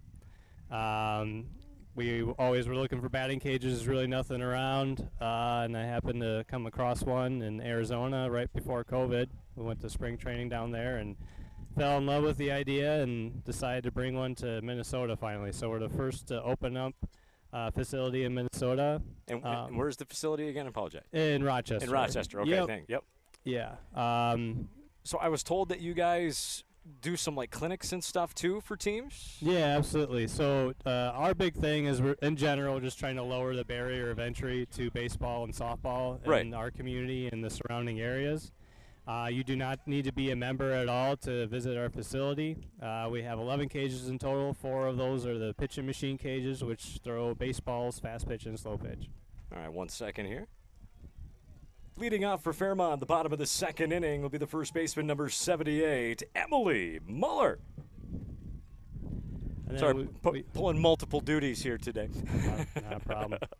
Get it. Keep going. Keep going. Yeah, so we also do one-on-one lessons, do camps, clinics, as well as have a fully stocked Rawlings and Easton Pro Shop. Nice. So do a little bit of everything. We do have memberships, but like I said, you do not need to be a member. Okay, so my next question would be, as this pitch is going to be fouled off, it's going to be 0-2 on Muller. When you guys do your camps and stuff, is that something where you guys potentially also go to somebody's site, or is everything done on site in Rochester? So everything's done on site in Rochester. Okay. 1-2 the count. We're obviously being an indoor facility. That's a great advantage. Yep. We're able to do camps year round. But yeah, we have a very nice modern facility. Heads up. So yeah, we get pretty much. We never get rain delays or any of that stuff. Where can somebody find you? Can they look you up online? What's the website? Maybe a contact number as well? Sure. So you could find a lot of information at dbatrochester.com. Just search DBAT Rochester on Facebook. Our call in 507-722-2042. All right, don't go anywhere yet. Now batting for Fairmont, number 10, the second baseman, Jaya Johnson. Oh, you don't want to give that to me, buddy. You want to give that to one of the coaches, all right? Make sure you go get a free popcorn, too, if they'll let you. Probably not here. I don't know. I don't know about you, but I know growing up when I was little watching my older brother and sister play ball, it was either a freezy or a free popcorn if you brought the ball back to the snack shack. There you go. The freezy pop was great. Loved the freezy pops. Anyways. Or a quarter. Hey, there you go. Get some money out of the deal. Why not? So now, is there – so like for a team, let's say a team were to go down there and rent your facility, how much would it cost them as far as a clinic goes or anything like that, or to rent the facility for just do some hitting work? What's the cost associated with that? Sure. So we love teams as well as individuals. We don't have our own club team, so you don't have to worry about us poaching players or anything like that. Bunch of cages. Hold that thought one second. Now batting for Fairmont, number 33, the catcher, Ilana Bowler. So yeah, once again, don't have to be a member, and you just pay once to have your team in. Doesn't matter to us if there's an individual or whole team in there. And just gets discounts if you are a member. So outstanding. Sounds good. Again, that website one more time for people to go check it out. Yeah, it's dbatrochester.com. dbatrochester.com. Big sponsor for Minnesota American Legion Fast Pitch Softball. Sponsor of this state tournament. Thank you very much for coming on over. Yeah, thank you. Enjoy the rest of the tournament. Awesome. Outstanding. Always nice to get some interviews in during a game so I don't have to do all the talking all the time. And again, hey, sponsor of the tournament, absolutely want to get them on here. And again, go check that out on the website and get your team down there to that facility. This ball is put in play and fouled off right over top of us. Nearly hit our camera gal, Josie. Just behind her. Everybody's safe. Nobody's hurt. That's the important thing. 0-2 is the count to Moeller. Here in the second inning, 2 away. Bamlett tries to climb the ladder. Too much, 1-2 is the count.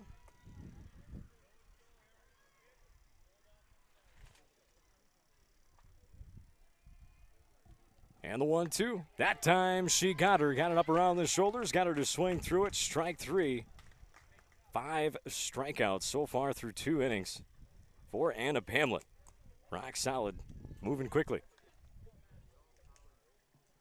After 2 innings of play, we're still tied at 0 between Fairmont and Hayfield. What do we got, Mike?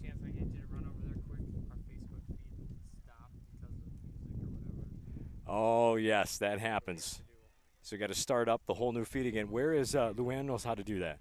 Is she over there? So just end that feed, and then you just recreate a whole new video and start over again. Yep.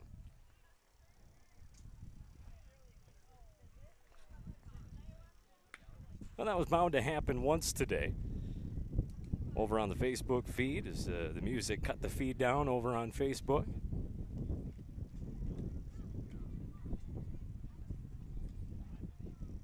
Still going strong over here on the YouTube feed. Thank you for watching it and enjoying some state softball today. We've had our little bit of hiccups throughout the day, but overall it's been on. It's stayed steady.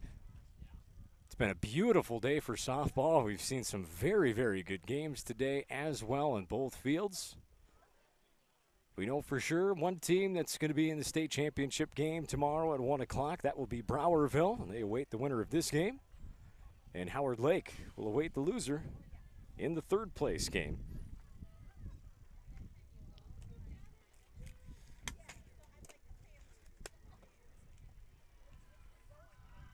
Leading off for Hayfield in the top of the third inning will be the left fielder, number 9, Betsy Gillette. Well, Betsy Gillette to lead things off for Coach Selk's Hayfield Vikings. Post 330, Fairmont post 36. And right across the chest there, that one misses outside for a ball, 1-0. I think Vidleski thought she was going to have that one. Didn't get that call. Right back out there to work. And the 1-0. That one catches the inside corner for a called strike, 1-1. And again, if you've been watching the games today, you know both these umpires. They like that inside strike. They'll even give you just a little bit on that inner half as well if you can get it right below that kneecap up to the letters. Swing and a miss. 1-2. And they've been consistent with it on that inner half all game long. Pitchers can find that, figure that out. They can take advantage of it.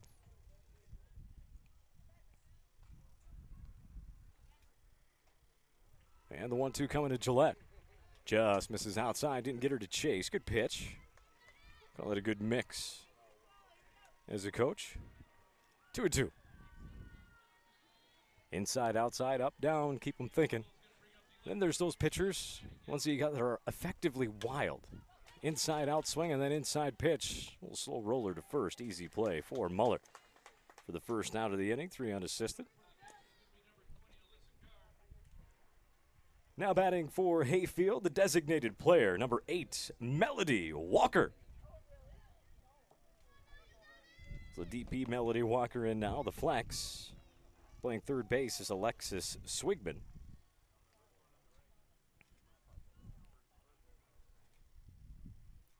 And the pitch from Pitleski. Right there, just below the letters. Down the heart of the plate for a called strike. Number 9 batter, Taylor Dick, waits on deck.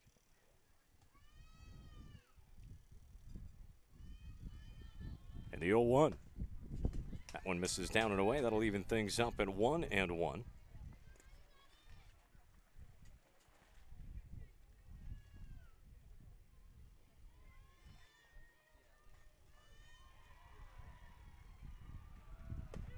There's a called strike.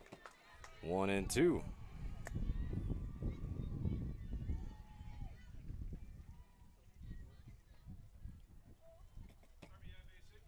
One away here in the top of the third. Pitcher's duel moving quickly so far. Pitleski got her to swing through it. Strike 3. First strikeout of the game for Pitleski, according to what I've seen at least. Just a couple with some things. Happens. Now batting for Hayfield, right fielder number 6, Taylor Dick.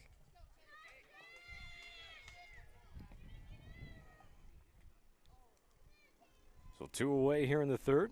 Number 9 batter Dick squares around. Going to try a little bunt for a hit. Oh, nice play by the catcher. Ilana Moeller makes a great play on that one to end the inning. And that does it for Hayfield in the top of the third inning. They go down in order 3 straight innings. Coming up for Fairmont, who haven't fared much better at the plate, will be 8-9-1. Olson, Sundin, the top of the order in Goodall. Due up for Fairmont in the bottom of the third inning. So far in this one for Anna Bamlett, the pitcher for Hayfield. She has struck out 5 through 2 innings of play. Now we've take a look at how we've gotten to the point where we're at here today. It was Howard Lake and that 3-2 thriller over Bemidji. Over on field 2, it was Browerville, 3-1 over Adams at Fairmont. Saw right here. Beat Parker's Prairie 7-1. On field 2, Hayfield beat Wadena 6-4. Then in the 9-inning thriller, Browerville beat Howard Lake 8-7. And it was Adams over Bemidji on field 2. Leading off for Fairmont in the bottom of the third inning, the designated player number 25, Reese Olson.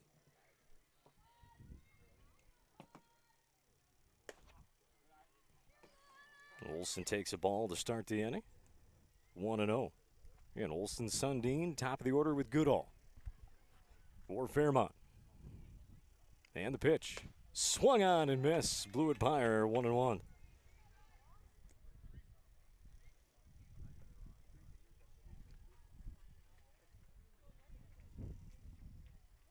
Bamlett into her motion and the pitch. Swung on and missed. Strike 2.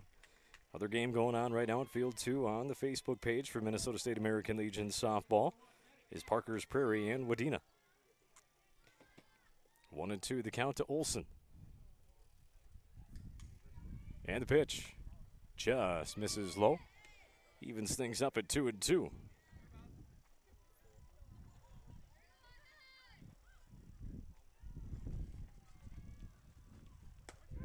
And there's a called strike 3. Good pitch there for the first out. 6 strikeouts. Now batting for Fairmont, the left fielder, number 22, Abby Sundin.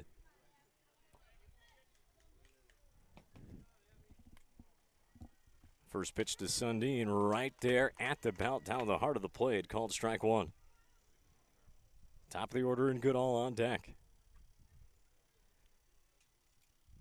Bamlett into the motion pitch, climbed the ladder up around shoulder high, got her to chase it. It's 0-2. Boy, if I'm the coach and I'm Bamlett, I'm coming high again. Climbing the ladder. Didn't get it high enough. You can kind of see this little bit disappointment from the coach, Selk over there. I mean, not too disappointed. She fouled it off, but was hoping that pitch would have gotten just a little bit higher. She kind of left that one out over the plate to Sundin. See what she comes here with 0-2. That misses way away, 1-2.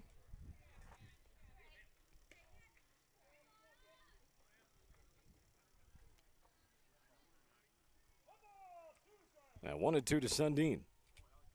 Bamlett looking for another strikeout. Fouled off. Sundin hanging alive in there. Still 1-2.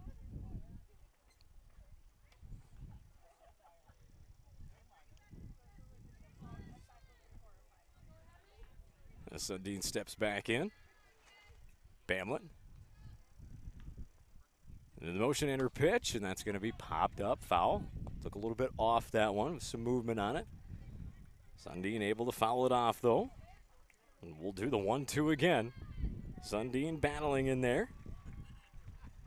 Bamlett trying to finish off the number 9 batter. Rocks and fires. And this one's going to be in between third and short. Seeing eye single into left field. Nearly stumbles over first base, but she's okay.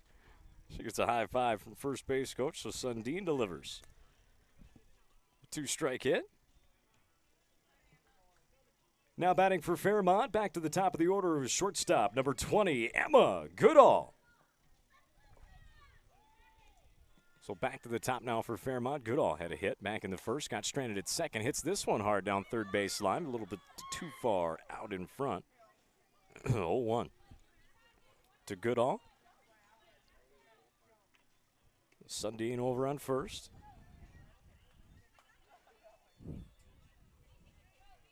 Nothing game here in the bottom of the third inning.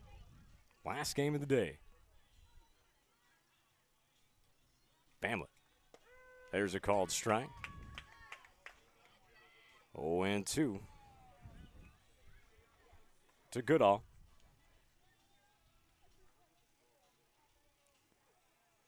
See what Bamlett does here. A little bit off it, popped up. Left center field gap. And that's going to get down for a hit as it falls to the left of the left fielder. Or no, she caught it, excuse me. I'm trying to look through. Tough spot here. And she did catch it. I thought it dropped. Now batting for Fairmont, the third baseman, number 57, Allison Jansen. So step in Allison Jansen now. She swings at the first pitch, and that's going to be foul. Third base side. It's been a heck of a play out there in left by Betsy Gillette.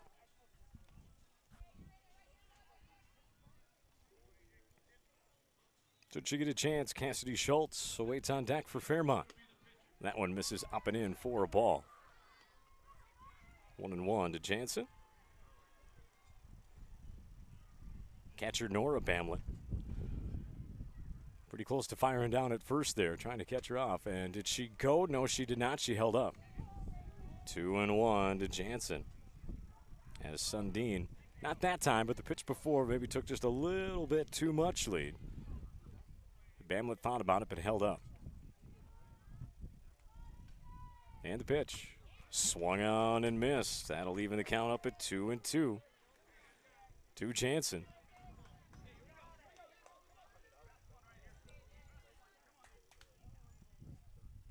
And the 2-2 pitch. Called strike three in her half right there, and she knew it too. And she strikes out looking to end the third. 7th strikeout of the game for Bamlett. Score after 3 innings of play, still 0-0 between Fairmont and Hayfield. And no runs, just the 1 hit, no errors, 1 left on. And still goose eggs on the board. It'll be the top of the order for Hayfield with Temple, Selk, and Bamlett. Start the 4th inning. So far in this one, Hayfield has been 3 up and 3 down one way or another through the first 3 innings. Both pitchers pitching very well so far between Pitleski from Fairmont and Bamlett from Hayfield. For Pitleski, she's just been throwing strikes and it's been good defense behind her. She's only got 1 strikeout. Does have the 1 walk. That was to start the game, but hasn't thrown one since. And for Bamlett, it's been via the strikeout. 7 strikeouts through 3 innings. Leading off for Hayfield in the top of the 4th inning. Number 3, the shortstop, Joe Temple. Temple lead things off against she walked and then got doubled up on the lineout from Bamlett. First pitch in her half, swung on, drilled into left for a base hit. So a leadoff single on the first pitch from Temple. Hayfield's got some excitement now here in the 4th. Now batting for Hayfield, the second baseman, number 2, Kenna Selk. Step in Kenna Selk now. Selk popped out to the catcher on that bunt attempt. She bunts again. This one's a good one to the third baseman, and it's bobbled, and everybody's going to be safe. Jansen couldn't get a good handle on it, and now nobody out, first and second. Now batting for Hayfield, the pitcher number 17, Anna Bamlett. Step in the lefty Bamlett now.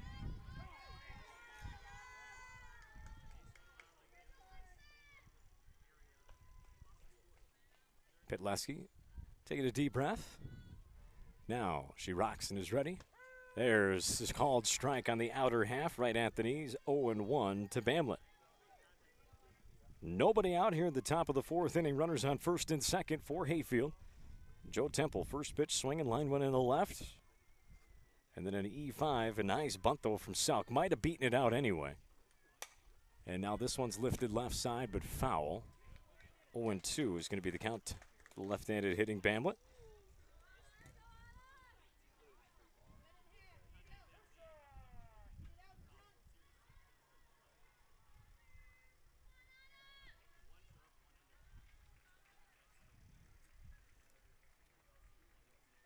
And the 0-2. Went outside just a little bit more. Good pitch. Just didn't get her to chase. 1-2. The count on Bamlett. Saw the glove sitting on the outside corner, but moved over just a little bit.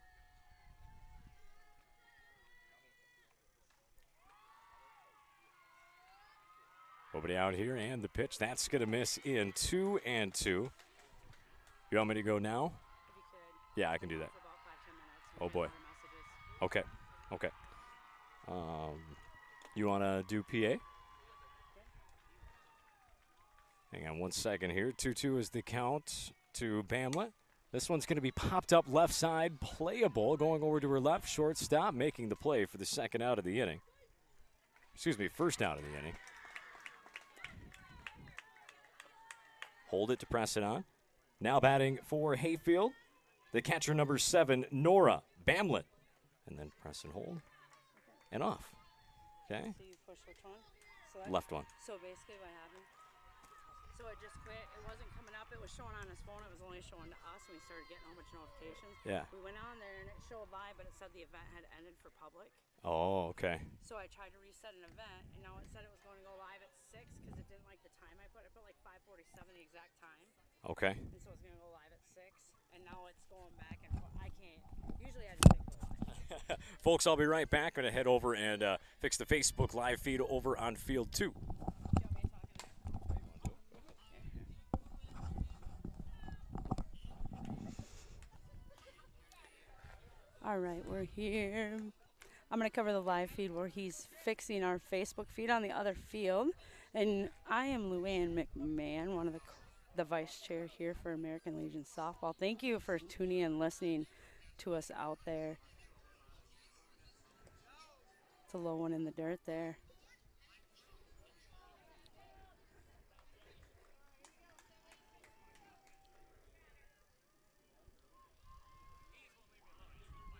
So we have Nora Bamlett, I believe, one of the 3 sisters here that plays for Hayfield. That's up. Looks like foul territory. It's going to be over the fence. They're not going to be able to get to that one there. Down the first baseline. See if she can come back and straighten that one out.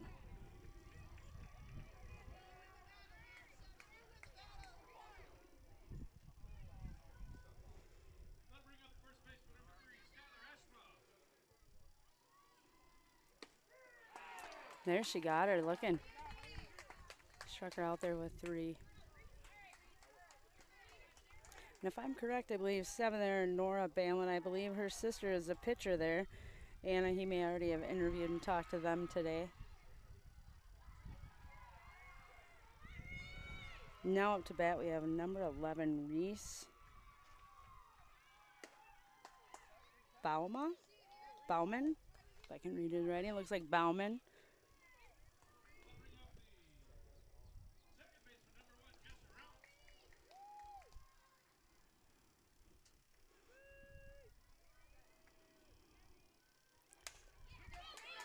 He sliced down the short. She stopped it there. Looks like Hayfield's had filled the bases there with that nice little infield hit they had.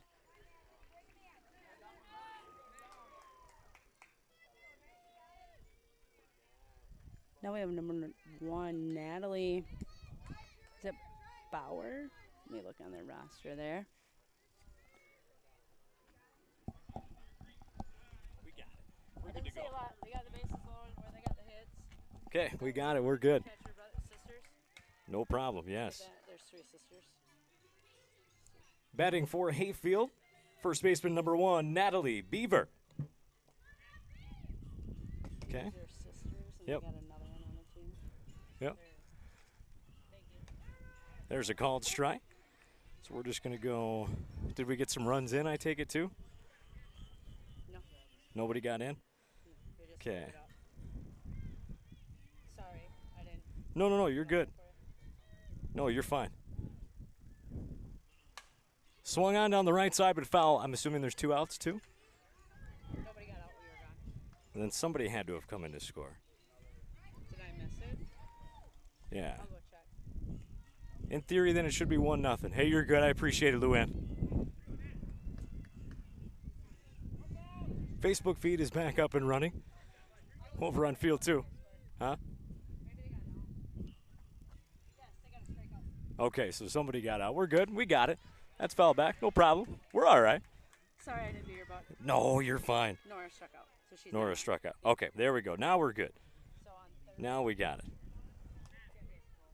So bases loaded, 2 away in a nothing game.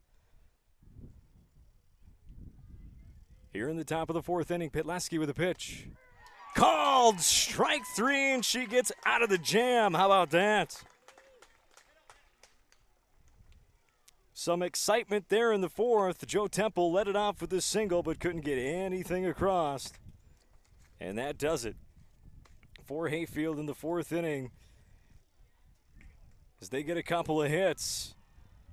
1 error, and they leave the bases loaded. Give credit to Pitleski for getting out of that one, getting a couple of big strikeouts over Bamlett, as well as Beaver. Still nothing through 3.5. As we head to the bottom of the 4th inning for Fairmont, it's going to be the meat of that order. Tying of 3, 4, 5 batters, and Schultz, Pitleski, and Muller. When we come back, Minnesota American Legion Softball's YouTube feed, state tournament live from Mankato.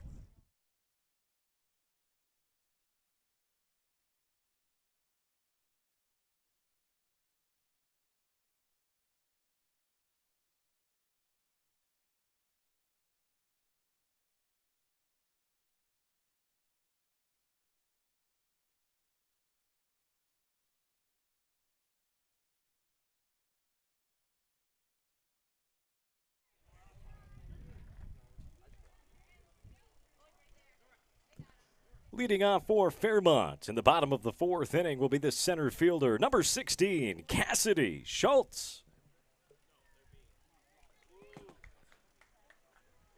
So Schultz to lead things off. 0 for 1, grounded out to second. Back in the 1st. First pitch to her, just misses inside. A little bit of a curve there, and a little bit too much. 1-0. 7 strikeouts in the game so far for Anna Bamlett. This one's lined into center field. Going over to try. Can't quite get it as it goes off her glove. And is she going to try for 3? She's digging for it. Throw comes in. It's not in time, and that's a triple. A leadoff triple for Cassidy Schultz, and Fairmont in business in the 4th inning. Now batting for Fairmont, the pitcher, number 68, Mandy Pitleski. Pitcher now, Pitleski, with a chance to help her cause here. Try and give Fairmont the lead here in the middle innings. Swung on, blooper over the first baseman's head, just barely foul. I mean, we're talking inches at best. Foul down that right field line. That easily would have scored Schultz. Pitleski for sure would have been standing on 2. Instead, it's just a type strike 1 to Pitleski. Or at least it's that if you're a Fairmont fan. It's a phew for Hayfield. So that misses for a ball. It'll even up the count, 1-1.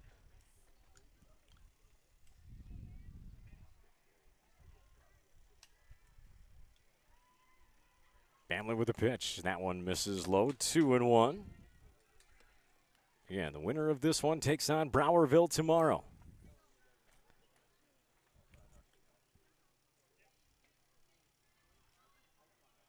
Bamlett fires. A little dribbler to third, coming in to try and score. Safe! Tag didn't get there in time. And Schultz, boy, that was a close play. Scores. Pitleski reaches on a fielder's choice. 1-0. Fairmont's on the board. Now batting for Fairmont, the first baseman, number 78, Emily Muller. So now Muller steps in.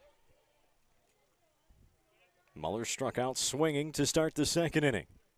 Nobody out here in the 4th. That one misses away for a ball, 1-0.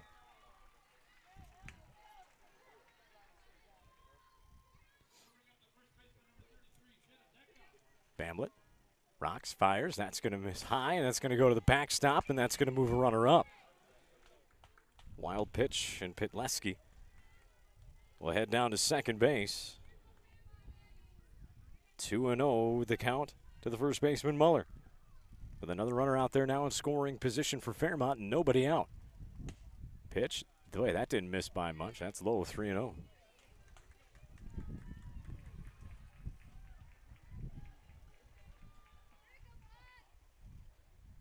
Three and 0 the count. Bamlett. That one's in there. 3-1.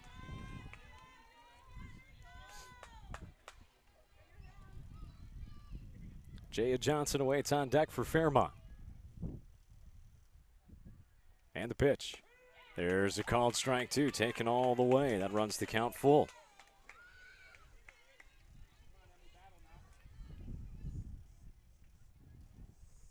Bamlett trying to battle all the way back. Swung on, grounder to the third. High chopper gets over the third baseman's head. Everybody would have been safe anyway on that one. Muller runs fairly well. Infield single. It would have been a tough play for the third baseman to throw her out. That high chopper hanging up there. Now batting for Fairmont, the second baseman, number 10, Jaya Johnson. They call her JJ. Got a spot here. Nobody out, squares around a bunt. Gets it down. That's going to advance the runners. Throw on over. Nobody's there, and everybody's safe. Second baseman didn't come over to cover. Third at charge. Short got over to cover third, but first base came in. Second wasn't there. Nobody was around. And now the bases are going to be loaded with nobody out. So a bunt single for Johnson. And Fairmont with a chance here to crack this game open.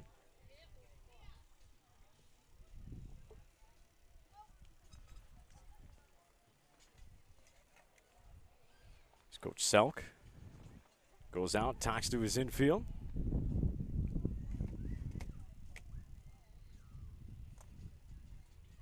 Ilana Moeller will be hitting for Fairmont. She struck out swinging to end the second inning. Now batting for Fairmont, the catcher, number 33, Ilana Moeller.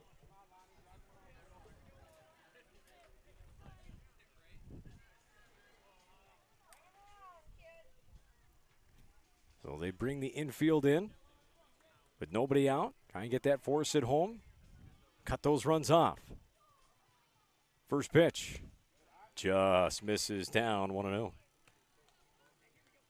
You got Pitleski over on third. Muller at second. Johnson at first. For Fairmont. Bamlett. Rocks, fires. This one's lifted down the left field line. It's going to go foul, though. It'll even up the count at 1-1. The catcher, Moeller.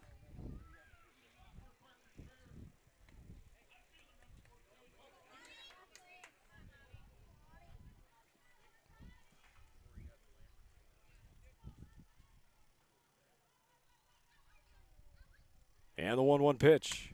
This one's going to be fouled back. Off the tree. Watch out for the folks sitting underneath the tree as those come straight down. Didn't hit anybody. Everybody's okay. 1-2. All smiles when nobody gets hit. Gets that heart pumping, though, over there. That's for sure. And the 1-2 pitch. Called strike three. Took a little bit off it. Got her to buckle a little. One away. Big strikeout there from Bamlett. Now batting for Fairmont, the designated player, number 25, Reese Olson.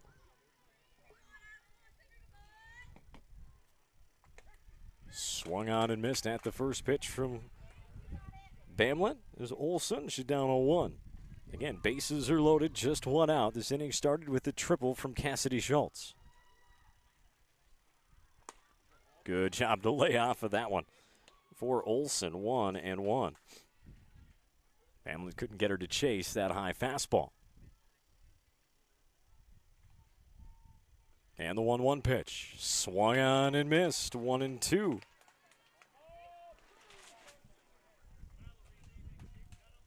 Abby Sundin awaits on deck. And the 1-2 pitch. Ooh, just missed his outside. Good frame job there, too, by Nora Bamlett. Just didn't get the call. 2-2 the count. And the pitch. Swung on and missed. Back-to-back strikeouts That'll bring up Abby Sundin. Now batting for Fairmont, the left fielder, number 22, Abby Sundin. Sundin 1 for 1, singled the left, back in the third. Got stranded at first. Swung a driven up the middle, but a nice snag by the right-handed catching Bamlett for the third out of the inning. They leave the bases loaded, but new score, 1-0 Fairmont. New score after 4 completes. Fairmont 1, Hayfield 0.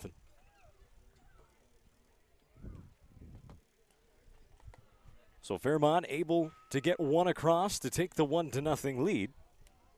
But again, both teams do leave the bases loaded in that 4th inning frame.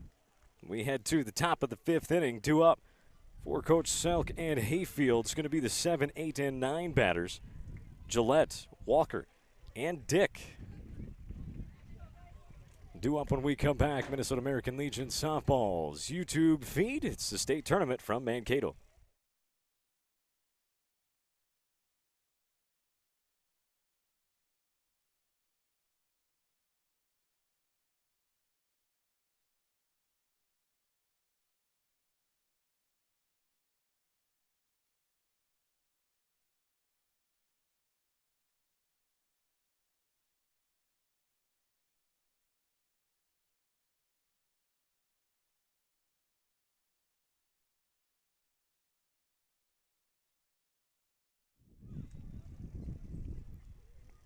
Again, got to give a shout out to our teenagers running camera today. They're doing an outstanding job. Josie and Kristen getting fried over there. All they got is the kids' sport banana boat sunscreen that they've had to reapply about 1 million times.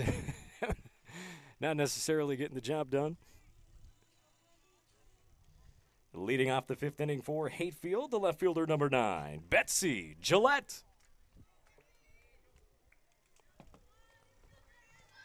So Gillette to lead things off. Grounded out to the first baseman to lead off the 3rd. First pitch from Pitleski, a little bit high, ball 1, 1-0.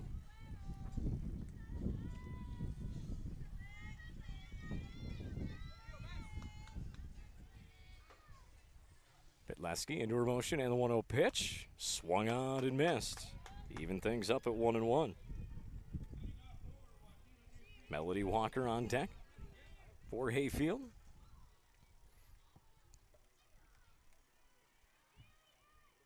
And the 1-1. That one's over. Got her out in front. Took a little off it. 1-2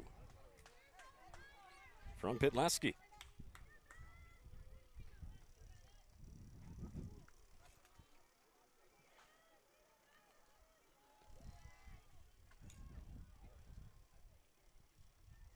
Pitleski into her motion to the 1-2 pitch. Got her to swing through it. Swung on and missed. Strike 3. Got to throw on down as the ball was in the dirt. And she's out on the 1-3 put out for the first out of the inning. Now batting for Hayfield, number 8, the designated player, Melody Walker.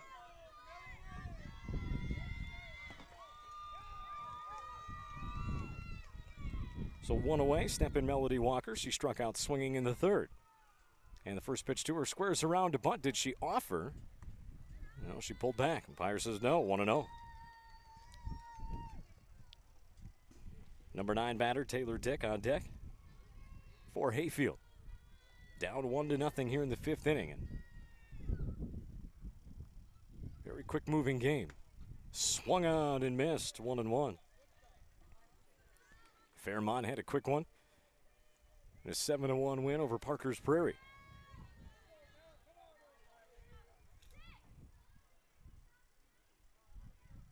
And the pitch. There's a bunt, first base line. She got out of the box a little bit late. She's fast, but not quite fast enough. She got out of the box a little bit late after that bunt. Had she gotten out right away, she might have had a chance. Either way, 2 away now. Now batting for Hayfield, the right fielder, number 6, Taylor Dick. Dick popped out to the catcher in the 3rd to end the 3rd inning.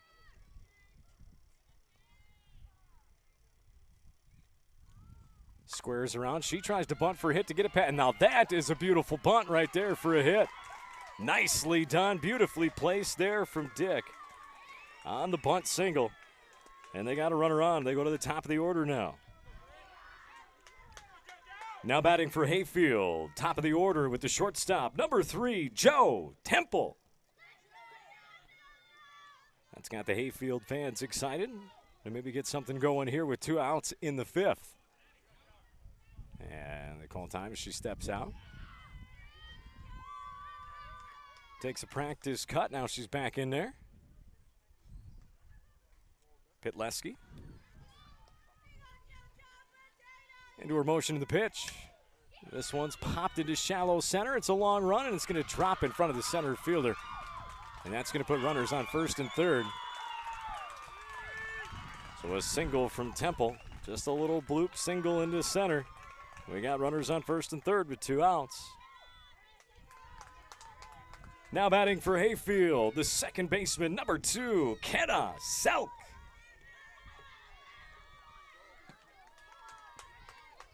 So a first and third situation here with 2 outs. Hayfield runners have noticed all run fairly well. See if they send her here. I get the run in or hold up and let the hitters do their thing. Don't want to be that last out at second base, that's for sure in this situation. There's a called strike, 0-1. Anna Bamlett awaits on deck. It was Taylor Dick with a 2-out bunt past the pitcher. They kind of got this little 2-out rally started. Haven't got anything across yet. There's a hard grounder base hit through third and short, and Selk delivers the RBI single, and we're tied at 1. Temple moves up to second as Dick scores, and the Hayfield fans getting into it now. Now batting for Hayfield, the pitcher number 17, Anna Bamlett. So step in Bamlett now, chance to help her cause.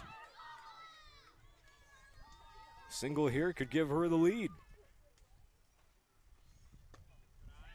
And she takes high for a ball. Trying to help her own cause here. Nora Bamlett awaits on deck. Again, it's Temple at second, Selk at first. Pitleski. Her motion of the pitch. Swung on, driven straight back. She was right on that one, just missed it. Evens up the count at 1-1.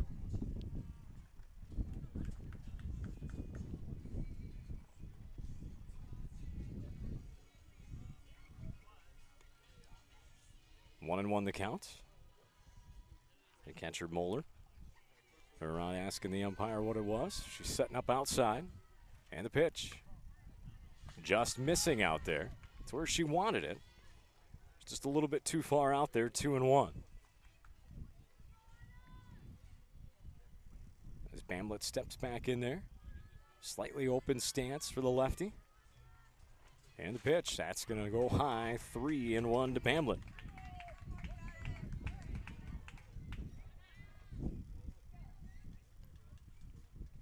Again, 2 away here in the 5th. She got the first 2 batters fairly quickly. A little 2-out rally here for Hayfield. That one misses down, and that walk will bring the bases loaded for Nora Bamlett. Now batting for Hayfield, the catcher number 7, Nora Bamlett.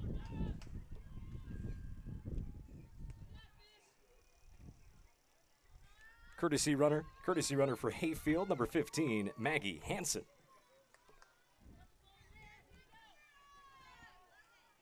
So bases loaded now with 2 away. Hayfield is tying it up, trying to add more here in the top of the 5th. First pitch from the Pitleski is driven into left field, base hit. That's going to score 1 for sure. They're sending her home. She's going to score. That would be Kenna Selk. Temple and Selk score. 2 RBI, single from Bamlett on the first pitch. Anna Bamlett over to second base, and the new score is 3-1 Hayfield.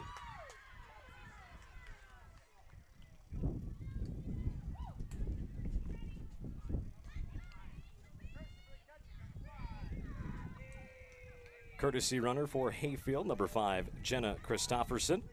Now batting for Hayfield, the center fielder number 11, Reese Bauman. So 3 runs across, and Hayfield's up 3-1 over Fairmont now, all with 2 outs, mind you. Swinging at the first pitch, little blooper into center, but it's going to be the shortstop. Emma Goodall going over to get it to end the rally, but damage was done. 4 hits, all with 2 outs. They score 3 runs, 3-1 Hayfield. New score after 4.5 innings. Hayfield now with the lead over Fairmont, 3-1.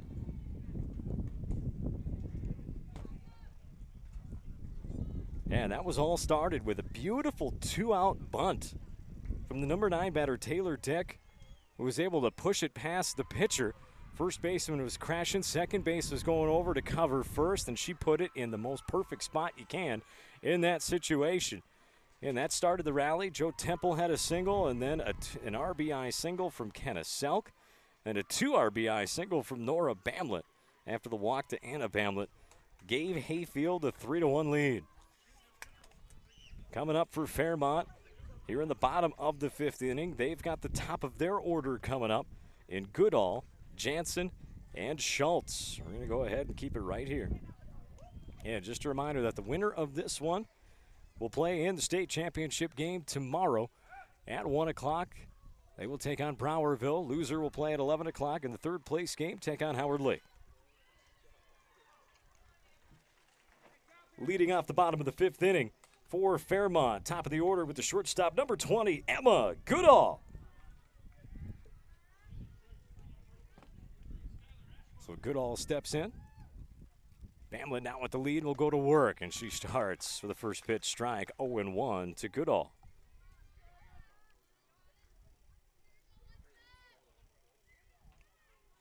Bamlett wipes the side of her pants, now rocks and fires, and got her to chase that one up and in. Bamlett's up 0-2 now on Goodall. Goodall 1 for 2 in the game. Singled to left, got stranded at second in the first, flew out to left in the 3rd. The 0-2 pitch pops this one up. Medium depth center field, now moving to her left and coming in a little bit is the center fielder, Reese Bauman, to make that catch. 1 away. Now batting for Fairmont, 3rd baseman number 57, Allison Jansen. Step in Allison Jansen now. First pitch to her, that's going to be high for a ball. She thought about swinging, but put the brakes on. Jansen has struck out twice, swinging in the first, looking to end the 3rd. And the pitch. That one just misses inside and low, 2-0 to Jansen.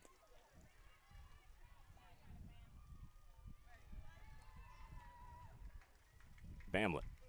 The 2-0 pitch, swung on and missed. That was a good pitch to hit. Kind of pulled out just a little bit, 2-1. It's the count to Jansen. Cassidy Schultz on deck for Fairmont. And the pitch, swung on and missed. Blew it by her, evens things up at 2-2. Bamlett now kind of got her swagger back that she had in those first few innings. Pitching with confidence here. Ooh, just missed. Fans wanted that one. Bamlett wanted that one. That'll run the count full at 3-2 to Jansen. And the payoff. Little slow dribbler to 3rd and underneath the glove, safe at 1st. Is Jansen on the E5. So 1 out and a runner on for Fairmont. Now batting for Fairmont, the center fielder, number 16, Cassidy Schultz. So Cassidy Schultz up there now. First pitch to her, just misses outside, 1-0.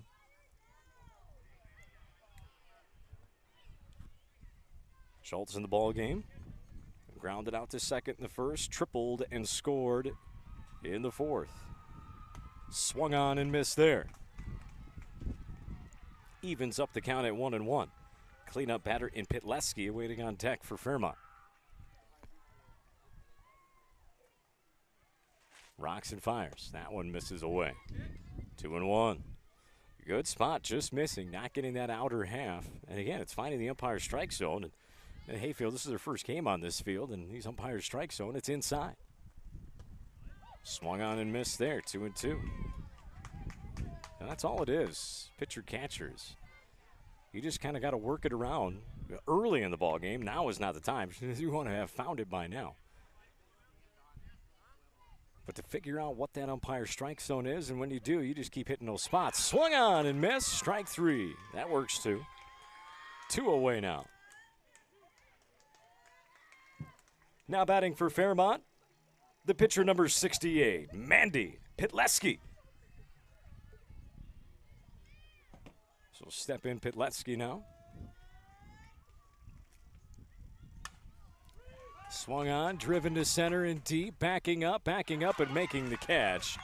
Center fielder Reese Bauman making the catch, and that does it for Fairmont in the 5th. 3-1 Hayfield. So we head to the top of the 6th. Through 5 innings, the score reads Hayfield 3, Fairmont 1. 3-1 as we head to the top of the 6th inning. Due up for Hayfield will be 6, 7, and 8. It'll be Beaver, Gillette, and Walker when we come back. To state tournament softball from J.C. Park in Mankato on Minnesota American Legion Softball's YouTube feed.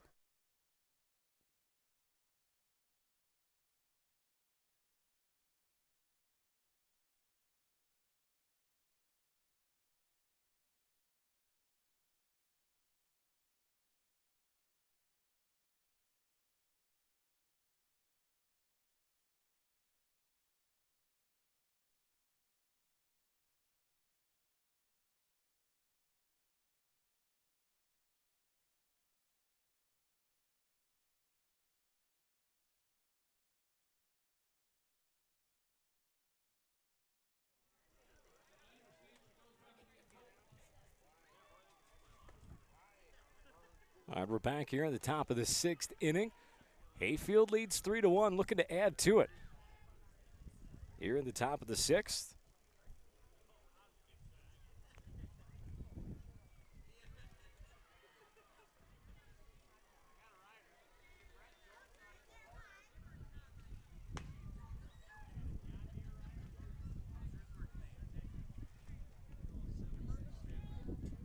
Leading off for Hayfield at the top of the 6th inning will be the first baseman, number 1, Natalie Beaver.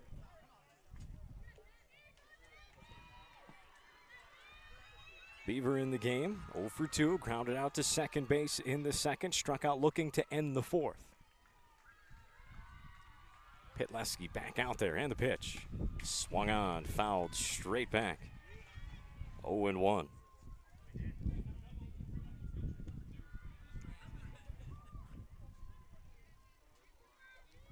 Again, all those 3 runs in the 5th inning all came with 2 outs for Hayfield. The 0-1 took a little bit off. It came inside, but missed down. Evens things up at 1-1. Left fielder Betsy Gillette on deck for Hayfield. And the 1-1 pitch. That one misses just a little bit up and away. 2-1. Count to Beaver. We're finally winding down here in day 1, last game of the day. Trying to find out who is going to be in our state championship game. As that one catches, evens things up at 2-2. And the winner will play Browerville at 1, loser Howard Lake at 11. Here on field 1, those games will be right here on this YouTube feed. Swung on and missed, strike 3. For the first out of the inning. Pitch there from Pitleski to get her to chase that one down and away. Now batting for Hayfield, the left fielder, number 9, Betsy Gillette.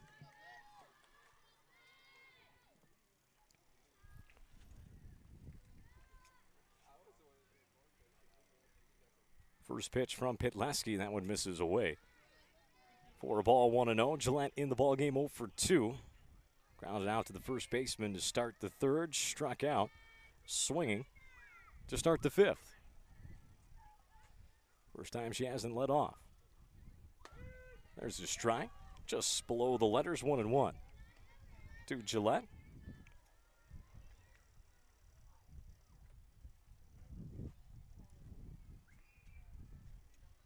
She steps back in that box.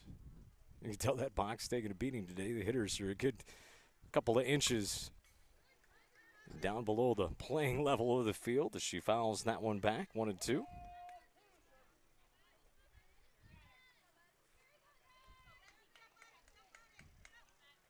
She gets signs from third base coach. Now she's back in. Pitleski rocks and fires. That one misses outside. Evens things up at 2-2. To Gillette.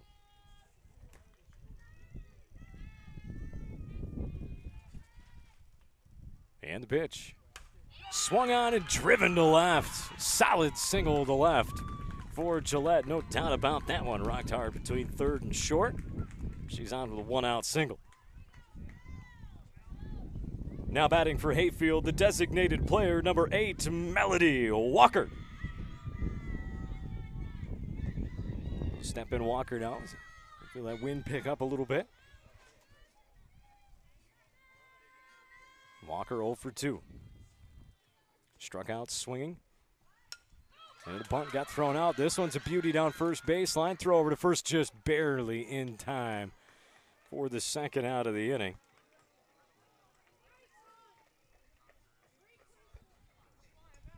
So 2 away. It'll be Taylor Dick.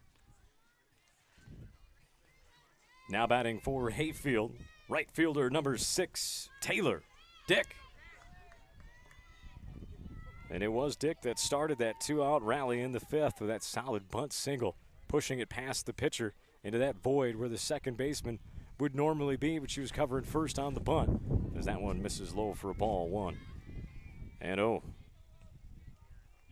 Betsy Gillette standing over on second base. Hayfield trying to add to their 3-1 lead here in the 6th. Pitleski. Their motion the pitch. She tried another bunt for a hit, fouled it back, evens things up at 1-1. And now the ball's overthrown. It goes in. That's a live ball, but Gillette over on second. Didn't really move a muscle. She wasn't having it. Like, I don't want to get put out at third. 2 outs here in the 6th. Long look down at third by Dick. Down to Coach Selk. See what they do here, 1-1. The pitch, going to try and bunt, and it beat her in the foot.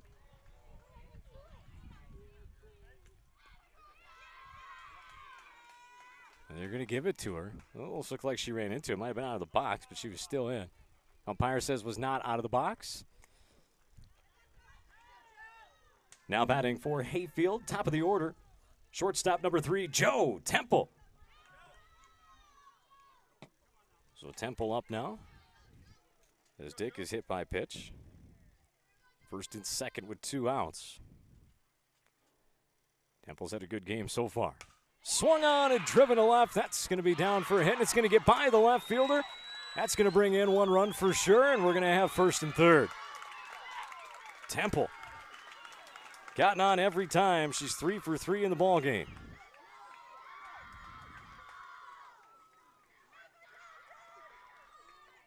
As Gillette comes in to score, new score is 4-1. Now batting for Hayfield, second baseman number 2, Kenna Selk.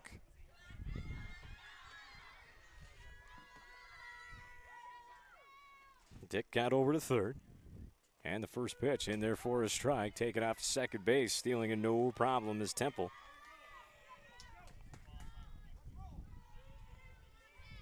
So now runners at second and third with 2 outs. Again, key 2-out hits. Rally for Hayfield. That one misses high for a ball, 1-0. They lead 4-1.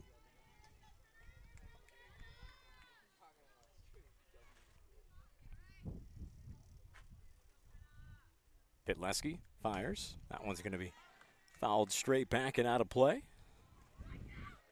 1-1 the count to Selk. Should she get a chance, the pitcher Anna Bamlett waits on deck for Hayfield.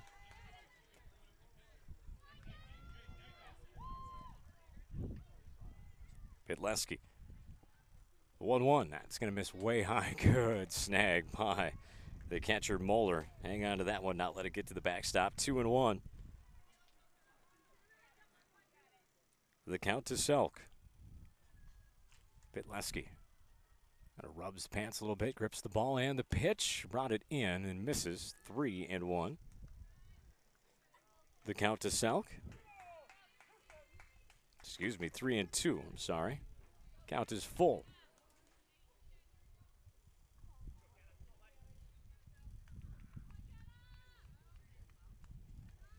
Everybody just kind of taking a deep breath, including our camera girls and the pitcher and myself. And the pitch. That misses low, and the bases are loaded. See if that brings Coach Aaron Lowry out to the mound at all. Nope. He's going to keep calling. Not yet.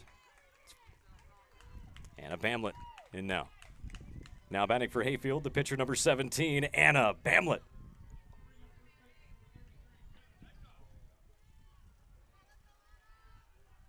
First pitch to Bamlett. There's a called strike right at the letters, 0-1. Nora Bamlett, the catcher, awaits on deck.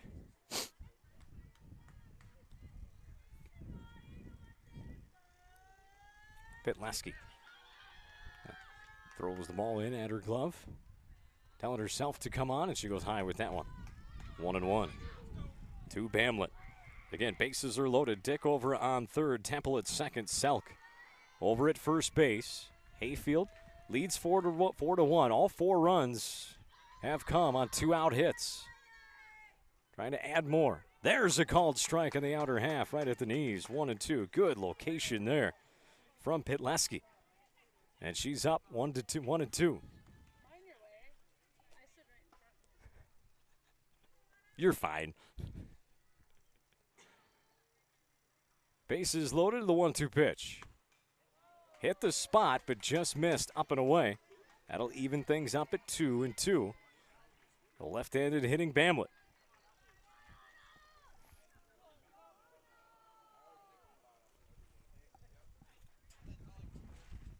Pitleski. Got the pitch she wants. Now fires. And that misses high, and it's 3-2. Of course it is. What a fun day it's been. So 3-2 count with 2 away and the bases loaded. Here in the top of the 6th inning. 1 run already across in this inning. Hayfield trying to add more to that 4-1 lead. Runners will be off and running. And the payoff pitch. That misses high. Ball 4, and that'll bring in another run. So Bamlett walks. Coming in to score is Dick. Temple moves over to third. Selk moves up to second base. And I think we might get a pitching change here. We'll see. Coach Lowry coming out, bringing some water out to his pitchers. Players is what he's doing. Smart move. They've been out there a long time. It's dry, it's dusty. It's hot. Going down a little bit. Umpire's giving a little bit of time to get some water. It is now 5-1. No Hayfield with the lead here in the top of the 6th inning.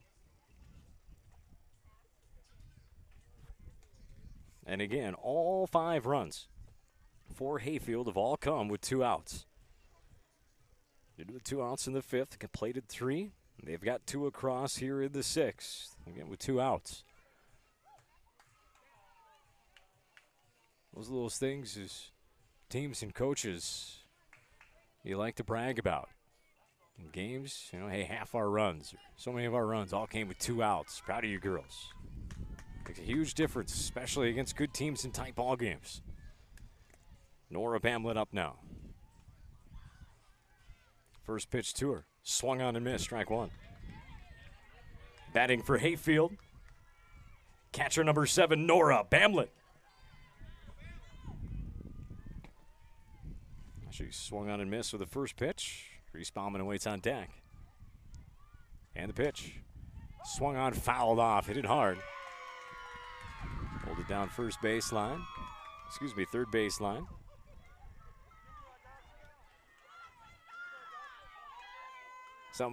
Coach, somebody must have made a nice play with that over there, down the third baseline.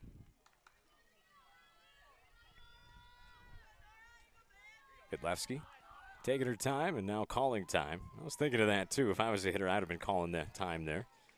It's the catcher, Bamlett. Kind of got that internal clock in your head that says, all right, hey, I got to get out of here. Reset. Here's the pitch. That one misses.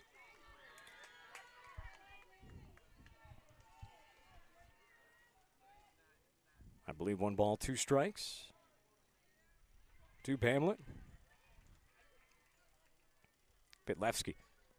The base is loaded, rocks and fires. That one misses high. Evens up the count at 2-2. Temple at third, Selk at second, Bamlett over at first. 2 runs already across here in this 6th inning with 2 outs and the pitch. That one misses down and in, 3-2. Hitlewski.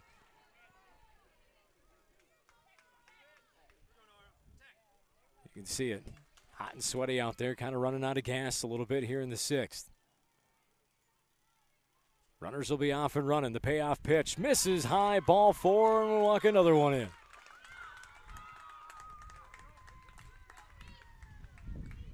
As Temple comes in to score, Selk over to third, Bamlett over to second.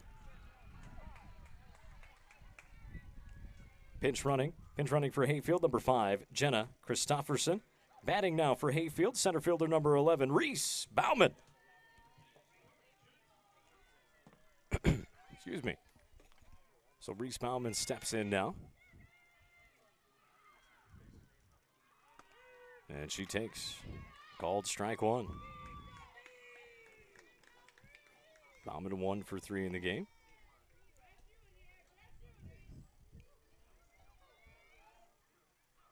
Hitlewski able to get that first one across. Pitch number 2, and that one's in the dirt. Good stop, though, by Moeller. That evens up the count at 1-1. To Bauman. A long inning here for Fairmont out there in the field. And the pitch. Swung on and missed. 1-2. The count to Bauman.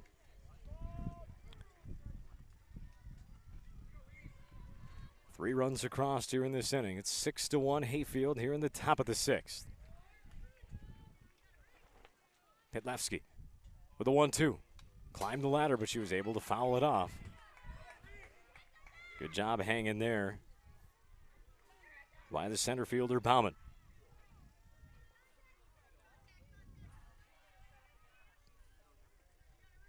Hitlewski still ahead, 1-2. And the pitch.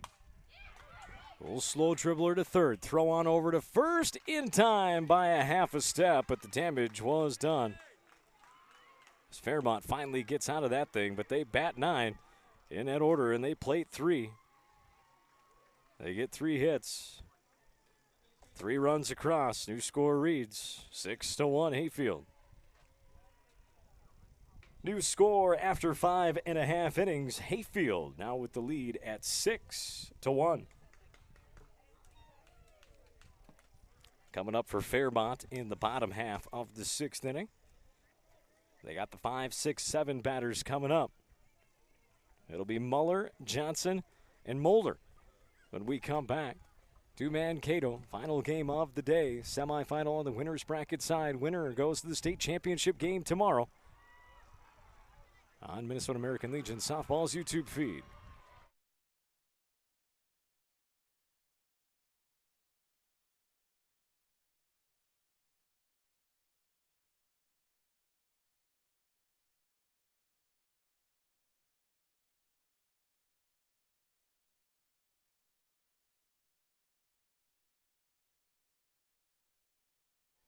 All right, here we go, bottom of the 6th inning.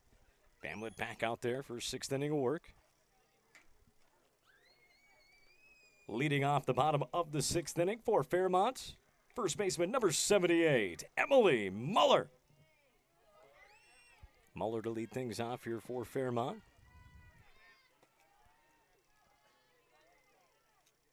1 for 2. Struck out swinging to start the second. Single got stranded at second of the fourth. First pitch to her. Swung on, popped up, shortstop.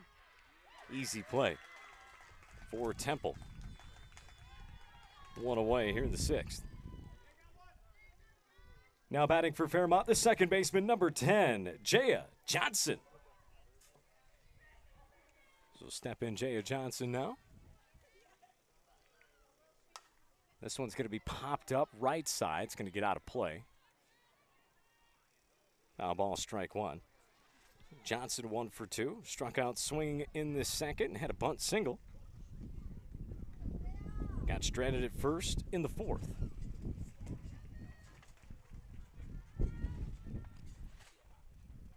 And the pitch from Bamlett. That's going to miss in. That'll even things up at 1-1.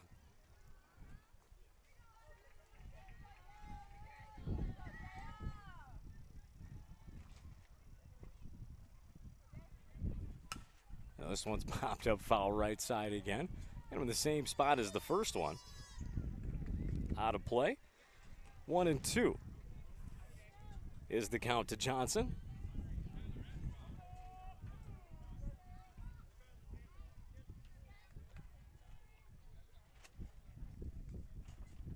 And the pitch just misses. Down and away, evens things up at 2-2 to Jaya Johnson. A lot of Moeller awaits on deck for Fairmont. They're running out of outs. That's going to go foul, kind of like a swinging bunt, you could say, almost on first baseline, but goes foul, and we'll do the 2-2 again. To Johnson.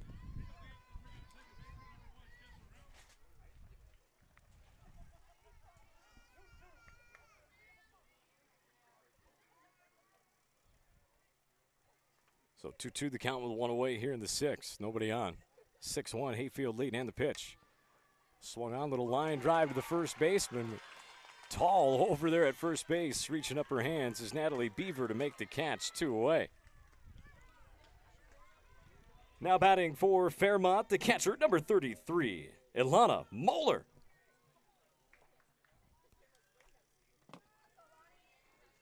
Moeller has struck out twice, once swinging to end the second, struck out looking in the fourth.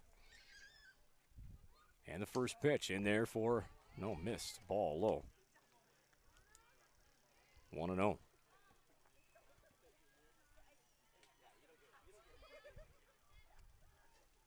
And the 1-0 pitch. That one's in there for a strike, 1-1. And 6-1 lead for Hayfield here in the bottom of the sixth inning. 2 away. Bamlett just misses outside. 2-1.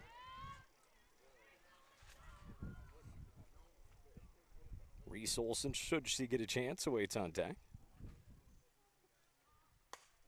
Popped up foul left side.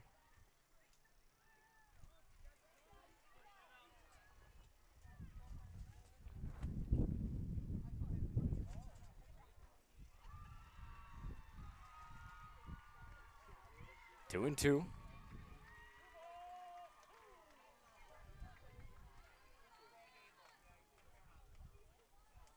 Two the count to Moeller. And the pitch. Swung on and missed. Strike 3.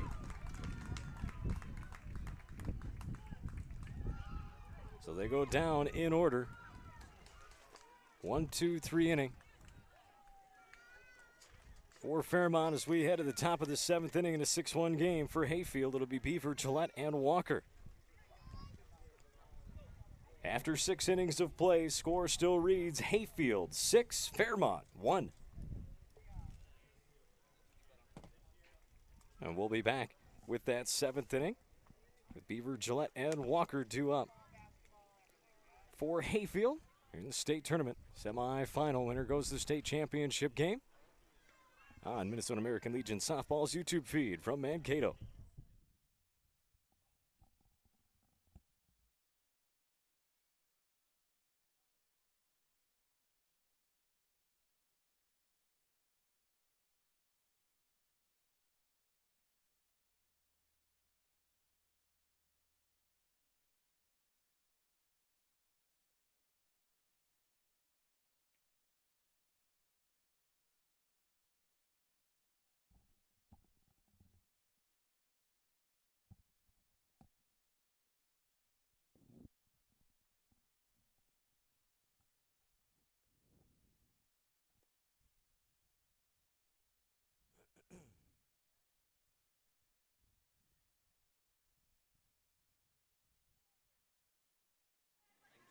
And welcome back to State Tournament Softball.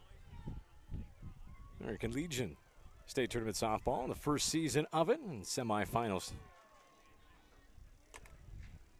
Hayfield and Fairmont. Hayfield leading 6-1 here in the top of the 7th. Leading off the top of the 7th inning for Hayfield will be the first baseman, number 1, Natalie Beaver.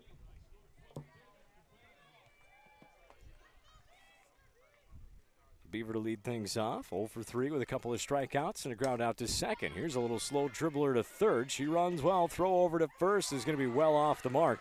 I don't think it would have been in time anyway. Would have been close, and it goes down the right field line, and Beaver stand over at second base.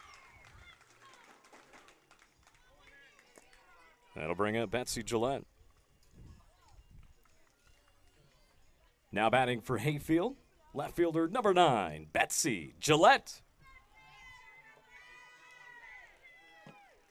So leadoff runner on for Hayfield. They struggled through 4 innings and then were able to crack it open in the 5th and the 6th, plating 3 in each inning. Looking to add more here in the 7th. Swung on, cue ball shot, fouled off into their own dugout. Down first base side.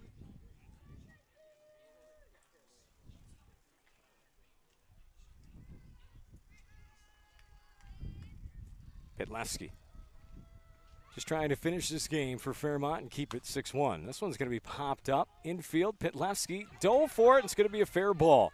She touched it in fair territory, and it goes foul. Oh, tough break there. Heck of an effort by Petlevsky. Just a tough break. In and out of the glove, diving full extension. Couldn't hang on to it.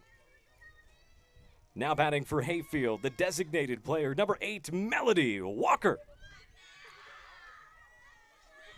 Step in Walker now.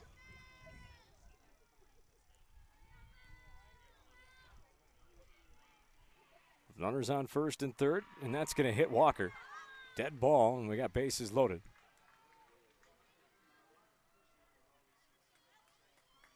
I don't know. She jumped and it bounced. Yeah, I was going to say it almost hit her twice. Yeah. Actually, kind of hit her twice. It hit her foot initially and kicked up, and then it hit her again. So Walker's hit by a pitch, and that'll load the bases.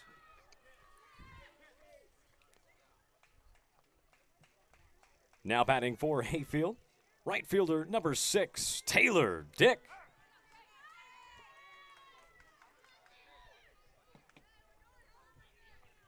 So step in Dick now. She was hit by a pitch and scored in the 6th. And a nice bunt single that started that rally in the 5th. Popped out to the catcher in the 3rd. Been a big part. The big innings has been the number 9 batter, Dick. And she takes low for a ball, 1-0. Nobody out here in the 7th with Hayfield threatening again. Petlevsky still out there for Fairmont.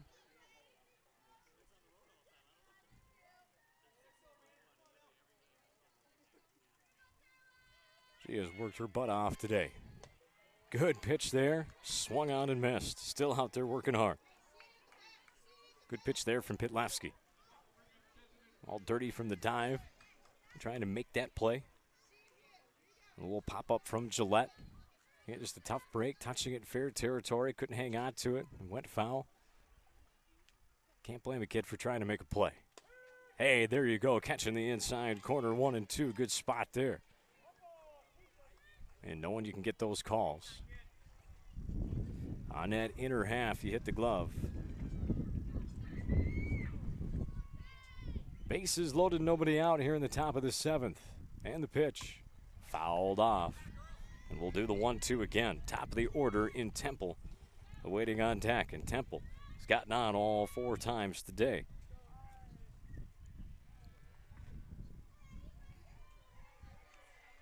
We'll do the 1-2 again to Dick. Again, nobody out with the bases loaded in a 6-1 ball game. Hayfield leading, looking to add more.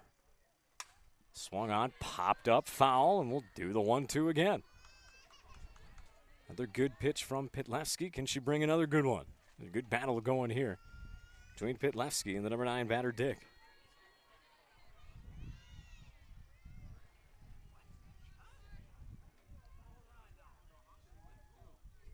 Pedleski with a pitch. Swung on and missed. She won the battle, got her strike 3 for the first out of the inning. Now we go to the top of the order. Now batting for Hayfield. Top of the order with the shortstop, number 3, Joe Temple. So one away, bases still juiced. Temple 3 for 3 in the ball game with a walk as well. Scored a couple of runs. First pitch swinging foul. Got a stolen base and an RBI too. Heck of a ball game for Temple.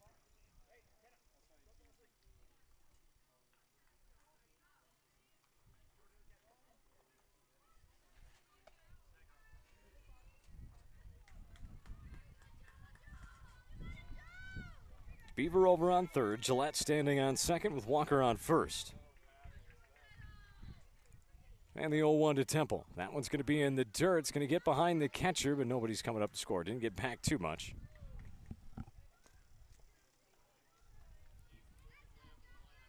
A good hitter up there, up 6-1 here late in the ball game. Only one out. Not going to risk it on that type of pass ball. 1-1. And the pitch. Swung on right back to the pitcher. Throwing over to first in time.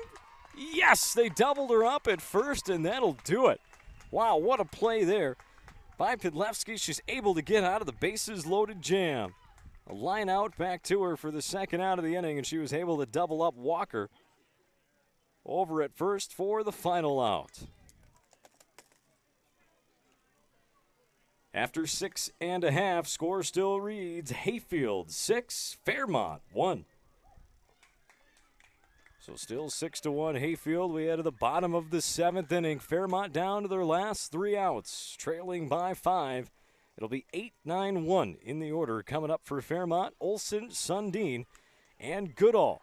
And we come back in the state tournament from J.C. Park in Mankato, Minnesota American Legion Softball's YouTube feed.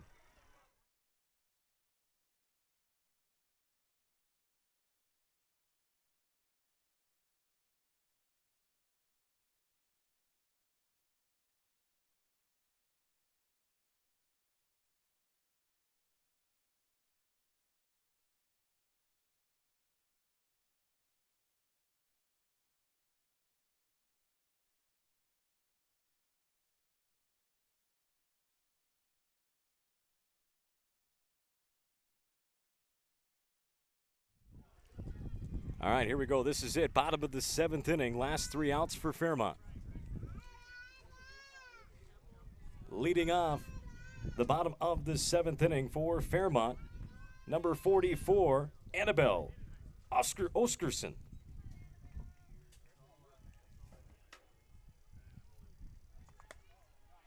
And she takes ball 1.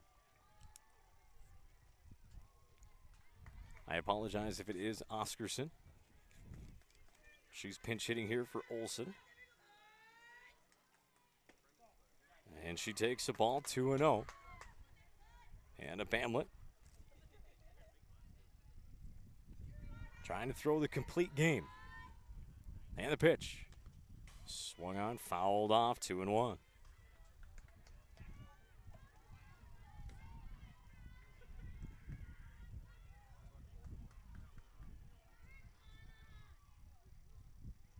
Sundin on deck. And the 2-1 pitch. There's a called strike, 2-2.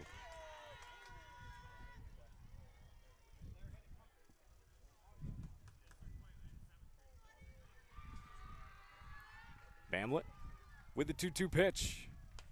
Fouled off. And we'll do the 2-2 again.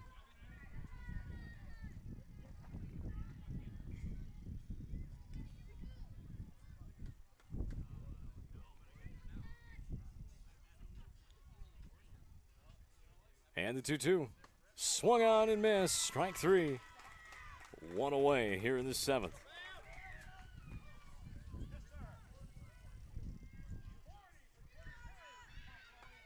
Now batting for Fairmont, number 40, Chloe Miller. So Miller will pinch hit for Sundin. And there's a called strike. 0-1. Top of the order in Goodall. on deck. Let's see if he gets, that one misses away, 1-1.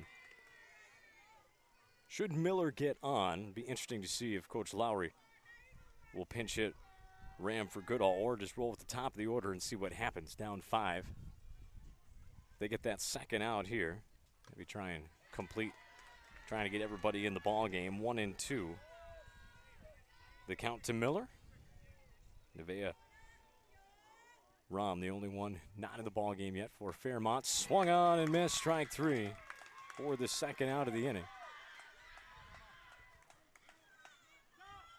Top of the order.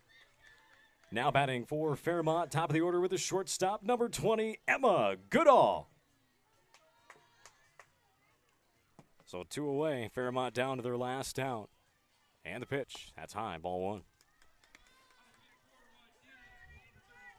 Hayfield trying to punch their ticket to the state championship tomorrow versus Browerville.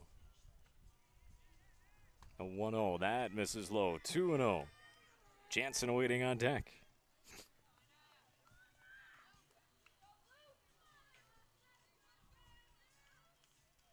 And the pitch. Swung on, line foul. 2-1.